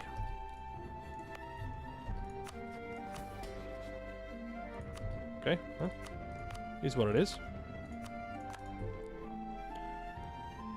Is what it is. So I can build a courthouse in the rest of my territory, and I can build temples everywhere else, so that way it's all ready to be developed. We can annex Dinesk, and we can annex Everwharf. Yeah, it'll be 1 month apart, which is fine. Whitespear funded whalers. Just like their forebear Maldorian himself, the Whitespear clan seem eager to sail ever further north. Recognizing the value of the great beasts living in the northern seas, the Whitespears have started funding whalers and crackeneers, willing to brave both the cold of the icy waters and the things that lurk within them. Interesting. Whitespear whaling guilds. Provinces along the seas of far north Aelintir and Canor producing naval supplies, ivory, or fish will gain buffs to trade goods and goods produced. Yeah. Fondness for funding adventurers and explorers, whaling, crackeneering trade has always been a favorite. We're poor. We need it, guys. We need to make the whales go extinct. We're poor. We're poor. It's bullying if you say we're not allowed to. 2 years, I need to recast spells. We should have enough mana.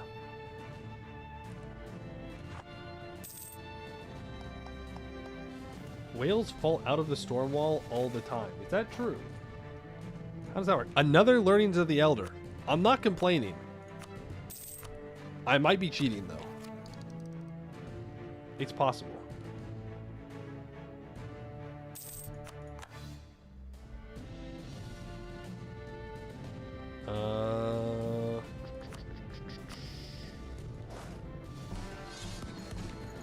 The girl stays bossin'. True. True. They keep saying merchant princes, but all I'm seeing is merchant princesses. You know?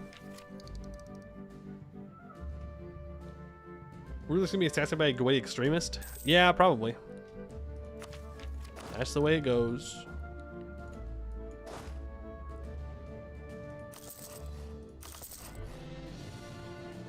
That's the way it goes. There's my Diplo rep, which is fine. Another reform has been passed. We are at our gov cap. Let me tell you what, it's not going to get any better.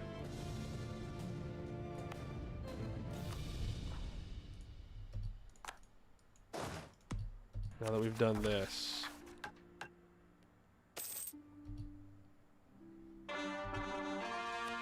Okay. So I actually do...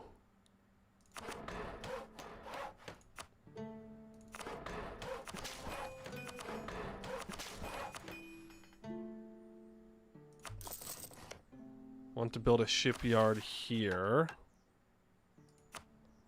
Celmaldor also needs a shipyard, but we have to wait for this to be done building. Another colony is completed. I think we can move on to the next colony now. Right?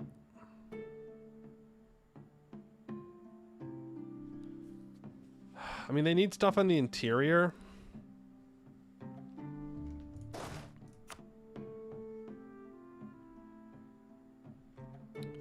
Yeah, I should just recruit a conquistador.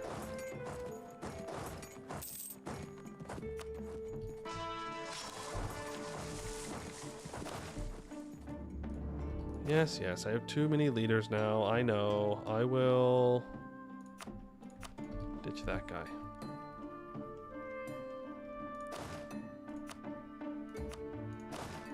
Am I over my force limit now? Yes. All my boats to there. All my troops to here. See what we can do. You come back up here to deal with any rebels that are going to be rising up.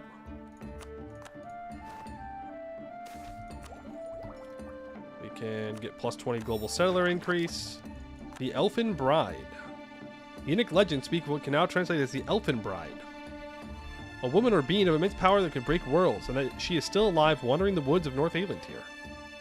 Sure, let's find her. What's the worst that can happen? Go ahead, delete those cav. Delete those cav. We're still 10 over.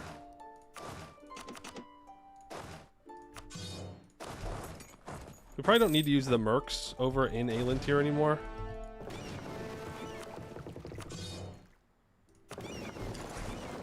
It's probably unnecessary.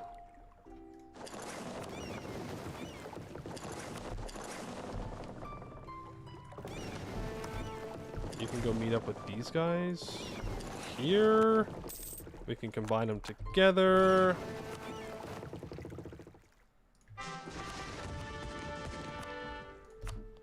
You can keep protect and trade here.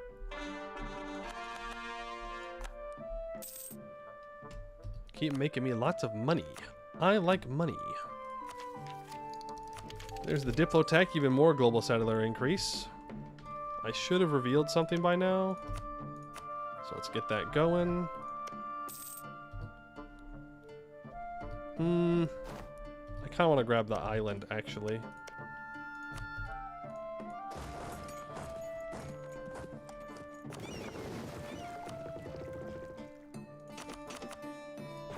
Because no one else is going to grab the stuff in the interior.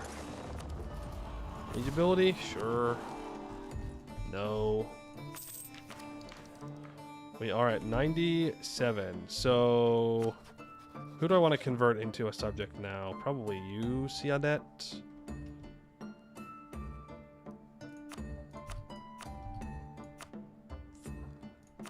They might not accept, though.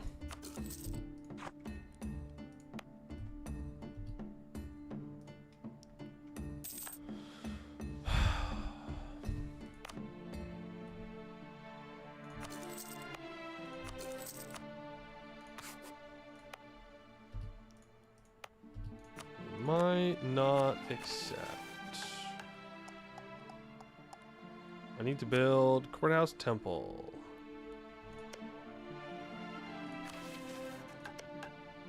Oh, you're gonna make me develop this, huh? No, you're not. No, you're not. No, you're not. I don't have to do that. Courthouse. Courthouse. In fact, just build courthouse everywhere. Will you accept? Oh, they will. They don't have a choice.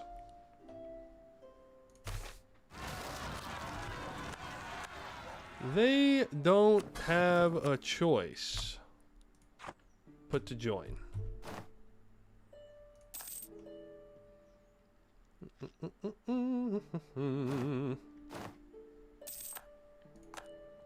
Naval force limit is increased. That's cool.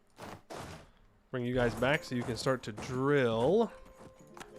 Frozen mods equal amongst men. Wyvernheart, you want to become my vassal? No. Ooh. A half-price commandant? Yes, please. Yes, please. I didn't actually end up sending my colonist out. Famed Harpy Singer. I want as much tolerance as possible. I can purchase a military facility now. And we can build a shipyard in our capital. Newshire wants to ally me. Not unless you're willing to become a vassal.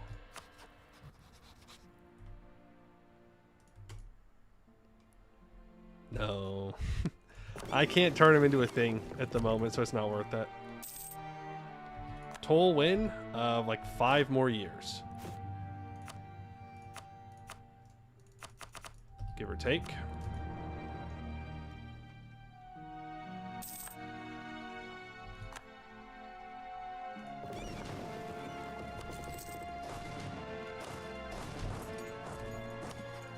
I think that puts us over our force limit again. It does.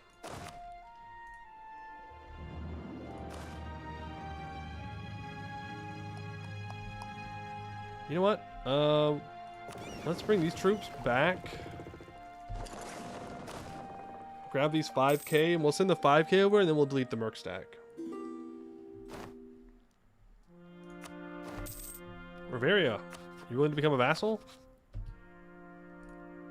No, I'm not interested. Believe it or not. Another national idea, sea is our land. As any other coastal city, Celmaldor relies heavily on control of the seas. It provides food, trade, and wealth, but due to the legacy of the remnant fleet, sea means even life to us, because without it our people would cease to exist.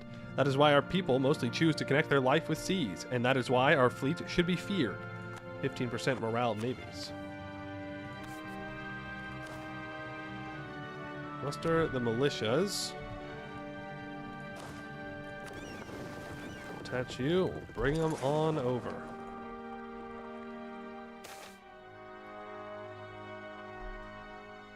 I'll trade from the reach with no tolls. No tolls?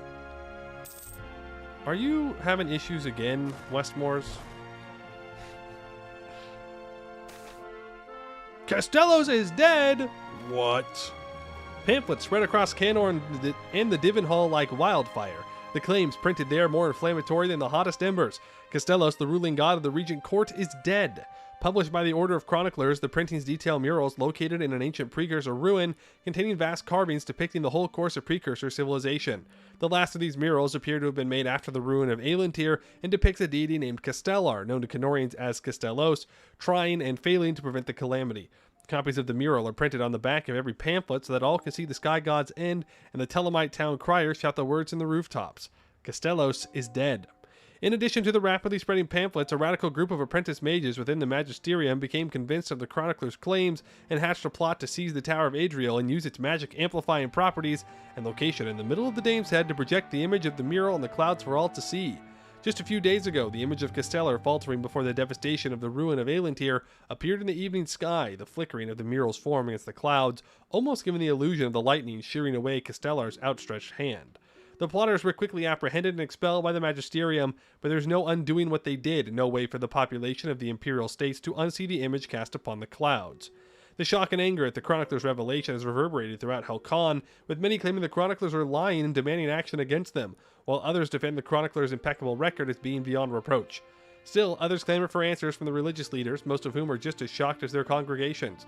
The various clerics of the Pantheon offer different answers as they write a flurry of letters back and forth, and the high priests attempt to calm the situation. All the while, the question of the accuracy of the chronicler's report hangs in the clergy's heads, for if they are correct, then for all these years the regent court has been led by a dead god. No! I'm at negative stability. Oh man. My prosperity. Oh man.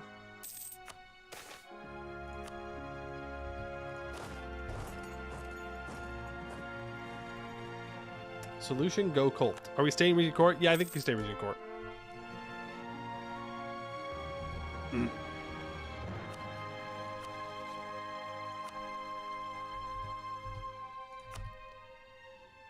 Gotta keep my power projection up.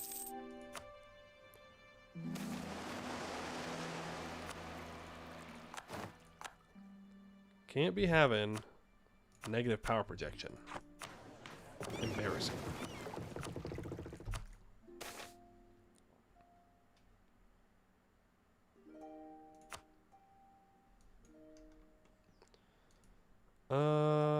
Yeah, I'll do that one. That is the plan. I can get rid of those mercs finally. We're merc free.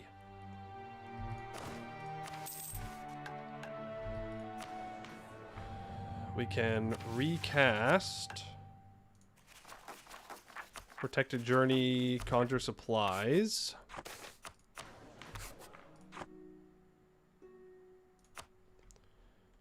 That'll work. What's our gov cap at? Yeah, we are over. So, gov cap from the clergy. Gov cap from the adventurers. That puts us in a little bit of a better spot. We can harbor expansion now. I need a little bit more goods produced on... Oh, right. Because I lost my prosperity. Hold on. We stab up. We should get our prosperity back. And then we should be able to complete the mission.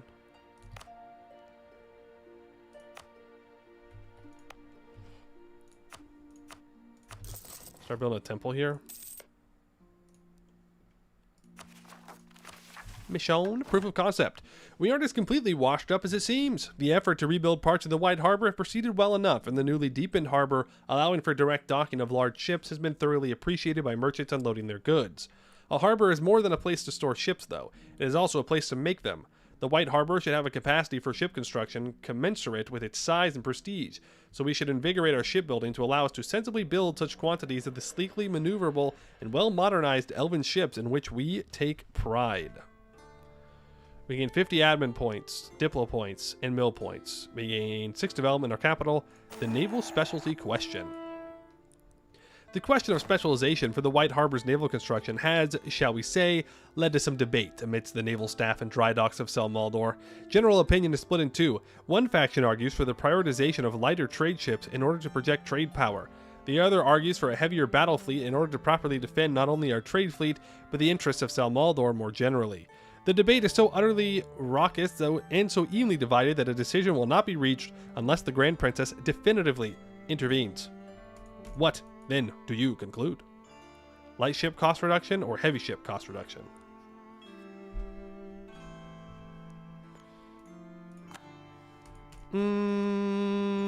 Heavy ships are expensive.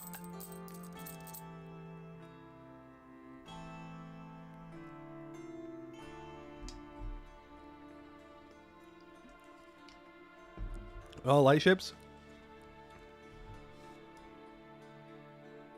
There is, you know, we could just build all light ships. Do you see trade fleets? Yeah. You know what? Let's go light ships. What do I need heavy ship cost for? Whose navy am I fighting? Huh? For what? For what? Like, for nothing is the answer.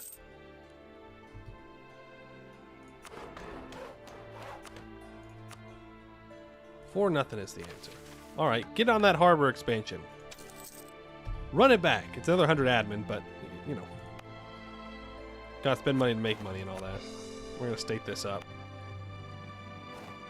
This needs to be higher develop. It needs to be 15.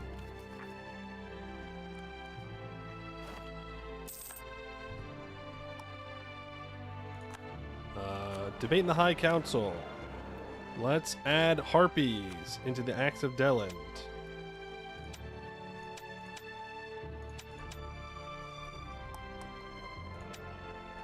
Sides, there we go. That adds in the harpies. So now when the clergy loyalty gets higher, that'll give us some more stability. And then we can complete this. This one's still waiting for a re-elect. Always, always, always be re-electing her. Always, always, always. The Broken Scepter. In our continued exploration of the lost elven homeland, we have come upon many ruins, not only of the precursor elves, but the various ruin-born groups that rebuilt in the wake of the ruin of Aelentir. One of our most recent expeditions into the interior came upon a small ruined shrine that appears to have been built by some long-extinct group of ruin-born. Inside the sanctum at the heart of the shrine, our explorers discovered an elaborately wrought stone tabernacle with a single object inside of it, a staff, nearly 6 feet in length, carved with a single piece of white stone, and capped with a solid blue orb at one end. The other end terminates in what appears to have once been a large faceted gem, but no longer. Only tiny crystalline shards remain. Our scholars have spent some time discussing what the origin and nature of this staff might be. Preliminary analysis of the magical aura lingering upon the staff indicates that it was once used in powerful abjuration magics, but not much else could be gleaned. During one of these discussions, the resident priest of the expedition remarked that the staff resembled an oversized version of Castellos' scepter, the white shaft and blue sphere, similar in appearance to his holy symbol, though the flanged head of the rod of rulership is absent on the artifacts found in the shrine. If not for the mural of Castellar, this would just be one more oddity in the long list of oddities that have met us since we began exploring Aelentir. But if the mural is accurate and Castellos fell, containing the destruction of the Day of Ashen Skies, could this not be his real scepter? The magics that still linger on it are protective in nature, and the resemblance is more than passing. But it lies broken beyond any hope of repair. What could that imply about Castellos himself? Perhaps the Grand Princess should leave her scepter behind. No, she shouldn't. She should never leave. She will rule forever. Forever and ever and ever. Forever and ever and ever and ever and ever.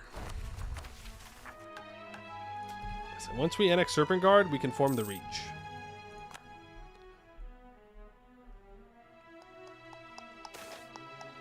Magical study drags on. It sure does, huh? It sure does. It's literally almost done, but yeah, there you go. We are now renowned in conjuration. So we can start working on the next level of summer and interplaners. We can do that.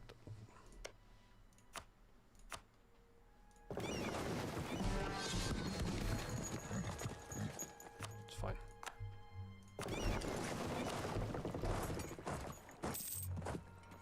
Okay. Another colony done. You can go walk there. Look at that. Delay. They've even got a decent army. I need to start building stuff in their territory. I don't want to, though.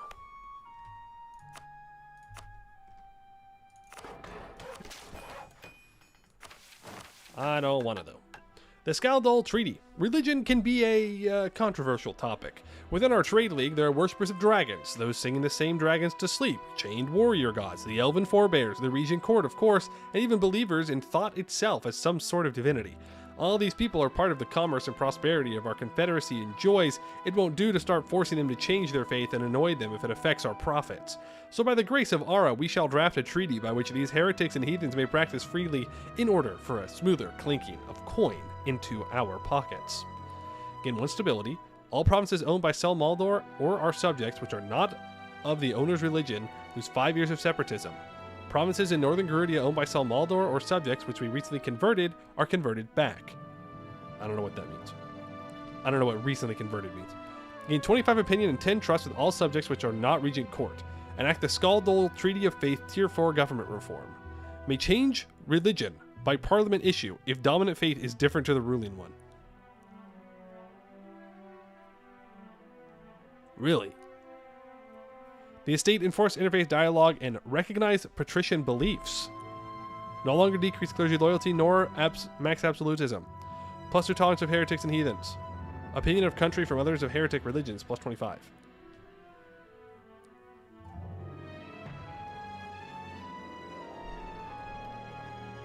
No, I know, but I don't know how recent it meant.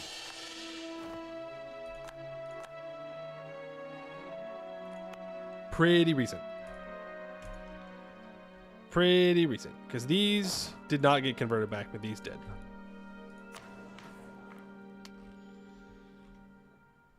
And now we need to do the Celmaldor Treaty of Faith. Boom. And we can complete Garudian frontiers. Much of Garudia is unsettled forests and hills, home to naught but roaming bands of trolls. This land no doubt has resources and farmland to profit from, and so we should use our wealth to incentivize its colonization. It won't take much motivation for the countries on the Garudian frontier to start selling the wilds. We need only give them the resources and funds to do this, and they'll gleefully rush off in search of riches or glory, doing all the hard work for us. Good luck out there. That's all the missions we can do right now. That's going to take a while. We can't start working on this one.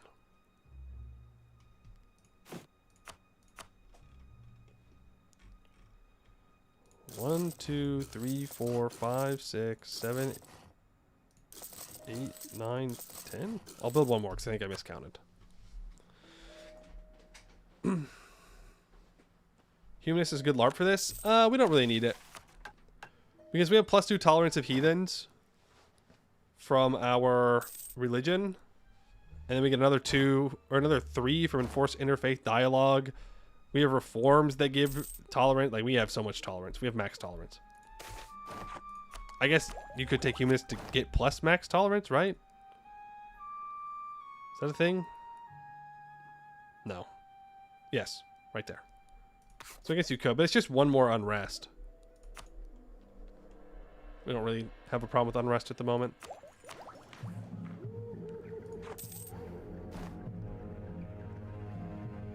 I say as provincial unrest pops up.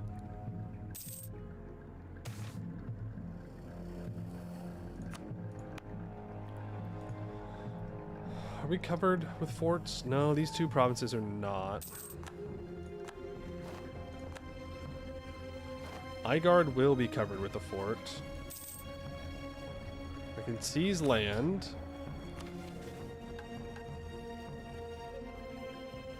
Yeah, it's fine because we're kind of stuck now for a while.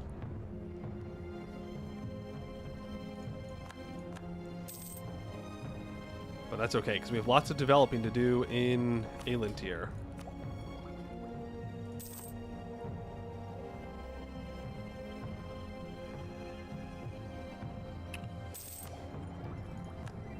Which, speaking of, 8 provinces of 10 development.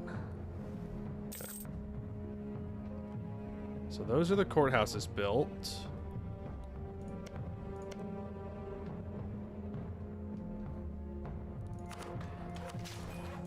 So that's 10. I needed what, 4 more? So 3 more now?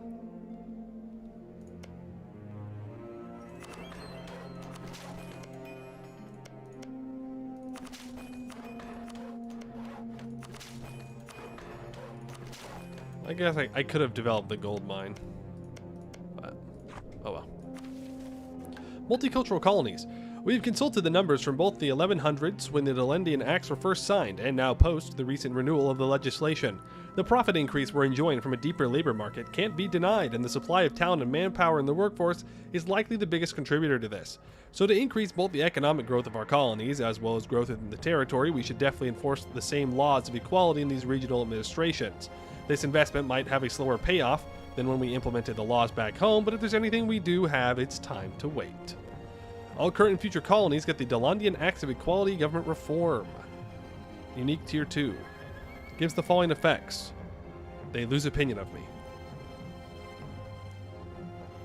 Oh, if I implemented it, I think they would lose opinion of me. Right? +1 tolerance of heretics and heathens, +2 max promote cultures. There you go.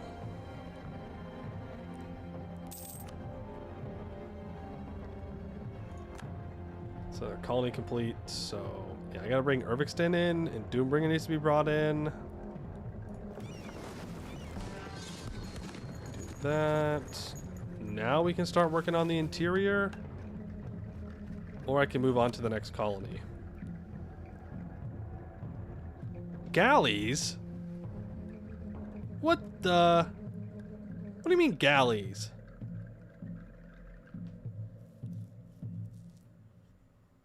Cringe.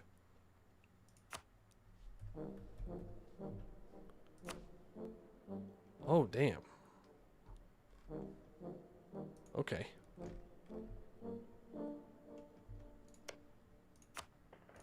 Well, let's start on the Broken Sea.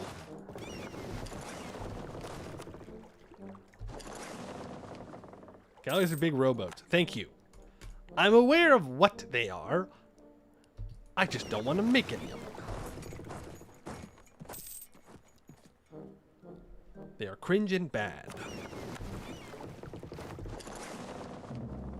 Dunk on Goed for the heck of it? We could. They do have 10 million allies, though.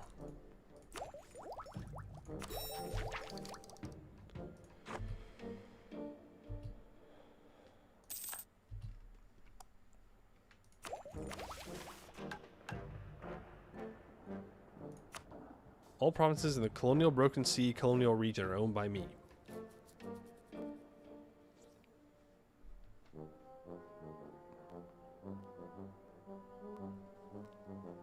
Development of 10. So they want me to develop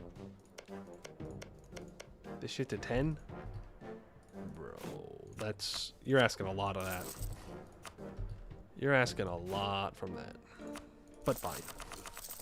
I'll do it. Can build those. Yep, just build workshops everywhere because they'll be worth it. The northern cities urbanize. Our presence along the Garudian coast has become a major impetus for urbanization in the region. Those who live in the rural areas of Garudia seem to be flocking towards major cities, causing these rickety medieval cores to expand at an unprecedented rate. It seems that these northern cities will continue to grow, becoming more similar to our own cities by the day. Soon enough, both the Garudian coast and the Atlantic Reach will be highly developed and prosperous regions. Oh, huge. So all that becomes cheaper to develop?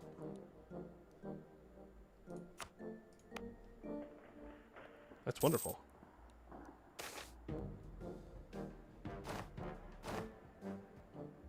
Not here, though. Not the stuff I own.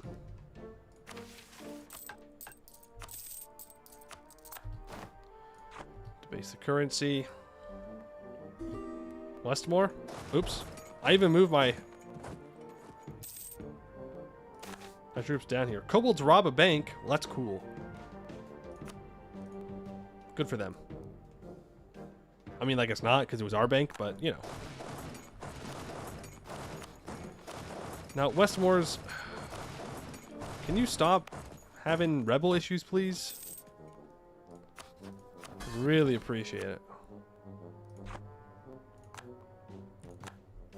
Be super, super cool if you just relaxed a bit, you know?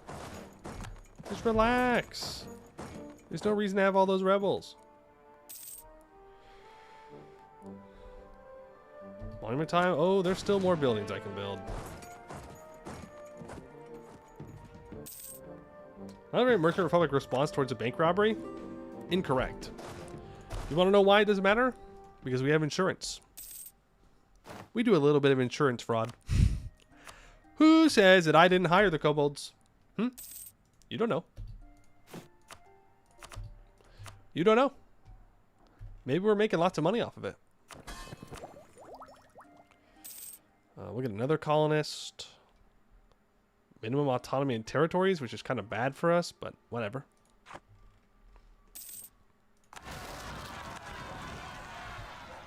I lost a general.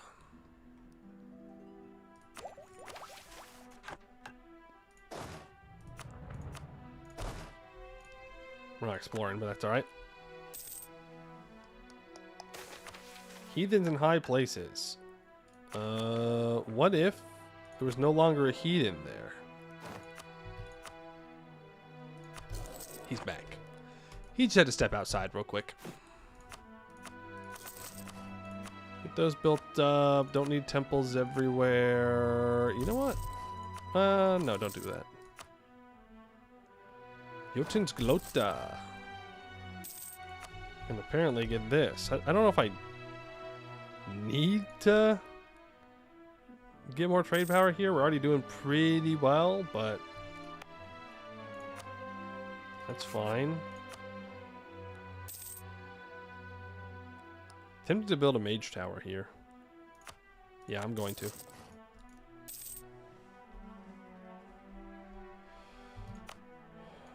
Morthol can be upgraded to level 2. We get goods produced up here. White Spear Whaling Guild. Oh my god, we get goods produced everywhere. It's free. It's free 99.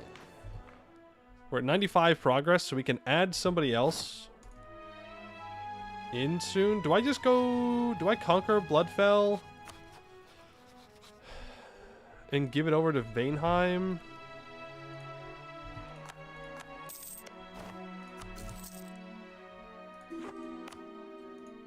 No, because Bloodfell's not going anywhere. Right? They're not going anywhere.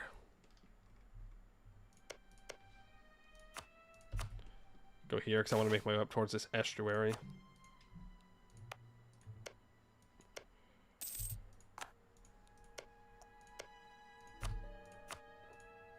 We're going to have to keep an eye on our colony now. I could keep spending mill points, but... Oh, nice. Vern gets elected. That is super, super nice for us. The 11th Pantheonic Council. Followers of Balgar tend toward magnificent tombs. Adherents of Munis are given to the waves. Those of the Dame are buried by the light of the moon. But what kind of funeral do you give a god? That is one of many questions the 11th Pantheonic Council, the Regent Court, has set out to answer.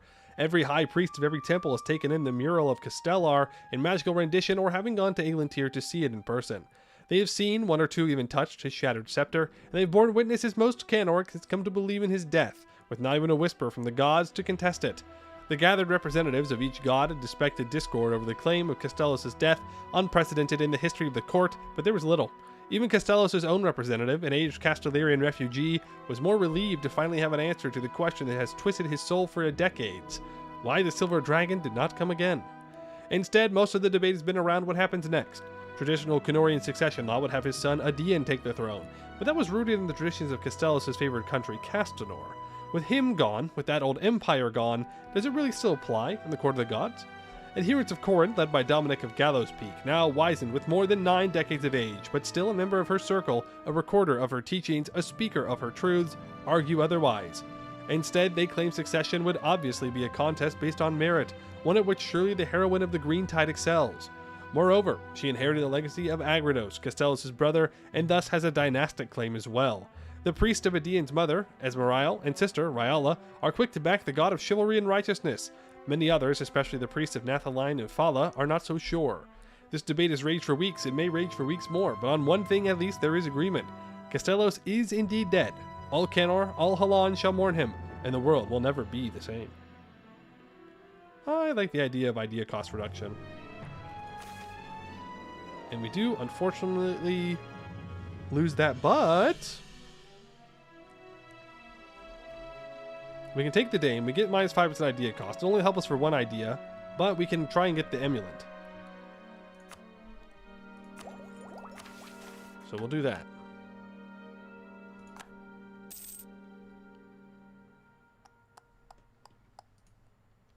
This is good.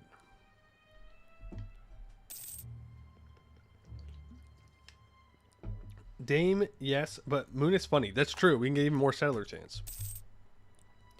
We are going to lose a colonist in 58 months. Feels bad.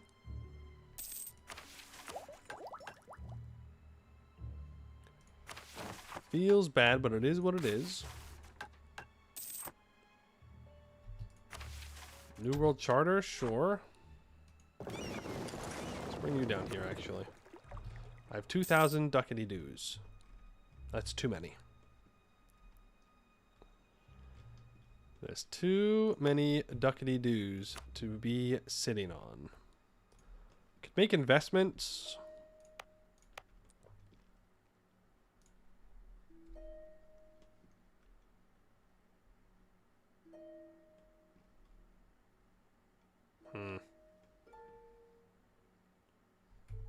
How loyal is Great March?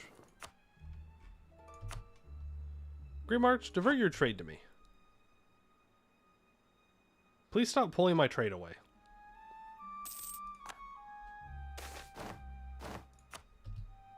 If we can stop this, we could move our trade capital to the Bay of Chills. Tier 7 regionalism. Provincial governance. Administrative divisions for GovCap. Union of States for global trade power. Exile colonial companies for more settler chance. Cultural administration for promoted cultures. Or magical oversight. Caretakers of mage towers will no longer gain 5 minimum local autonomy and instead minus 5% statewide gov cost. +1 max estate spells, 20% estate experience modifier. Whoa. Mages are often unfairly stereotyped as isolationists, their places of study considered unapproachable and hostile. By establishing our mage towers as places of administrative importance, the heart of settlements and cities, we can combat this perception and better integrate our magically gifted with society. Government by wisdom. Academician? Professor Raven. Yeah, let's do that. It's not as much flat gov cap, but I like not having autonomy.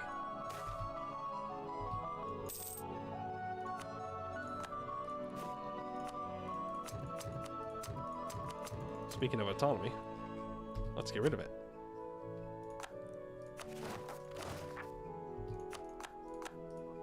Dang it. I just gotta get one more idea. In fact, we can probably swap over to...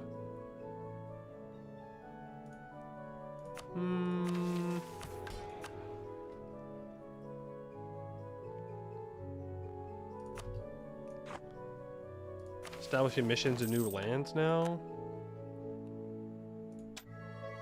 We can click the funny button.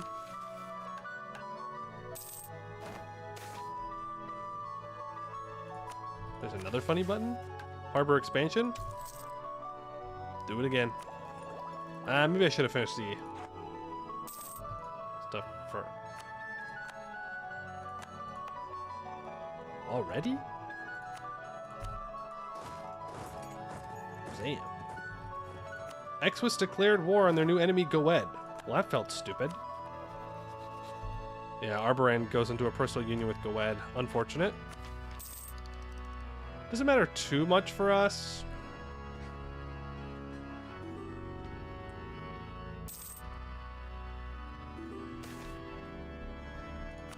I wish I could have contested that.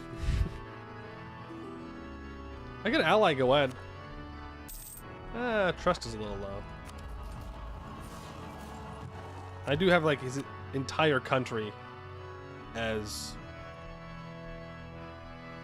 that I want it. Yo, Kobolzan! The Bolds! The Bolds! The Bolds are here!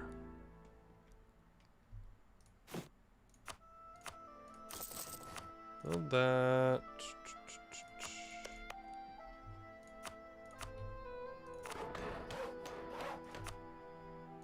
Oh, right, I don't have all these places with Parliament yet.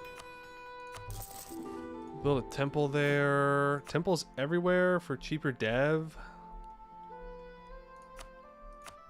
Workshops for potential money. Barracks for manpower. Mage towers for dev as well. We can build mage towers here and here so that way we can keep pushing the dev in our capital state. New bolts on new content of Hold Builders. Thoughts? I haven't played them yet, but they seem cool. Yes, I will gladly go for the minus 5% tech cost. Yeah, the new bolts seem cool. Aspiring leaders. I'm more interested, not that I'm not interested in the kobolds, but I'm interested in the volcano guys. Fish, ivory fish. Okay. Land theft? Nope. Orb says no. Orb says nuh-uh. Not gonna happen.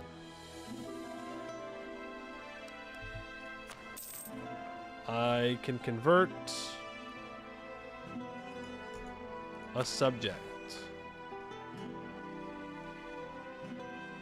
Who would I rather convert into a subject? Probably Reverhaven.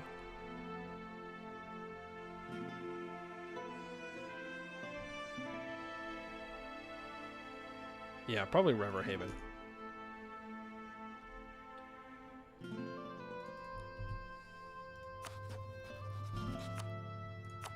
So let me send you a little gift here. And you will, in fact, become a Vic League member. And you can now give me your trade, which will help me get even more trade power in our main node. Not much, but a little bit.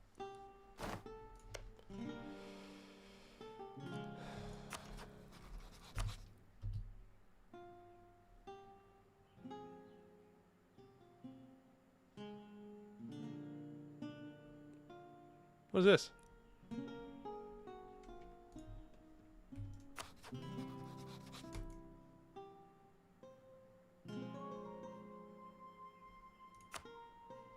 Pause. They shouldn't join. I don't actually want to do this war, but I do want to see if this works. Final national idea: modern elven seaman. Its position at the exit of the Giant's Grave has made Celmaldor a prize for all seaborne conquerors of the northern seas. Fending off the likes of Garudians, Grey Orcs, and Gnomish Hulks is each a worthy endeavor in their own sakes, and as such the Celmaldorian navy has had to modernize fast, despite what was expected in their elven heritage. The ships of the Celmaldorian navy were known to be fast and agile, and equipped with the latest cannons, despite what is said by elves and their reluctance to adopt new technologies. And despite the navy's relatively small size in comparison with their rivals, they were known to go toe-to-toe with skirmishes in the open waters of the Reaver Sea to privateering whilst dodging in and out of the many islands of the Frozen Pass. 5% ship durability, +1 fleet movement speed, and 10% trade steering. We can also implement global settlers and national manpower and production efficiency modifiers. What's needed for the mission? At this point, we are waiting on doing 2 more parliaments.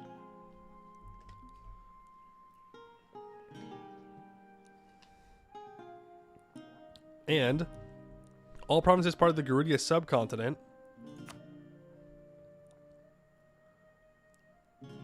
are owned by us or a non-tributary subject. And if they are a subject, they need 60 trust. So essentially I need to kill Doombringer and Urbixten, which is nothing.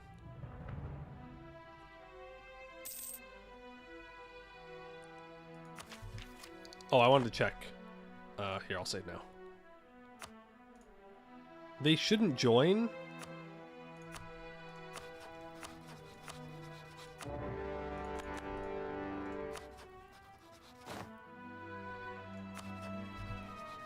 They do not. Okay.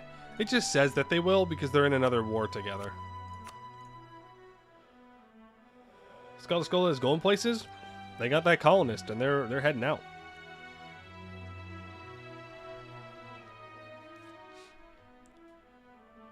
More better boats, you say?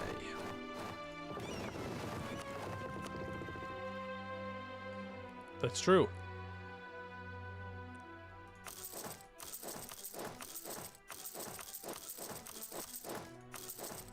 That's what you meant, right? You meant build 50 boats? I think that's what you meant. That's my interpretation of events.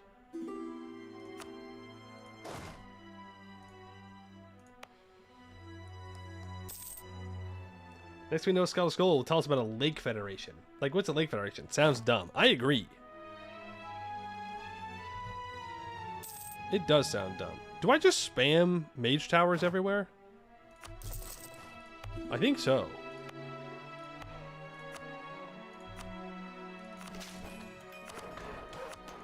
Like, I have the money. I should really be expanding infrastructure here.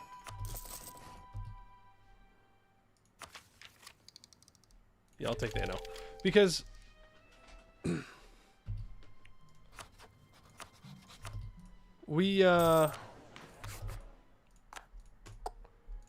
I wonder if it stacks, that minus 5% statewide governing cost.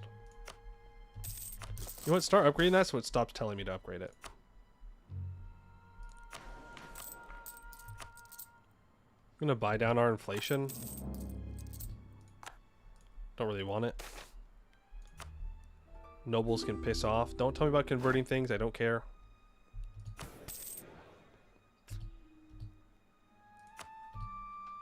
Oh, shoot!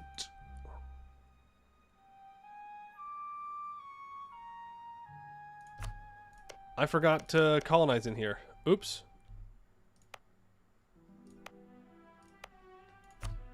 Oops, he says. See, daisies. I also no longer need these 5,000 troops. Actually, you know what? You can go ahead and start exploring.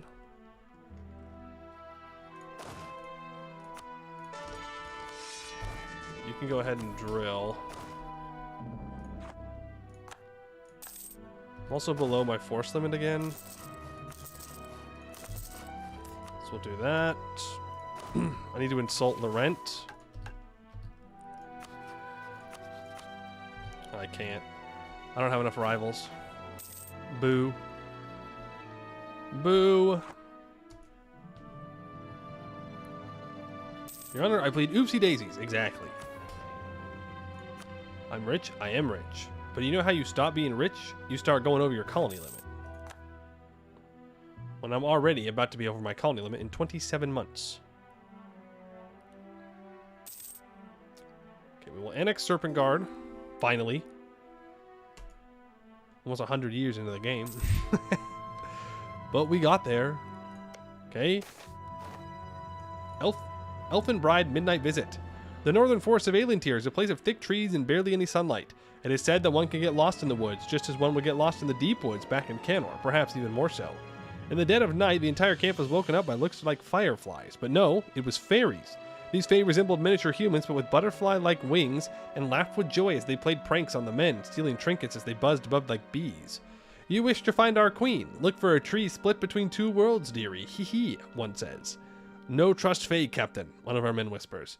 The man was of brutish ruin-born stock, one of the cursed ones. Fae in forest, mean harm. They dark, unseelie. Look good, but actually bad, he grunted. Eventually the sprites disappeared into the woods, but by the time the group gathered their senses, it was sunlight.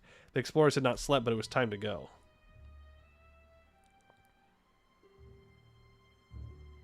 They were clearly Seelie Fae, which are the good ones. The Runeborn is right. We must not trust the Fae. Never. Never trust the Fae. Ever, ever, ever, ever, ever. Never, ever, ever. Never, ever, ever, ever. 2.5. Okay. 0.48 increases it. It's another colony completed.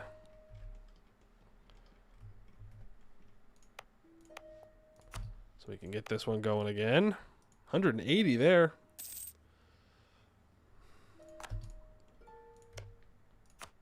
Yeah, we can afford to be over it for a while. I can get a border with Malachar. We can take over the Yin Valley. That's what we want to do, right? We want to go fight in the Yin? Surely? No! My cheaper advisor. I am paying 2 for Diplo. well, 1 Diplo a month for being over. But I think that's fine.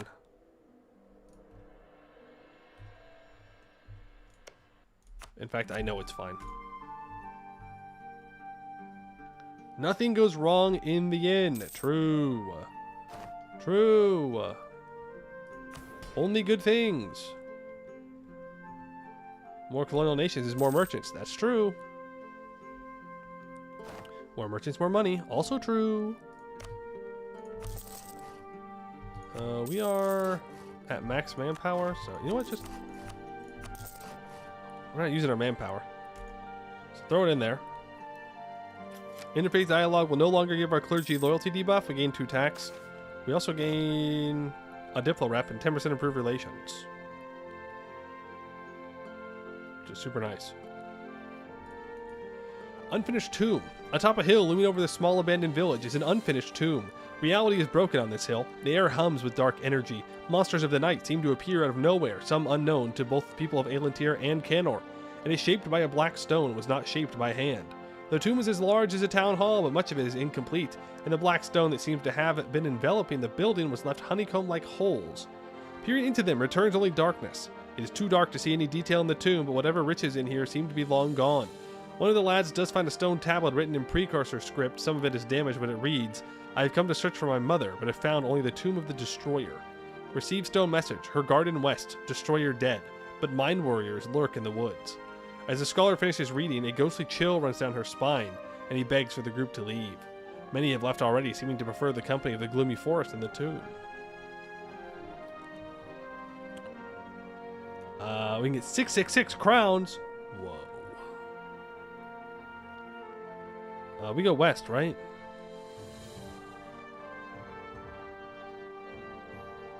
Decipher the tablet. We be deciphering.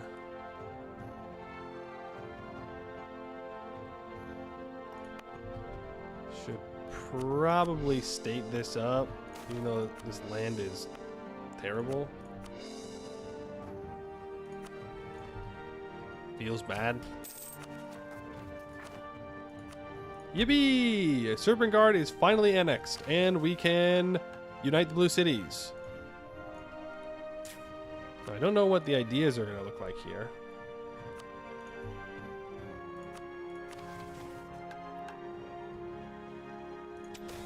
We can form the Reach.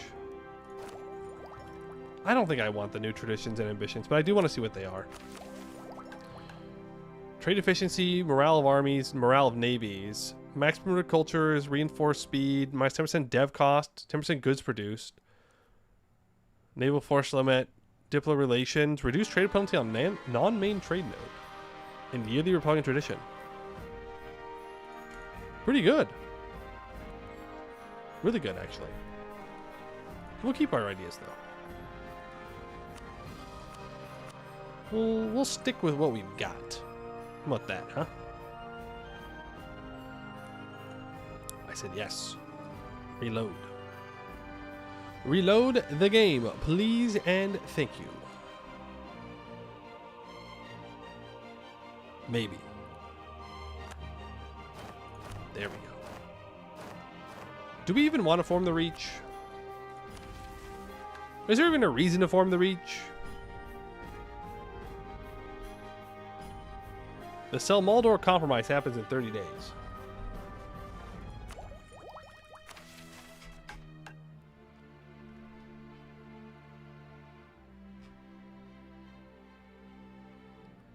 One of the following must be true. Have at least 60 heavy ships. We chose the wrong one. We chose the wrong boat option.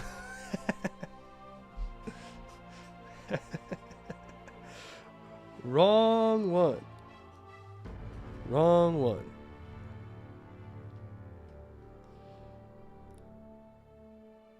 What about, is there a mission about being the Reach? I don't know. 25 Gasad, okay. 14 races added. My god.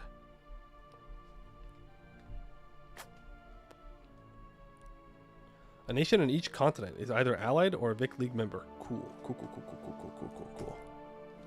Cool, cool, cool. These are all gonna be spoilers down here. It doesn't say that we can't be anywhere.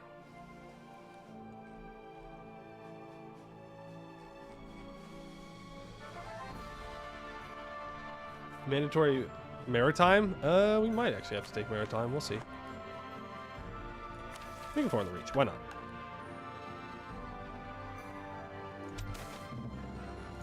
We cannot abandon our roots. What happens in 30 days?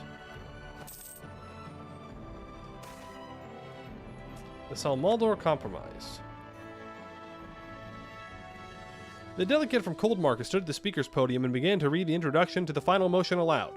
In the spirit of amity, commerce, and fraternity between all peoples of the Blue Reach and duly appointed delegates of the Vix of the Blue Reach, together composing a full and united council of the Blue Reach, have assembled in Celmaldor on this day to strengthen the mutually desirous ties between its Vix. Such ties are an innate and desirable consequence of cultural proximity and unified interest, both mercantile and diplomatic, across the Atlantic Reach, Garudia, and the Dragon Coast. The Council of the Blue Reach resolves that the strengthening of these aforementioned ties can and should take the form of a united reach. In the spirit of recognition of the unique circumstances and unique identity of each of the members of the Council of the Blue Reach, the Council further resolves that the United Reach shall allow the independent operations of its members in a way consistent with Vic League precedent, itself descended from the traditions of the Ragni Federation of the Blue Reach. In the spirit of solidarity in the face of unprovoked and unjustified aggression from the enemies of the Blue Reach, especially the Kingdom of Goed. The delegate from Coldmark pauses to let the jeers and hisses die down. The Council of the Blue Reach puts forth this final, binding, and necessary motion to unite its members into a free and eternal.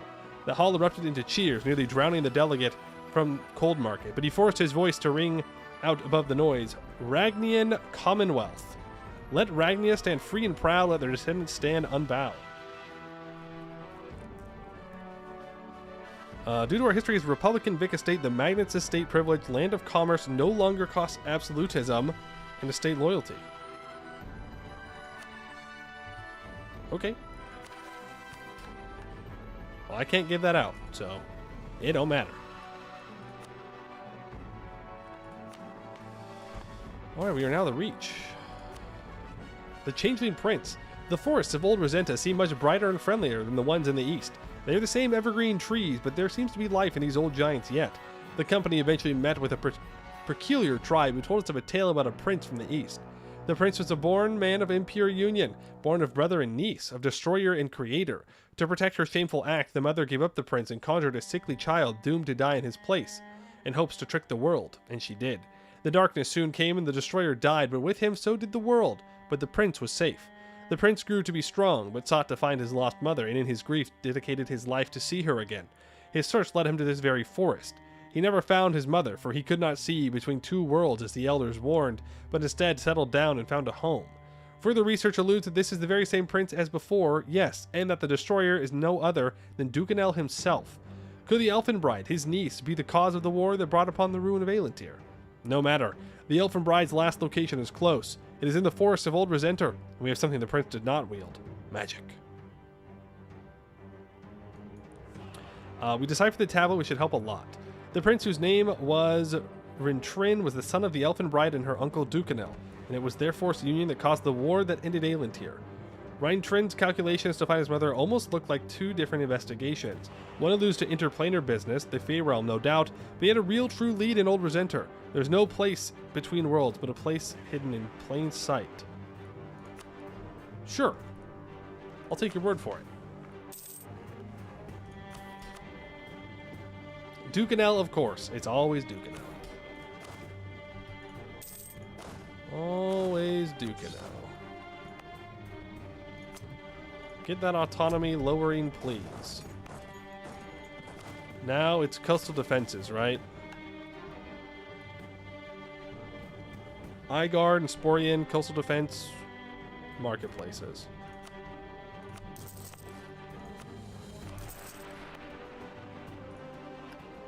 So we'll start to work on that.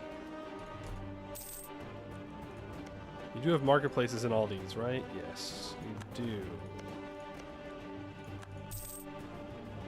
Okay.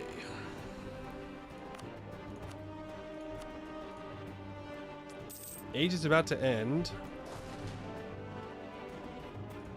Drilling both stacks here. You're barely beating X-West. part of me wants to deck Gowed and force him to give up Arboran. I also don't know if I need to do that.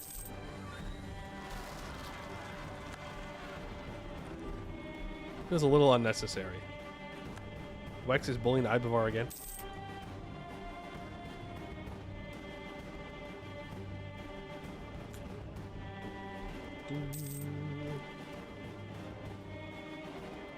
Hey Arcanus, yeah, I did. Yeah, you did get hacked. Once you get it all figured out, I will for sure unban you. For sure, for sure. You're not taking my stability. No, it's the end of my golden age. Truly, it is the end of a golden age. Coronism is spawned. And learn from Elven Elders is gone. I can snag Defender of the Faith. I don't want to be Defender of the Faith. I do not want to get dragged into wars. No, thank you.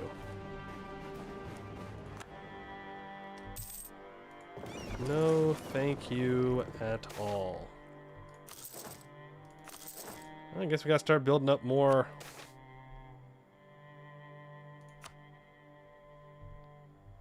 More of that. I did see that we need every single one of our provinces to be covered by a fort. Okay, we need to hand out... Oh.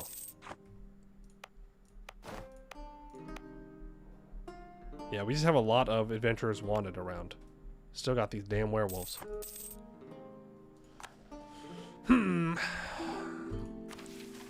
Well, we can enforce the Frost Bridge's toll.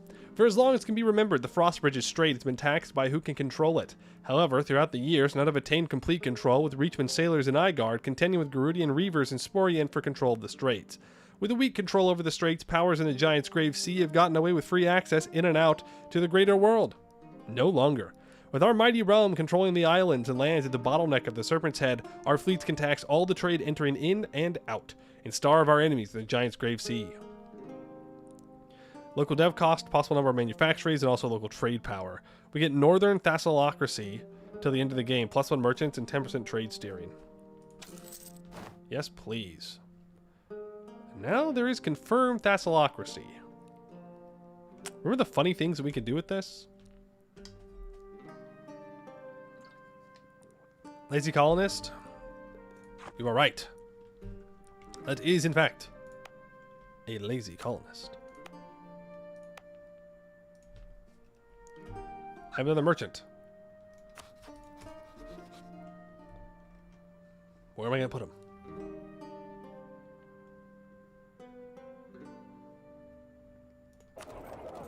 I'd probably start trying to yoink trade from Westport up into the Dragon Coast. I should...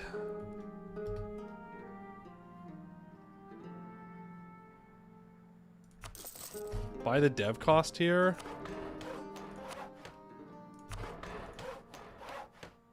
I want to upgrade this entrepot to level 3. Also, I'm going to have to build a fort on these as well, I think.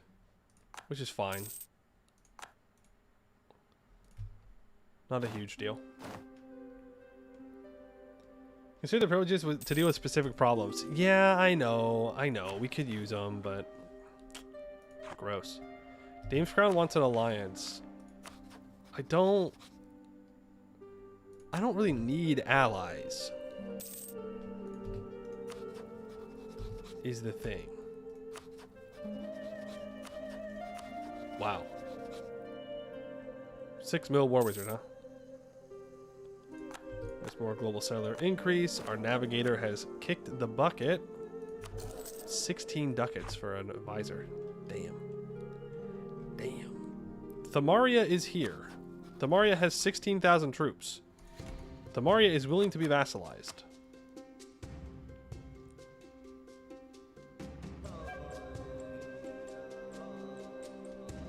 Yeah? No. I just go kill him.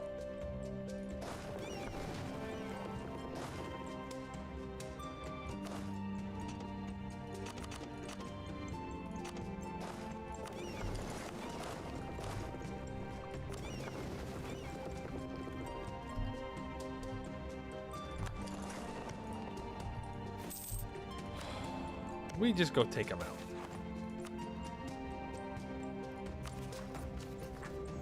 Preferably before they can build a fort.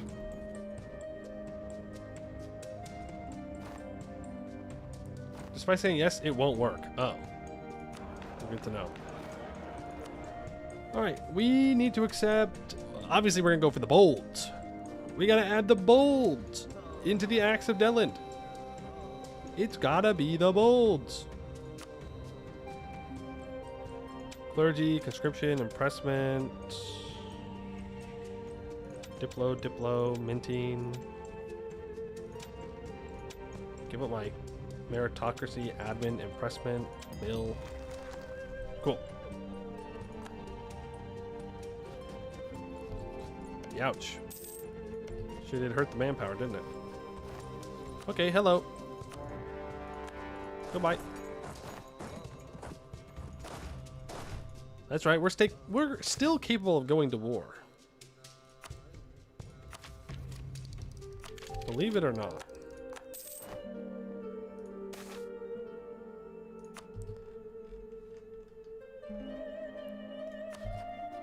Yeah, the Israelian Crusaders are a little bit scarier. Go ahead and start building a spy network on them. I legitimately kind of just want to take them out right now.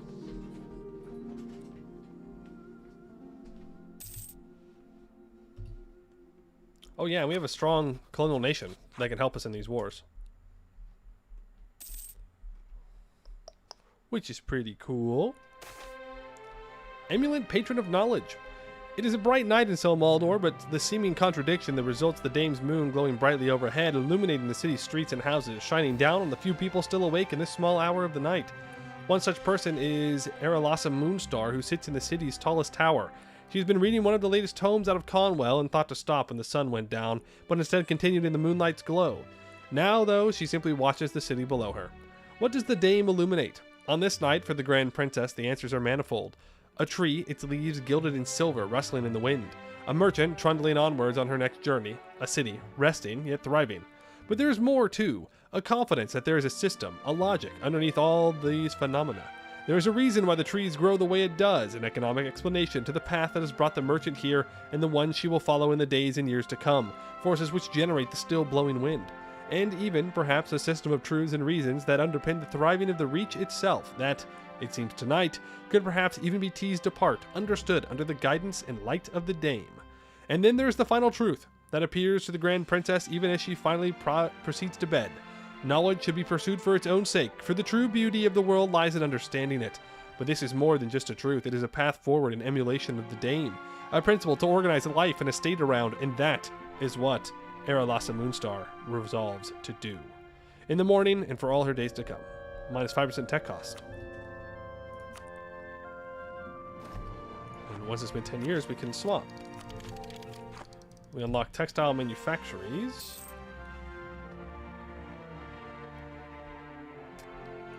Which is pretty good.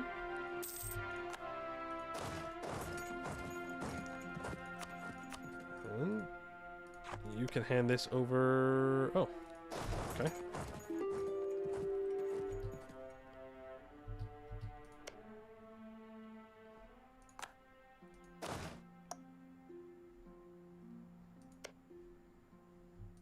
Interesting.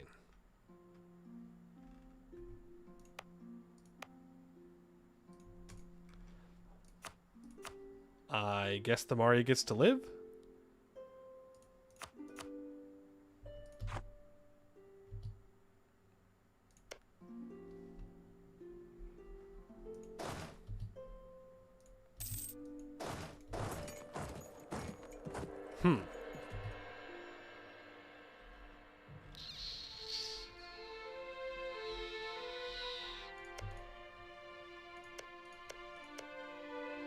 Well, I can seize this. I can just hand this over to Elvengrave. The Bane. You did not find a tree or any sign of a place between worlds, but your findings do lead you to a thick patch of forest.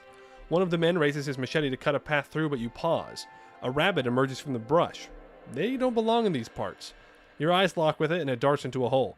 Following the hole leads you to a path that you could fit through with care, and eventually you make it to the other side. You begin to sweat. Is it warmer than before? And then it strikes you. Greenery as far as the eye can see. Colorful shrubbery dots the landscape as if neatly preserved in some sort of magical stasis. A large glass building invites you and your companions, and even more strange and wonderful flora can be seen inside. Trees and plants that exist in places like Insaya or Teiken seem to find a home here, a perfectly preserved habitat. What's an Insaya? It's 1531. All parts of the vast estate lead to a grand palace with recognizable precursor stylizations of the empire. This does not seem like a place to loot, but a place to preserve. The elfin bride was no longer here, but she had left us with the best and brightest buildings, plants and animals of her people. The rest of Aelintir seems like a shadow in comparison to an Aelintir that was. Hurrah! We gain 25 prestige and 1,200 crowns. To the end of the game, Sterdramov gains plus 100% local dev cost, plus 3 local goods produced, plus 1 monthly splendor, 50% trade value, 0.25 yearly prestige. Exotic wood will not be produced there. Gains 15 development. Cool. So Malknar can just take it now. They saw a sign saying, from Insaya, do not poke. That's probably true. That's probably true.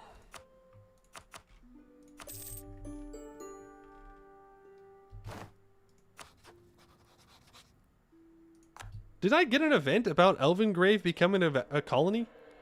Did I just click through it? I must have. I must have. Well, let's go ahead and subsidize them.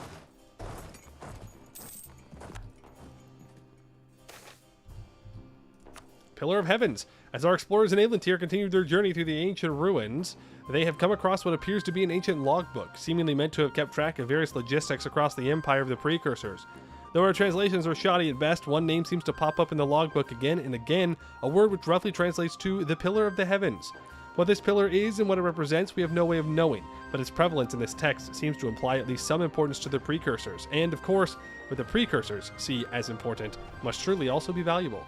Some, however, have doubts, and more than a few members of our expedition are reluctant to go searching for a place that may not even exist, and even if it did exist, may not hold anything of value whatsoever. Go for it.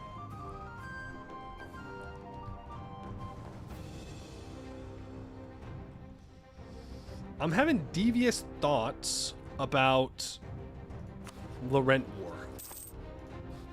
Somehow. Sorokan would probably be the easiest way to do it. Because if we can get control over the Westport node, I suppose we can use ships maybe. Then we can consider going to Sarhal and bringing in trade value from there.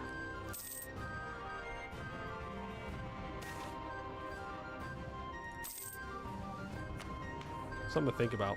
I can add another person to our squad.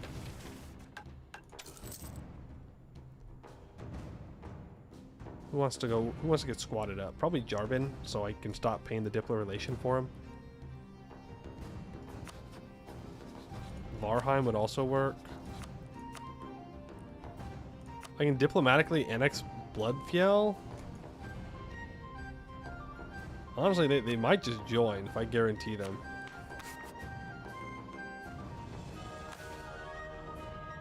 Likely to refuse. Total of minus 32. The size, the opinion. Yeah, I think we can get it. With an alliance and influence, Istralor gets elected.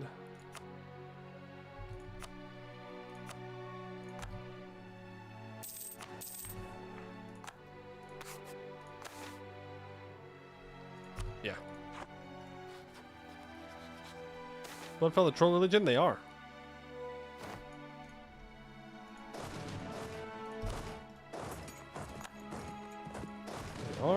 They are. Colony is completed. Let's give ourselves a land connection to our other subjects. Just recovering my morale here. Alright, what do we want here? Artillery shock or damage from the back row? I think we should go damage from the back row. Fire was the first element, of course. Of course. Are we gonna lose? Close.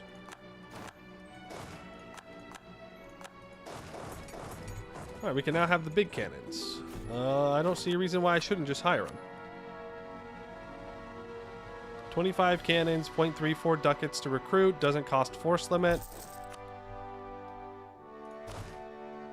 Just allows us to stand here and look scary. Scarier. We usually already are. Blood Fiel. You go ahead, get influenced. Is that enough? They will likely accept our proposal. Great news, Blood Fiel is in. Divert your trade to me, please. Appreciate that. Yippee.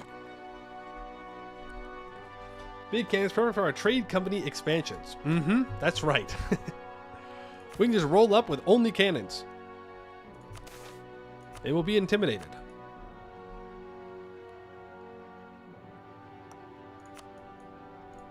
You want me to own Drake's Ford? It's tempting. If I do that, I can also yoink Portnum. They have a port in Yanjin? Your greed. The greed of the merchants is astounding. I think I'll just improve with Pearl's Edge. How about that? Yanjin. Pfft. I don't want to go there. I have no interest in getting rented. You know? For what? Except Fjord Trolls? I'm sitting on 5,000 ducats, guys.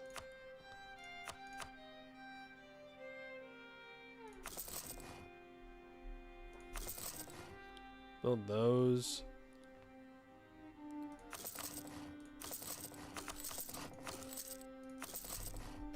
Yup. Just build all those manufactories, please and thank you. Please and thank you. Lazy colonist. Lazy colonist.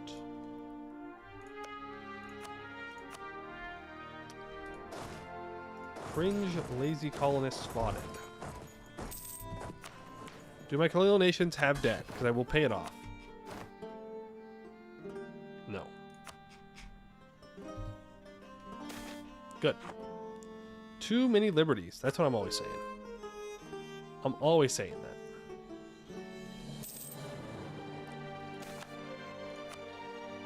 Laurent declares war on Goed. Well,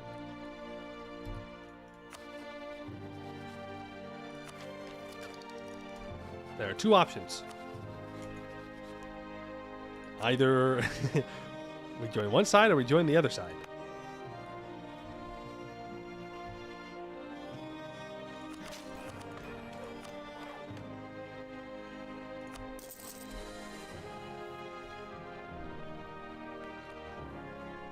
Third option, invade both. Ah, that's true. I mean, Goetin is right there. I have 25,000 cannons. We can just walk onto the level 3 fort and take it. It's free 99.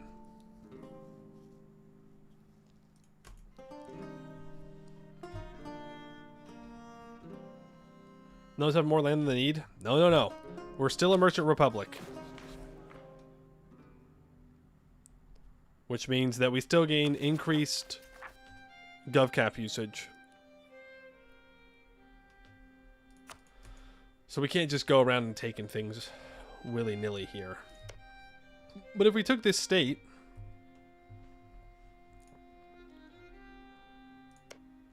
I don't know, this, it doesn't even feed back into our stuff. Mage towers from the GovCap thing, though? I mean, yeah.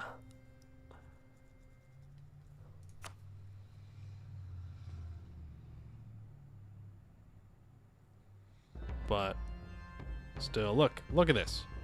High bobbin, 24 GovCap usage. 24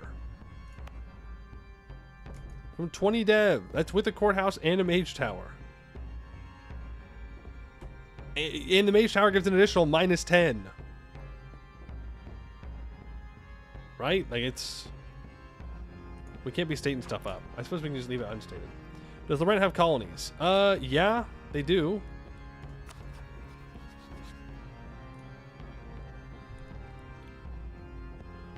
That trade doesn't feed into our area, though, and it's not 10 provinces. But I can always fight Moonhaven. I don't know. It depends on how much we actually want to go for, like, colonial wars, because we could do it.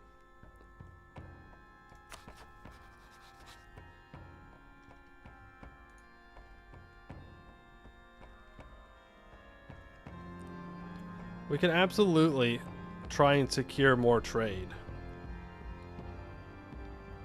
Really, I'd rather go and I'd take Sella. It's like Quina. They have 21,000 troops, but they're Tech 7. Do they have any forts? No. I think this would be more worth it. And we can control over this node, and we can start pulling the trade up, and then we go into here. And we kind of just avoid the banished isles. All is really not worth it due to merchants alone. That's fair. We might do that. We'll do it next time. Because I'm done for the day. I'm getting hungry. Gotta get food. Gotta go to store. Gotta go to store to get food. I'm just like a hunter-gatherer. When you think about it. You know? I also have to go hunt. Me when I go to the store and I have to go to the right aisle, and then I gather me when I grab things off of the shelf. Basically a hunter-gatherer when you think about it. Quina has a fort? Well, then I'll siege it down. Maybe we just build 3 cannons. Those can be our New World cannons. We can't see it, though. The hidden fort. The secret fort. The fort in the fog of war fort. Alright, yeah, so that'll be it for today. Thank you all for hanging out. Hope you're enjoying. We have more Colonial, and we've been at peace for a while now. Just kind of scaling up and hanging out. But perhaps with the new world being more takeable, that can change.